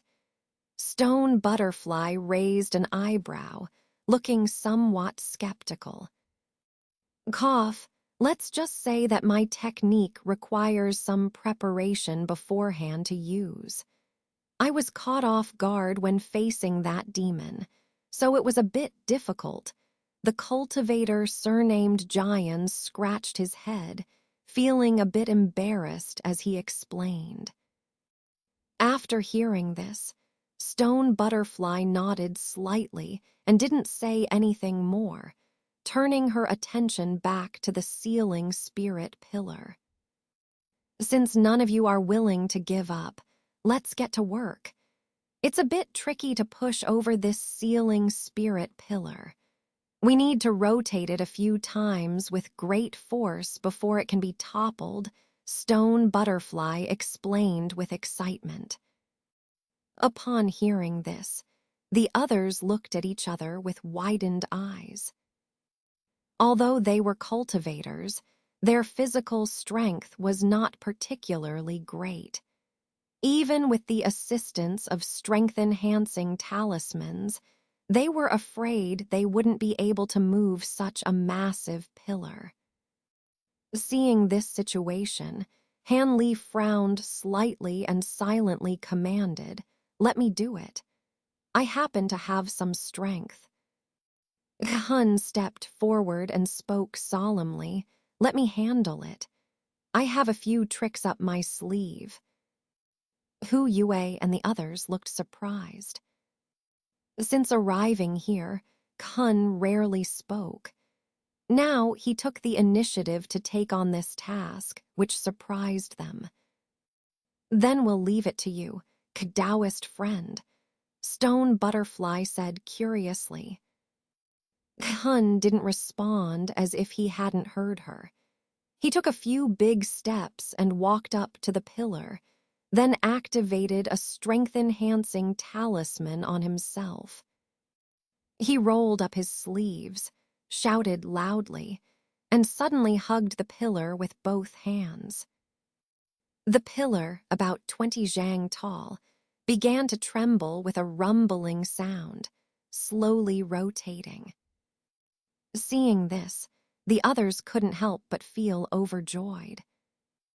Kun's arms were bulging with muscles, and a faint red light covered his body, making the pillar rotate 3 times before he pushed it forcefully to one side and leaped back.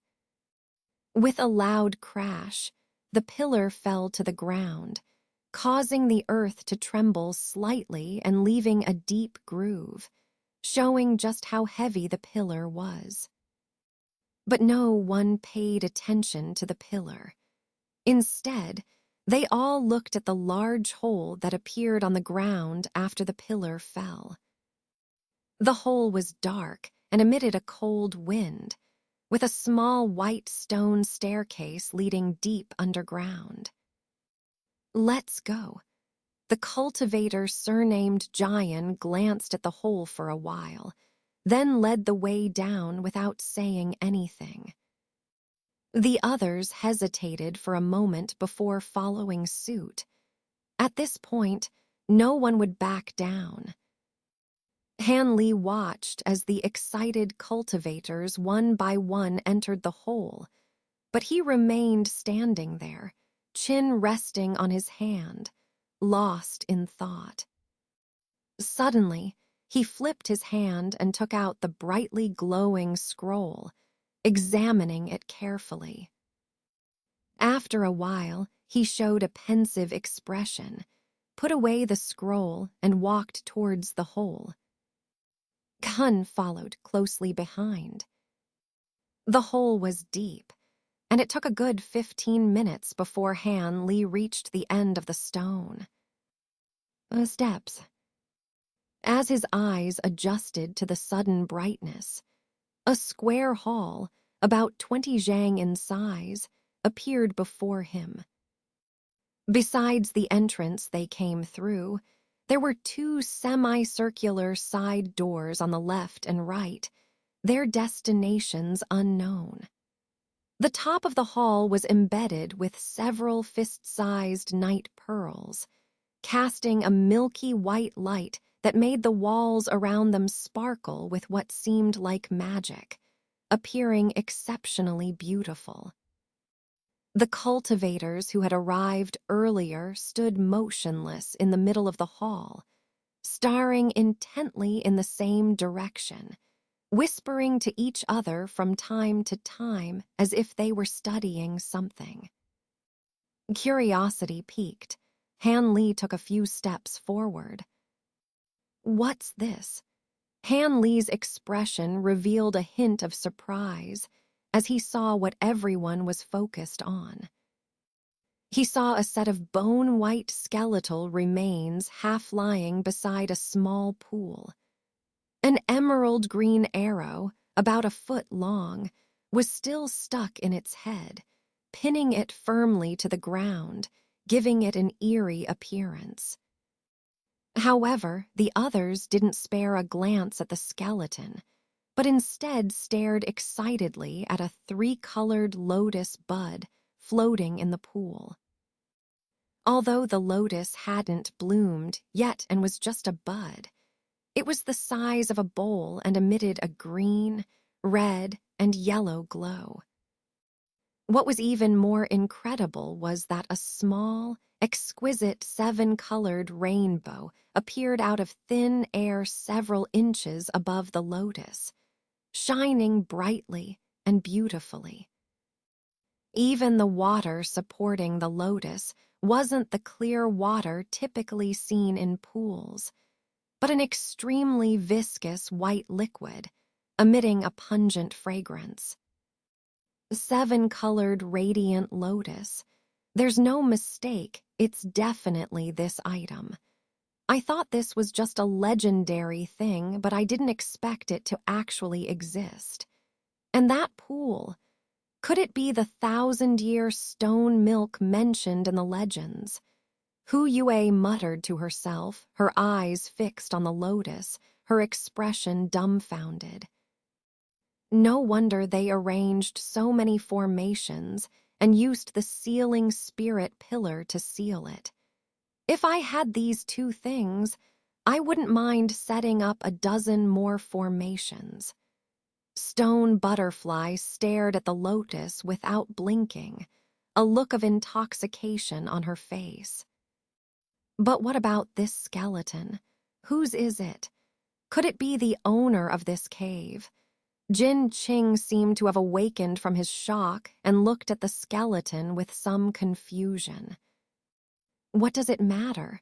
We've struck it rich this time. Although this 7-colored radiant lotus is only 3 colors, it will definitely fetch a sky-high price at the auction. The cultivator surnamed Jian said without looking back, his eyes full of greed. This 7-colored radiant lotus is very famous. Does it have any special uses? Han Li's calm voice came from behind the group of cultivators. Upon hearing this voice, the cultivators surnamed Jian and the others felt a chill in their hearts, and their minds immediately cleared up a bit. They looked back at Han Li with some unease. They had all seen the power of the golden devouring bugs.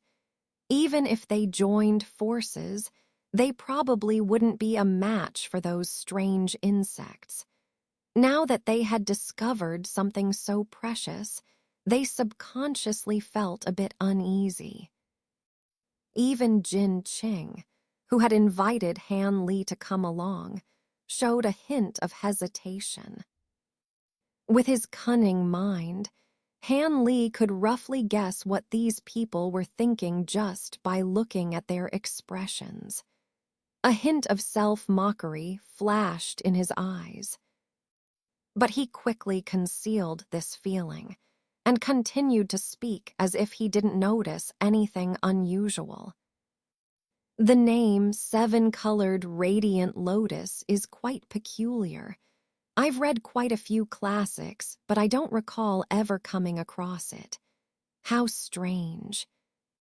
The cultivators on the opposite side exchanged glances, and it was Hu Yue who cleared her throat and explained to Han Li with a smile. It seems that senior brother Han usually focuses on cultivation and rarely delves into other matters. The name, Seven-Colored Radiant Lotus, is not something you would find in ordinary herbology books. It often appears in legendary stories. It is said that mortals who consume it can be resurrected from death, while cultivators who take it can greatly increase their cultivation level, even by a whole realm. This is a legendary treasure of the immortal world. After saying these words, although Hu Yue felt a bit wary of Han Li, she couldn't conceal her excitement. Is it really that miraculous? Han Li squinted his eyes, seeming somewhat skeptical. We can't be sure. If it weren't for seeing this seven-colored radiant lotus with our own eyes today, we wouldn't have believed it either. But one thing's for sure, many cultivators would be willing to spend a fortune to buy it, Hu Yue said with a smirk. I see. Han Li nodded casually and stopped looking at the seven-colored radiant lotus. Instead, he lowered his head to examine the bone-white skeleton beside it, showing a keen interest. Seeing Han Li's indifferent attitude and lack of intention to claim the lotus for himself, the other cultivators breathed a sigh of relief. Jin Taoist friend, why don't you go and pick the seven-colored radiant lotus? We can split the spirit stones evenly after the auction. Stone Fairy, could you check if there are any formations or restrictions near the pool? Hu Yue gestured to Jin Qing and Stone Butterfly with a meaningful look. After hearing this, the two of them glanced at Han Li, their expressions somewhat guarded before agreeing. Feeling that Han Li's strength was too overwhelming, these people unconsciously formed an alliance against him. Jin Qing hesitated for a moment after hearing this, as if he wanted to say something, but in the end, he remained silent. At this moment, Han Li, squatting beside the skeleton and examining it carefully, suddenly spoke without lifting his head. Be careful. I have a feeling that this skeleton isn't so easy to pick up. This remark made Hu Yue and the others feel a bit shocked and suspicious. But the cultivator surnamed Jin's heart sank even further. However, seeing the dazzling lotus bud so close at hand, He gritted his teeth and reached out his fingers cautiously towards the three-colored bud. Stone Butterfly and the others watched Jin Qing's movements intently, holding their breaths, their eyes fixed on every move he made. "Huh," Jin Qing exclaimed in surprise. "What's wrong?" Hu Yue and Stone Butterfly couldn't help but ask simultaneously, their faces filled with worry. "It's a bit strange. Why is the root of this flower so strong? It seems difficult to pull it out," Jin Qing said with a puzzled expression, retracting his fingers and frowning. "If you can't pull it out, just cut it off directly," Hu Yue suggested anxiously. "Directly cut it off? That would greatly reduce the value of the 7-colored radiant lotus." Stone Butterfly shook her head, showing her disagreement. "Wait a moment. Let me use my giant strength technique and try again," Jin Qing said as he took out a yellow talisman and activated it. Then, he grabbed the base of the flower bud with all his strength, intending to pull it out. Wait, just as Jin Qing was about to exert force, Han Li suddenly spoke up, halting him. Hu Yue and the others couldn't help but feel a bit nervous, and Jin Qing also felt a chill in his heart. But seeing the dazzling lotus bud so close at hand, he gritted his teeth and reached out his fingers cautiously towards the 3-colored bud. Without a second thought, Jin Qing tightened his grip, intending to pull it out. However, the 7-colored radiant lotus remained unmoved, as if it were made of iron. Jin Qing became even more anxious, and without hesitation, he changed his grip to a pinch. Finally, the lotus bud reacted, trembling slightly and then retracting into the water, disappearing without a trace. With a plop, Jin Qing, who had not let go, was pulled into the water by the force of the lotus stem, splashing white liquid everywhere. Stone Butterfly, who was closer, was splashed with a few drops of liquid on her face. Immediately, a scream rang out. "It's poisonous. This water is poisonous." The female cultivator cried out in shock and anger, covering her face with both hands. Then she hurriedly reached into her storage bag and took out a small red vial, pouring out a handful of bright red pills and swallowing them in panic. At the moment she took the pill, both Hu Yue and Jin Qing saw her face covered in yellow blisters, sending chills down their spines. Even Han Li, who had seen it, couldn't help but change his expression. This stone butterfly had only been splashed with a few drops, and she had already turned into such a state. What about Jin Qing, who had fallen into the water? The thought sent shivers down their spines. At this moment, Stone Butterfly finally stopped moaning and tore off a corner of her dress to cover her face tightly, revealing a look of resentment as she glanced at the pool, her eyes full of bitterness. Gurgle! A string of bubbles floated up from the depths of the pool, followed by a rotten corpse floating to the surface. The faces of the people turned pale. From the tattered clothing on the skeleton, it was clear that it was the body of Jin Qing. But now he was covered in wounds, his bones exposed, and his eyes hollow and empty, as if he had been dead for a long time, sending chills down everyone's spines. How could this happen? How could the 1,000-year stone milk be so poisonous? Hu Yue murmured incredulously. 1,000-year stone milk is not poisonous.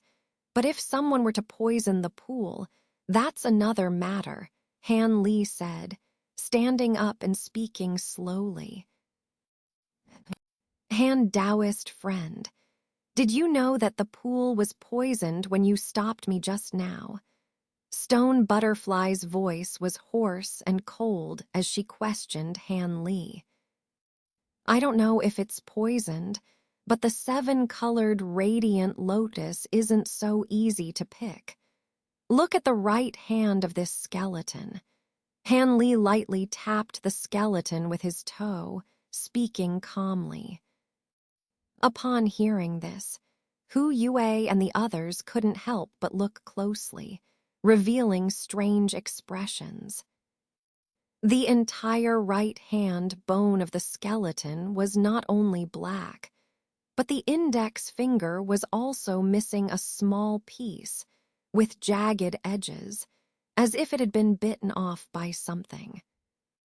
Han Li didn't pay attention to the puzzled expressions of the others or explain further.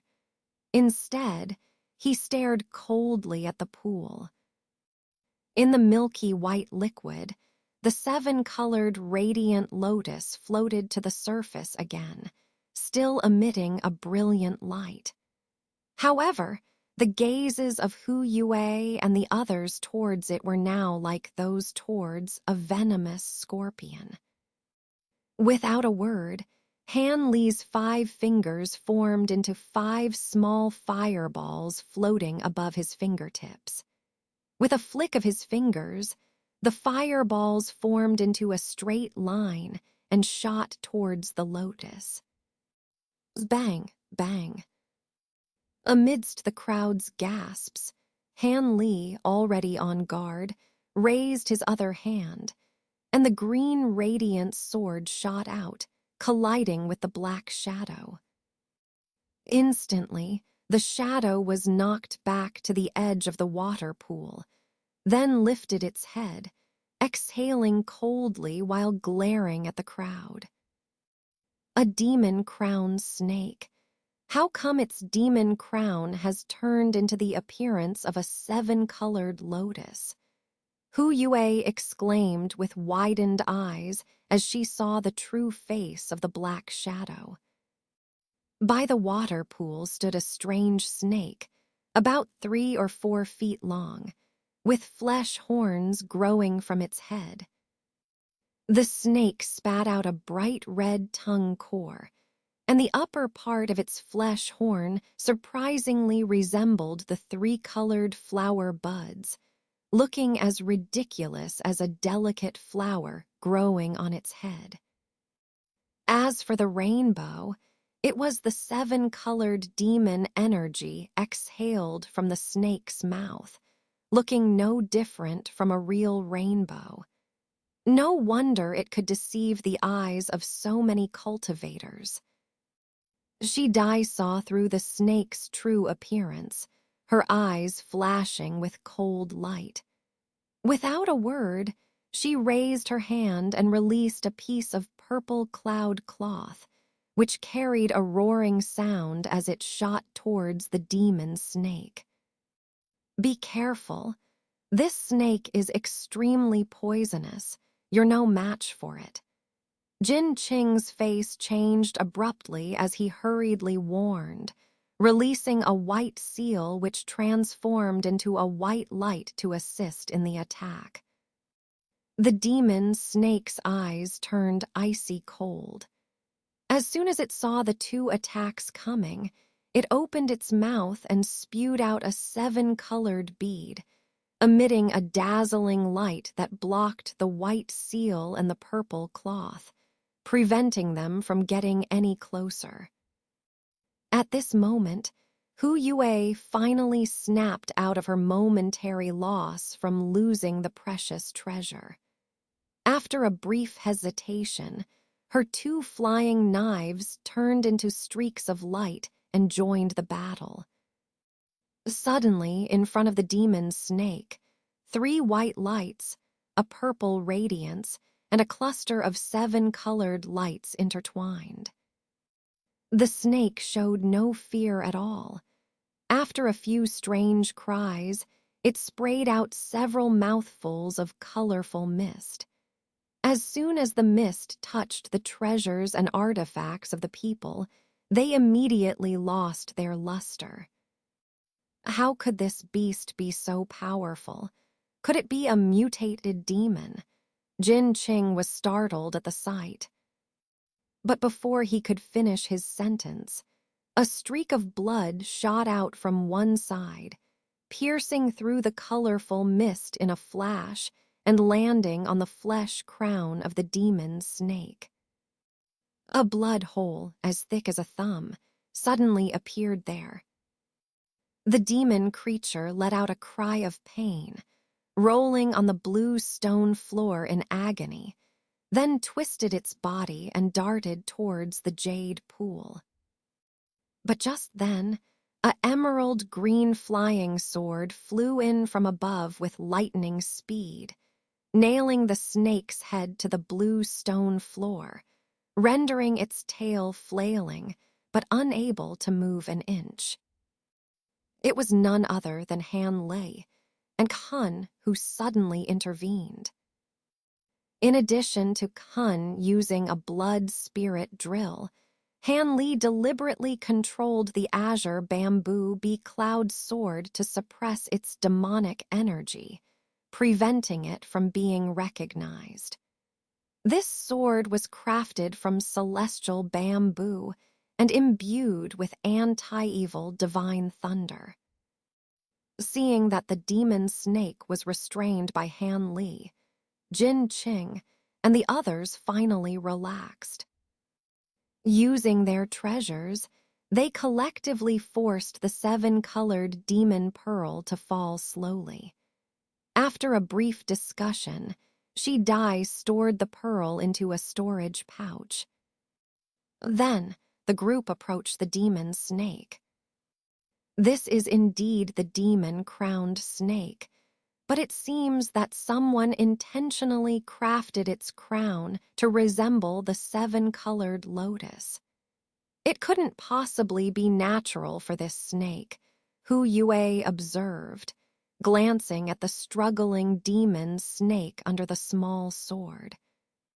Clearly, this 7-colored lotus is a trap, probably designed specifically for that bone person. We've just fallen into it once again, Jin Qing sighed in agreement. As Han Li stood silently to the side, he glanced at the demon snake and then at the white bone's injured right hand. Unintentionally, a chilling thought crossed his mind. What if someone, in their excitement to pluck the 7-colored lotus, was suddenly attacked by a poisonous demon snake from the pool, biting their finger and dragging them into the poisonous pool? Han Li couldn't help but shudder at the thought. Observing the small arrow on the white bone's body, it was evident that the person who set up this scheme had another trick up their sleeve. This person was truly cunning and meticulous. With a puff sound, the demon snake's head and body were severed by a cold radiance. Shi Dai, with a dark expression, stood to the side gripping a short sword. Seeing this situation, Han Li furrowed his brow slightly. He knew that this woman harbored deep hatred towards the demon snake because of her disfigured appearance. Even though the demon snake might not be directly responsible for her disfigurement, it was undoubtedly one of the main culprits. For a woman, her appearance might be as important as her life itself. Han Li shook his head lightly and beckoned with his hand. The small sword returned immaculately to his body. Then, his gaze shifted back to the arrow on the white bone's body. At first glance, the emerald green color of this arrow resembled Han Li's azure bamboo bee cloud sword, but upon closer inspection, there were slight differences. Han Li's flying sword had a bright and vibrant emerald green color, while this arrow seemed to carry a hint of darkness, as if it had been tainted or corrupted by some sinister method. Fellow Taoist, should we go and check out other places? Maybe we'll find some other discoveries. Hu Yue couldn't help but ask when he saw Han Li continuing to examine the white bone. It seemed he was very unwilling to return empty-handed this time. You all may go ahead, and I and fellow Taoist can stay in the hall, Han Li said calmly. Hearing this, Hu Yue was somewhat surprised, but after looking at the white bone and the emerald green arrow, he hesitated. In the end, he didn't move his feet. Seeing this, Jin Qing and Shi Dai also remained silent without leaving this place. After all, after the previous encounter, who knew if there were any other dangers in the cave? Naturally, it was safer for everyone to stay together. Besides, they had already realized that this arrow seemed to be no ordinary object. Otherwise, in their minds, the mysterious Han Li wouldn't be scrutinizing it so intently. Fellow Taoist, do you think this place might not be an ancient cultivator's site at all, but rather a trap set up by someone? Jin Qing suddenly asked in a deep voice. It's unlikely. This place should indeed be an ancient cultivator's cave. Otherwise, how could it be such a coincidence that you two found pearls and discovered this place? It's just that someone had already taken advantage of it and used this place to set up a trap. Han Li shook his head and said, In that case, there won't be any treasures here. Shi Dai's voice was icy. And Han Li showed a hint of regret. Although he didn't say anything, he tacitly agreed. Instantly, Jin Qing and Hu Yue exchanged glances, their expressions changing slightly. Especially Hu Yue, this time not only did he not gain any benefits, but he also invited two companions, one disfigured and the other perished. However one looked at it, this was a failed treasure hunt. Just as everyone fell into silence, a faint groan came from the direction of the pool. This made all the cultivators startled and quickly looked over. They saw the body of the cultivator named Jian, who should have died long ago, slowly climbing out of the pool, limbs flailing. And from the mouth of the exposed white bone, there were vague groans coming out from time to time. This stunned everyone, leaving them staring at each other in disbelief. Since they were cultivators, they wouldn't be surprised by the appearance of any evil creatures, but most likely, they would immediately slay demons and exorcise ghosts. But what they saw in front of them was the body of a comrade who had entered the cave together not long ago. Could it be that, even with the body in such a state, there was still some secret technique that could keep the soul intact? Because they couldn't determine whether the other party was a human or a ghost, Hu Yue and the others hesitated. Seeing the cultivator named Jian's body slowly crawling out of the pool and heading straight towards them, Hu Yue seemed to sense something amiss and shouted hastily, "Whether you're a human or a ghost, don't come any closer. Otherwise, Don't blame us for being impolite." With a flick of his sleeves, the pair of flying knives flew out of his body and hovered around him.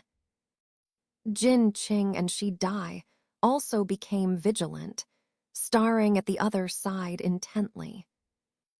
As soon as Hu Yue finished speaking, the body of the cultivator named Jian came to a halt, standing motionless in place. Hu Yue and the others couldn't help but exhale a sigh of relief. But Han Li, who was observing coldly from the side, had a feeling that something was amiss. He couldn't help but flip his palm and grasp onto something. At that moment, a sudden change occurred. The flesh of the surname Jian suddenly exerted force, and his skeletal body, exposed and bone-white, fiercely lunged toward the group. Hu Yue and Jin Qing's expressions changed dramatically. Without hesitation, their magical treasures emerged, 2 white rays and 1 white light simultaneously striking their opponent. Instantly, the cultivator surnamed Jian died. At that moment, Hu Yue felt a sudden relief in his heart. Looking at the bloody bone hand protruding from his abdomen, Hu Yue's eyes widened in disbelief. Snap! The blue pill was crushed into powder, and then the bone hand disappeared abruptly. With a grunt, Hu Yue collapsed to the ground as the bone hand retracted, blood gushing from the wound, filling the hall with a strong smell of blood. Though still alive, he was on the brink of death. The cries of astonishment from Jin Qing and Shi Dai, the sound of explosion, and the whistling of magical treasures echoed in his ears, while memories flashed before his eyes like a lantern. His impoverished childhood, the joy of his family when his spiritual roots were discovered, the helplessness when his beloved senior sister married someone else, the pride when he succeeded in forming his core, his ambition to reach nascent soul stage, all seemed to fade away along with his waning consciousness. Yet Hu Yue was not resigned. He possessed 3 flying knives as magical treasures, but usually only used 2 in battles. The 3rd knife, however, never left his side. Because it was crafted using a secret method, although its offensive power was average, it excelled in spiritual protection, far surpassing ordinary magical treasures. Moreover, he had devoted considerable effort to refining it, and recently had refined it to the point of spiritual communion. Faced with an ambush, even if he hadn't ordered it, the treasure should have sensed the killer's hostility and automatically protected him. Unless the one ambushing him. Hu Yue suddenly remembered something, and with the last ounce of his strength, he managed to twist his head slightly, finally catching a glimpse of what lay behind him. A white shadow was relentlessly chasing Jin Qing, who was wrapped in a silver light, dodging frantically and constantly unleashing his magical treasure to strike back, seemingly extremely afraid of the white shadow. On the other side, Han Li and the others were trapped in dense black mist, but Han Li held a fiery red scroll in his hand. Countless fist-sized firebirds flew out from the scroll, forming a huge ring of fire, repelling the black mist and preventing it from approaching. Qin Hun and Shi Dai stood close behind Han Li. Qin Hun was enveloped in a blood-red light, constantly releasing purple flames from his hands to dispel the black mist that breached the ring of fire. While she Dai held a white misty bead in her hands, emitting a radiant light that kept the occasional black mist at bay, though her eyes betrayed a hint of panic. Ignoring the black mist, Hu Yue strained to see the white shadow pursuing Jin Qing. Sure enough, it was a skeleton that had been dead for who knew how many years. However, it emitted white mist and moved with astonishing agility, nothing like an ordinary dead thing. Hu Yue sighed bitterly. As a core formation cultivator, he had been ambushed by a dead skeleton. It was truly ridiculous. With this self-deprecating thought, Hu Yue's consciousness faded into endless slumber, but a trace of self-mockery still lingered at the corner of his mouth. As Hu Yue breathed his last, Han Li's expression darkened, and he kept scanning the surroundings. Moments ago, while Hu Yue was being ambushed by the white skeleton, a large amount of chilling ghost mist suddenly shot out from the nearby walls, trapping everyone in it. Fortunately, Han Li had been prepared. Without hesitation, he opened the newly acquired scroll, and numerous firebirds, enveloped in flames, flew out. These birds, resembling ordinary swallows but shrouded in demonic fire, were Zhiyang birds. Han Li had read a detailed description of them in a book. They were born from spiritual fire and specialized in consuming various evil spirits, making them renowned as the nemesis of ghosts. However, these birds had long been extinct in the cultivation world. The scroll only contained a fraction of their essence, releasing only avatars of the Zhiyang birds. Although these avatars looked similar to the real Zhiyang birds, their power was vastly different. Otherwise, the black mist would not have been merely dispersed, but completely devoured. Han Li was not worried about the entangled mist. Both his Qingzhu Bee Cloud sword and golden silkworm could easily break it.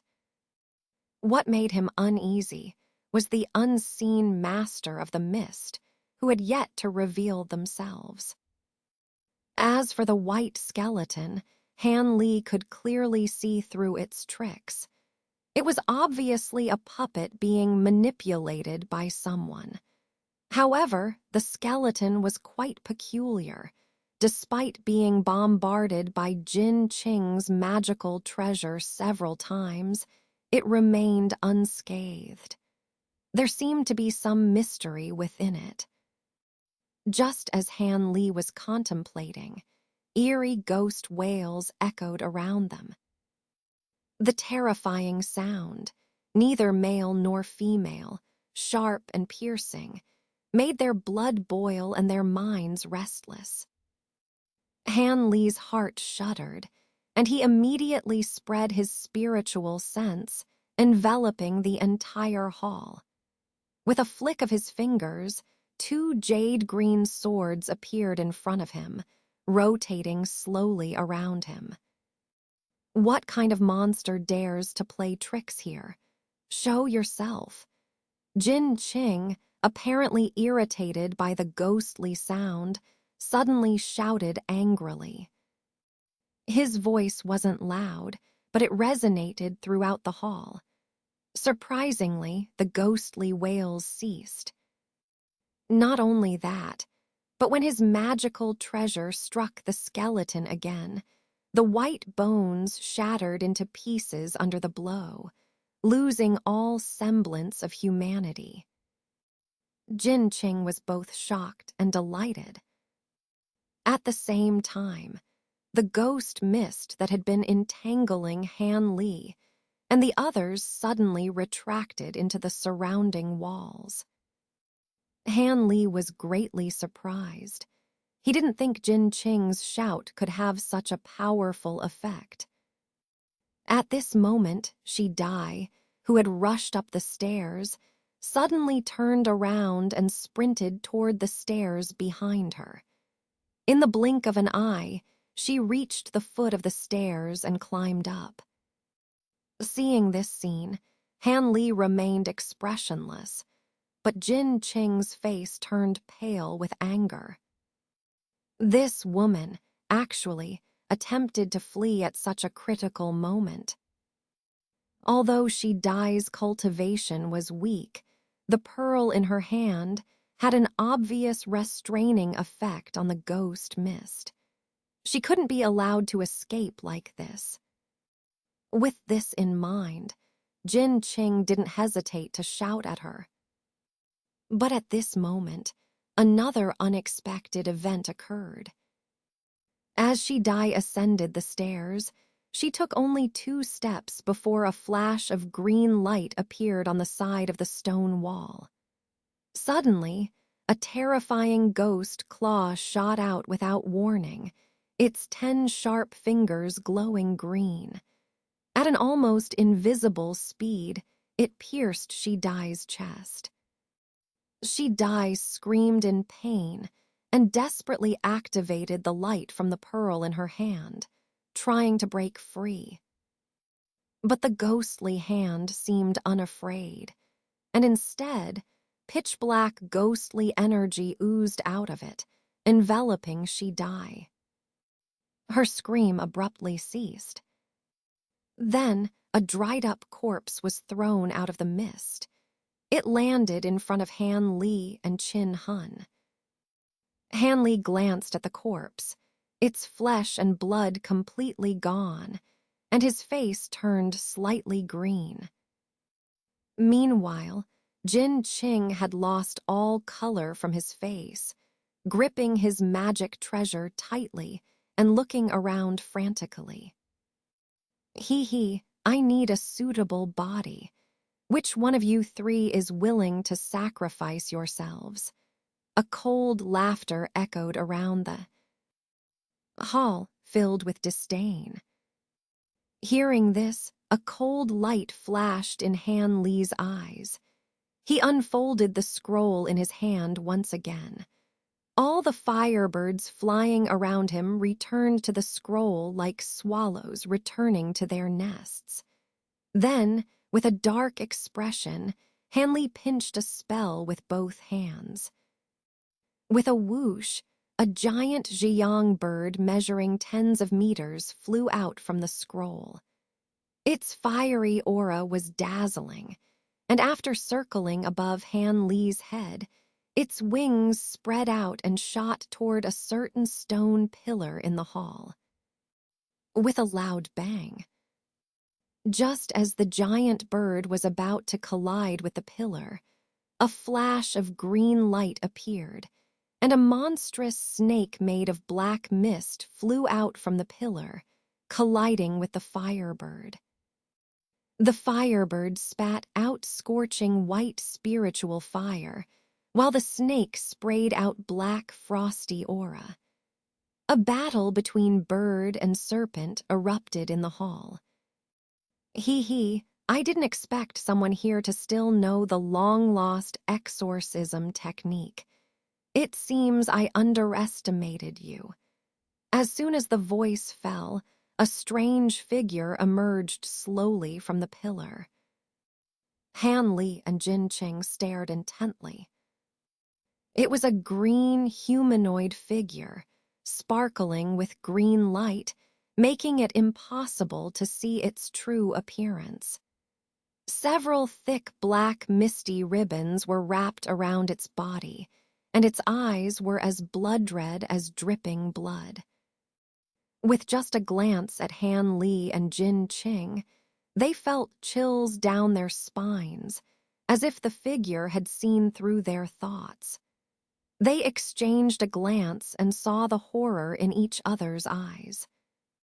The pressure exerted by the figure through its gaze alone was immense, indicating that its cultivation far surpassed theirs. Could this person be a nascent soul cultivator? But judging from its appearance, it didn't seem like a living person. Rather, it looked more like a ghostly creature. However, if it were a fierce ghost, how could it speak so clearly without showing any signs of losing its mind?